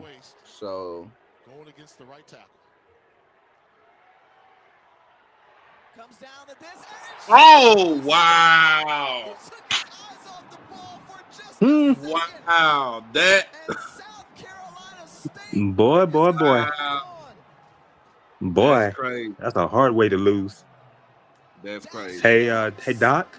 I'm wondering how Oliver's gonna be on that call that you talking about the MEAC call. Shoot, Trey Oliver he ain't gonna want to be on that call on Monday. He might. I wonder. Yeah. Right. You know how he take things. things. Be on that call. So I'm gonna ask y'all this question. Sure. I know y'all not gonna like the question I'm about to ask. But if y'all were Southern fans like me, What head coach would y'all want to hire next? What kind of what coach? Either I'm I gonna tell you suppose like this: it's either Joel Taylor from West Georgia or Felton Huggins from Kentucky State. I'm going to ask the question. And I'm gonna be realistic about it. Whoever the coach, do you have the temperament for a job like Southern? Because that's a pressure cooker job, and are you ready for that? And that's going to be the question for any. Do they have the temperament to coach down there on the bluff? See, this is the thing, and I've always said this. I said, look, Southern don't need to just like. Southern don't need to find a coach within the program. Southern need to find a coach that's going to actually go outside. like, go outside. And once you find a coach that's actually outside, you need to find a coach that's going to really know how to recruit. Yeah, because and this landscape. If we can find a coach that's going to recruit, then I don't think people understand how good Southern going to be. Yeah, and that's just what it is. Yeah. But yeah, I would send Cozy to Southern. Hey, bro, we not taking him to Southern. Hey, no. Y'all tripping. If you really think I want Cozy and Southern, something wrong with you. Hey, brother. Hey, brother. Cozy, man, the elderly down in Tallahassee, Florida, that 220 quarterback club, boy, they've been lighting in. Or they've been asking him some questions. He been holding that microphone, man. He's with those glasses on, looking under. Whoever that old man was, they've been lighting in on him. He kept, he held that microphone just like a little ass kid. When you nervous to tell your Easter speech, and so they give him money like too, man. These are retirees with money. Hey, he was like this. He didn't want to say nothing. He couldn't say nothing. I was like, hey man, y'all wilding. They is wilding on that show. And those ladies are tough too, man. Not just boss man, but those women there in that meeting. Eddie Jackson's widow. He passed away, and his widow and some of those other ladies. Boy, they tough on people. Come on, when we gonna see you back on the show? Man, please join right now because I have some valuable questions I want to ask you. Please. Come on right now. Like, I really want to ask you questions. You really want to? I go to work. Hey, I've been trying to join Huck podcast for the longest. Shoot. I've been on there just speaking with and Miss Ford and I come on. We've been on there. That's a challenge. She loves details backwards. Yeah, YouTube TV and Disney came to an agreement earlier this evening. So I don't know how YouTube TV had to bend over backwards to Disney. So Disney is how that do. That Disney that's what ESPN, they own ESPN and all that. I said, man, that is a powerful entity. Mm-hmm. I never thought that much about Mickey Mouse. Man. I'm gonna give a shout out to my cousin. He's coaching the middle school in Gonzales, Gonzales Middle School. They went to the Superdome, and if I'm not mistaken, they won the Super Bowl in the That's where it all starts. In the Superdome. So shout out to Gonzales Middle School. Yeah, man. Like, hey, I've been on the high for a little bit because, like, to see my mama high school back in the playoffs after 2 years. Oh, East Central. Man, I even got a flag made for them this year. You know, you say you follow Edna Carr? Yeah, Edna Carr. Like, I follow. Hey, guess what? John Johnson's going to Washington State. He's following Trey Garrison there. They made the decision he made his decision on this past Wednesday. He had decommitted from Liberty University. Yeah, I seen that. But I've been trying to be on Edna Carr like Trail. I've been trying to tell like Max Preps and them, like, y'all need to start paying attention to Louisiana football because even though we're a smaller state, and we're Yeah, being man, like some talent in this thing. outnumbered by like Texas, that's like right next Yeah, door. Texas, right? Like you shouldn't like take us out of like one of or take our teams out of being like top 25. Top 25, yeah. So it used to be John Curtis in there, but now Curtis is kind of falling off. but People Curtis figured him still out. look good JT this Curtis, year. they're still good, but JT Curtis has been figured out now. Hey, that man named man. Bryce Brown. Bryce Brown, graduate of Grambling. Hey, Bryce Brown. He out there doing his business though. He's won 5 state championships, if I stand corrected. I got a question for you on that one. Do Sutter look at him try to be a coach, head coach? To my Bryce Brown, yeah, he's a Grambling alumnus. And hey, the thing about it is though, this is how I always put it. I always put it to people like this: if you can duplicate what you've done on a high school level into college, I'm all for it. Yeah. But we're talking about coaching high school kids, and then you're going up to college kids trying to coach. So gotcha. I don't think that people get the fact that you can't just plug and chug a high school coach into a college program and think it's going to transcend on a college level. Right. You know what I'm saying? You think he might be an assistant somewhere and then go into the head coaching ranks? You think that's what Bryce Brown would probably do? He can be. Hey, that can probably happen for him. But like to say a head coach, nah. No, that's tough stuff. Not everyone can beat Deshaun Jackson. Yeah. Hey, but shout out to Delaware State because they doing big things this year. Oh man, they are. Yes. I hadn't seen this in years. Hey, but I just realized that we just watched the Southern offensive coordinator go against the Southern defensive coordinator in the game tonight. Oh yeah, man, they both won the Dawson Odoms. Yeah, that's crazy. Chennis and Trey. Yeah. Hey man, that was a game. That was a game to see right Oh there. man, people got their money's worth. Whoever were in attendance, they got their money's worth.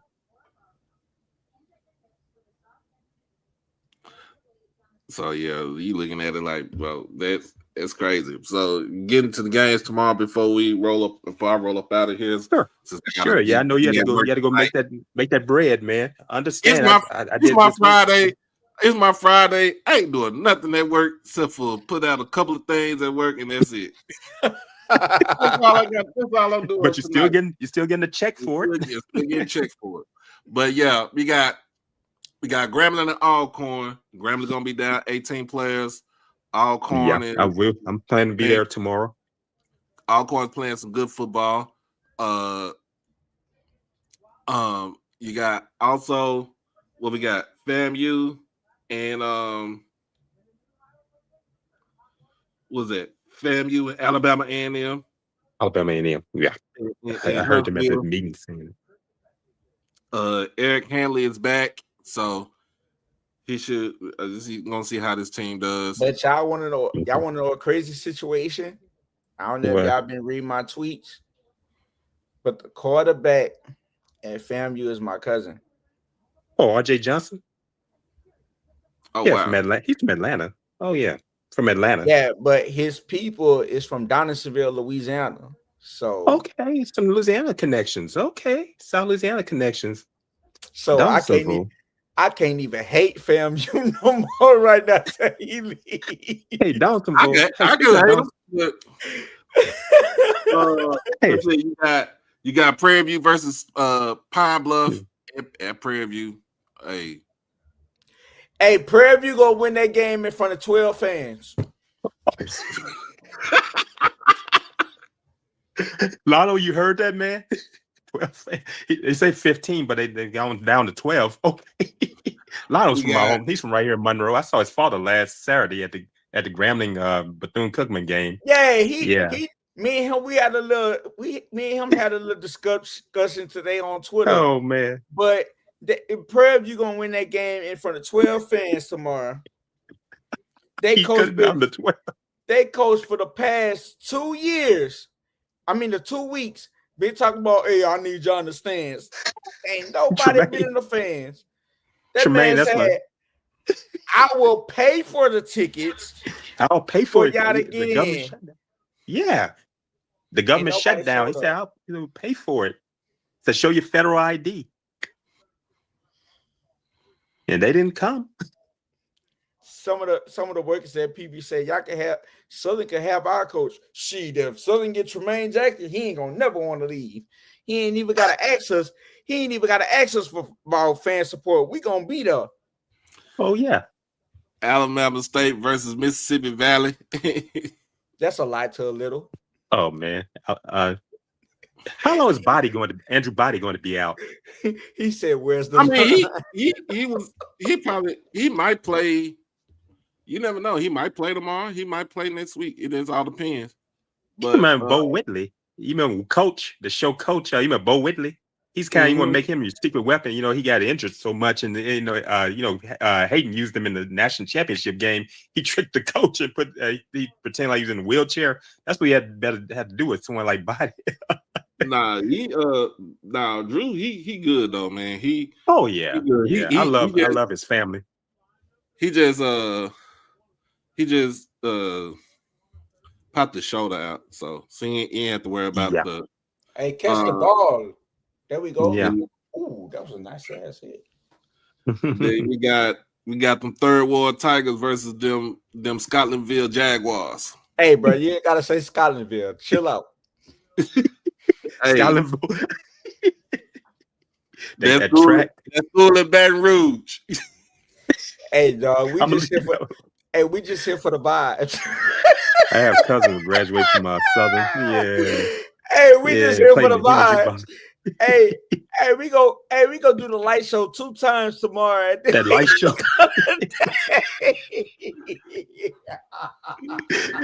Mr. Ford is back. Hey, oh, Mr. Ford. Man. Hey, Mr. Ford, you said we chopped it up and you were having a good laugh. Yeah, that was a classic, babe. Hey, was. Hey, somebody talking about something. Y'all might actually went through Texas Southern. Man, we ain't winning no more games this year. We trying to finish this year also. We could just go ahead on and get to the all season. Get to basketball season. Go. Touchdown EA. Oh, EA. Oh, you watching the game on there. Okay. You watching the game. Shout out to EA, the only blue and gold school that's been making me feel good. The Spartans. Let's think about tomorrow. Let's get tomorrow out of here. Bethune-Cookman. Bethune down 9 players. Even with them 9 players, Jackson State winning that game. I think I still give Jackson State.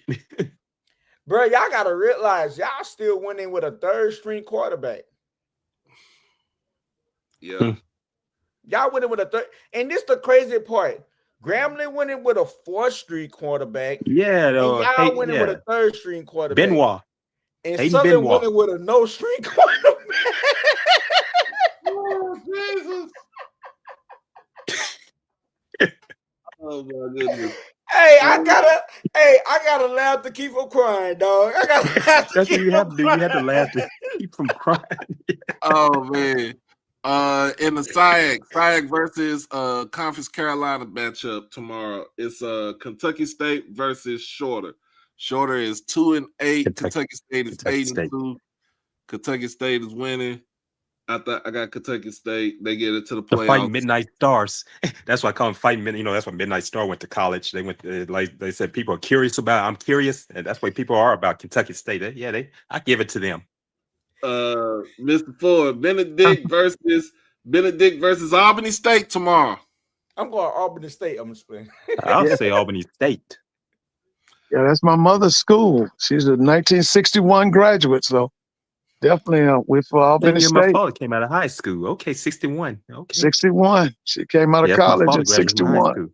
Okay. And then we got Virginia Union versus Johnson C. Smith. I'm gonna have to go with Virginia Union with that big back, man. I think Virginia Union. What's his name? Clay Allen. Curtis Allen. Yeah. Curtis Allen. Curtis Allen. I meant. Yeah. Yeah. After I think Jada that game Byers, is now you on- have Curtis Allen. And I think that game is on HBCU Go, if I'm not mistaken. Okay, I'm glad you told me because I'll be on the road. I get a chance to look on my phone and watch it. Then let's see, you got in the MEAC tomorrow. We got Delaware State versus Howard. Man, I don't even predict Howard anymore. Man, they always let me down. I'm going Delaware State. I put Hey, Howard to be down. honest, what Deshaun Jackson is doing in his first year, that is crazy. Sorry about that, Erica and Dr. Kanisha. That is crazy. What he's doing in his first year as a coach, that is crazy. It like is. for real. And everybody thought that if you try to get somebody of that type of, that type of caliber to come and coach your HBCU, it wouldn't work out. We always thought about Dion because Dion is Dion, and Dion that's where it all go. is who he is. But then you had like Mike Vick, and then you had Deshaun Jackson. I wouldn't have never thought Deshaun Jackson would be better than Mike Vick as a head coach, but Never would have thought. He has a coaching experience. Vic doesn't have any coaching experience. He's lost from the sideline with the headset on. He's just like, what do I do next? But I really feel like at Norfolk, this is Mike Vick's filling out year. It is. And then next thing you know, next year he probably gonna be like, all right, bet, like I know what I need to do, and then I'm gonna get my team on that type of level. Yeah. Norfolk State versus Morgan State tomorrow. Mr. Ford, what you got? I'll go with Vic. You go with Michael Vick? Yeah. You think Vic? Oh man. After what Morgan did last Friday, oh gosh, it's hard to say in that game. I'm just kind of keep that one open. In the CAA, you got Monmouth taking on North Carolina A&T. I got Monmouth by 50. Dang, oh, Mama, bro. I have Mama too, man. Yeah, Mama, I give it to them. You ain't giving us no type. No, that's gonna be Mama. Sorry about that, Dave. And then William and Mary man. is on the road taking on Hampton. William and Mary. I'm sorry. EA just scored again. Oh, EA. Oh yeah. 49-3. Hey, I'm not about to turn this game off. It's in the third quarter with 10:50 left.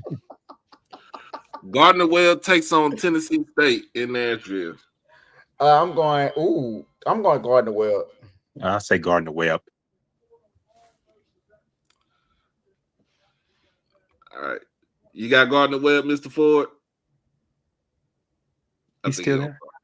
Mr. Ford? I think his phone rang. I'll go Gardner-Webb. Somebody gonna say do the light show, then hit up the Blue Stove. Hey man, forget you, bro. Hey, Blue Stove chicken do sound good right about now. Oh man, hey, what Blue Store are we talking about? Are we talking about the Blue Store that is off of campus or the Blue Store that's on Mills Road? Because the one on Mills Road gonna have me rolling. Oh, I think you're talking about the one off campus. Oh, all right. Oh yeah, Mr. Ford, he dropped out. His phone ringing. Yeah, that's one thing. Dealing with phone you on a broadcast and the phone start ringing. Yeah. Let's see. We got basketball just going off. Hey, make sure we continue to keep T-Set in our prayers, man. I ain't never hear nothing like updated about him, but I just been like seeing Grambling people talk about posting pictures about him. Yeah, that's the last thing I heard. Yeah. But boy, I watched it live when it occurred. Gosh. I ain't know what happened. I thought it was Yeah, I just didn't like, know what happened. It happened so quickly. Yeah, and he wasn't moving. Yeah. Yeah, when I seen it, it was like when he just looked like he flopped down. It was like, hey man, hey man, get up. You know how you be on the TV, you watch on TV. Get up, man, get up. And that's when my father was. He was watching on his right on Swag TV. He was watching there on his. HBCU Go. And yeah, he was there. Said, oh man, said he is down. And my father's 82 years old. And he was looking at that. He was. Dad said he was at the game. He said it's tough on an 82-year-old watching that game. Oh man. All right, so Doc. Yeah. Keys to the game for Jackson State winning tomorrow. Run the ball. Run the ball. Don't change nothing up. Run the ball. Yeah, I mean, run it on, but Bethune-Cookman doesn't have much defense. Yeah, you just run it on them. Yeah. I would say something, but I can't say nothing because they held us to 13 points. So I'm not. Yeah, I forgot you all did. I watched that game when when they played you all. Man, that's when they had Cam Ransom and play sound defense. That's all I gotta say. And Jared Lockhart don't have to do a lot tomorrow. Yeah. Just do more. Just do more. Do what you can. Man, look, give Ahmad Miller 19 carries.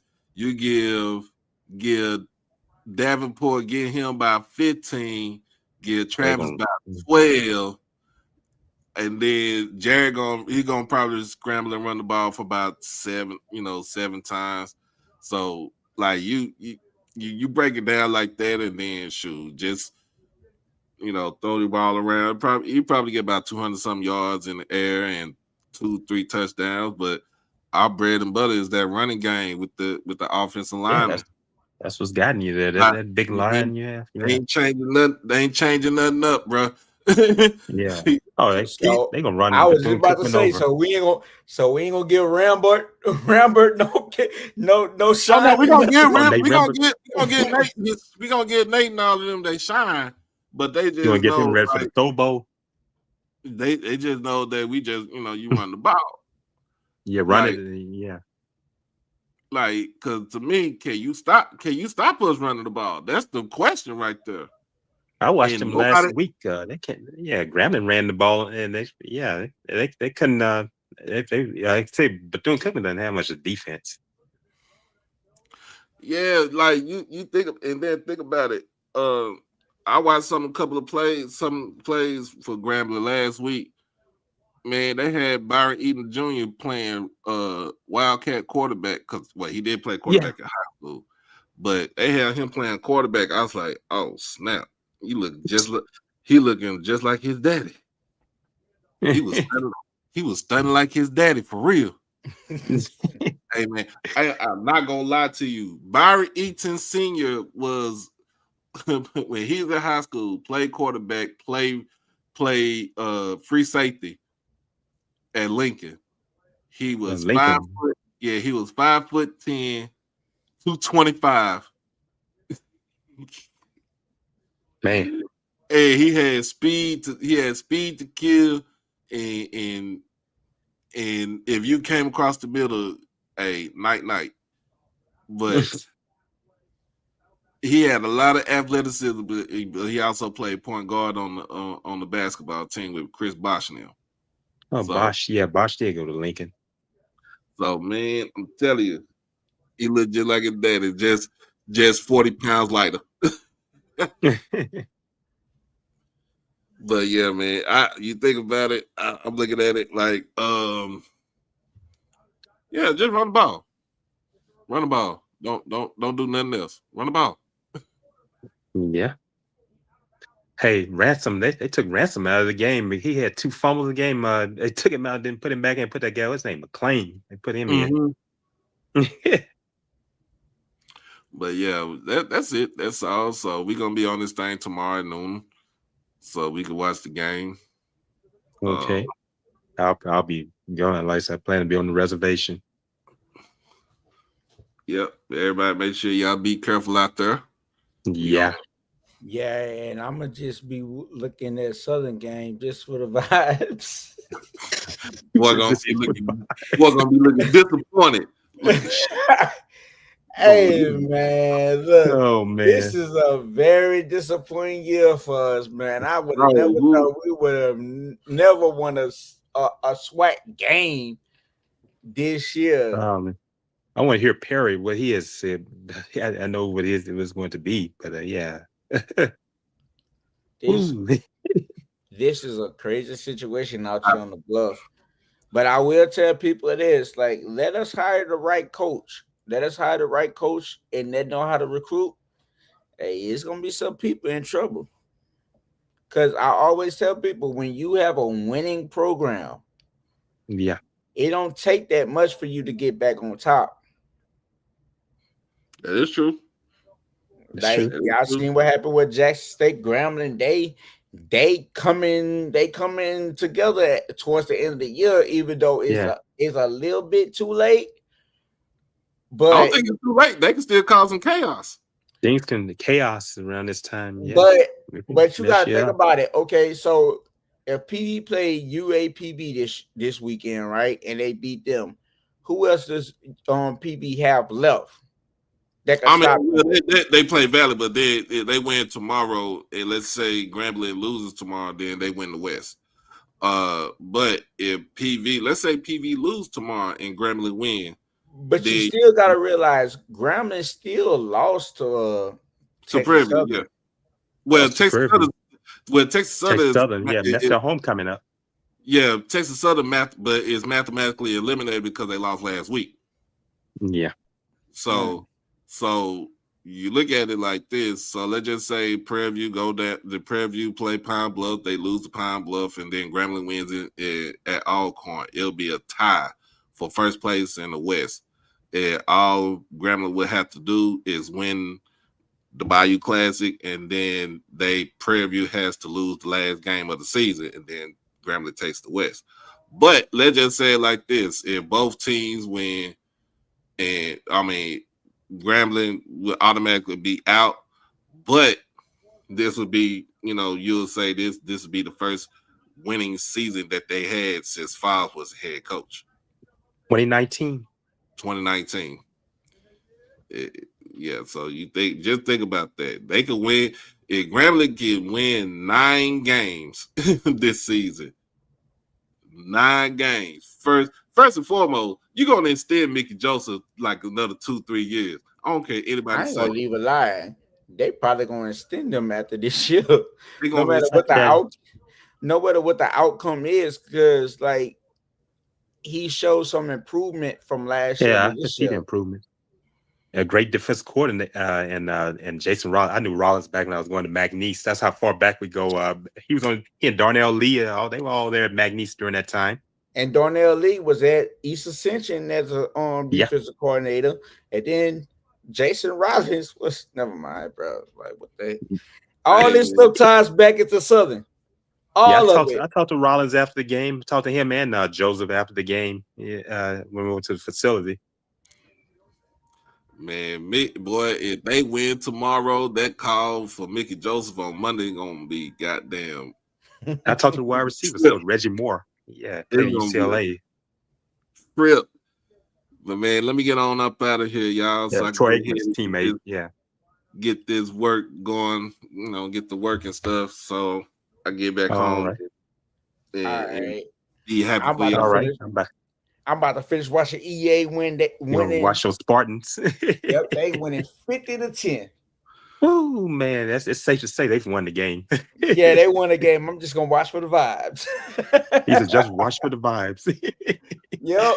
All right, y'all good, man. Oh, you all take care, man. It's nice chatting with you, man. You all take care. Have a fun and safe weekend. Appreciate it.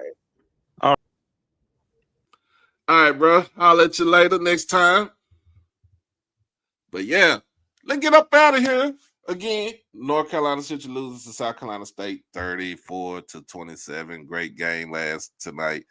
I got to get ready for work. So let me go and put on my all black because it's going to be a funeral for this weekend for Bethune-Cookman. But other than that, y'all be blessed. Y'all stay safe. Hug your loved ones and love on your loved ones always. Crash out on them kids and beat them out the penitentiary. And as always, y'all be easy, baby. Peace out.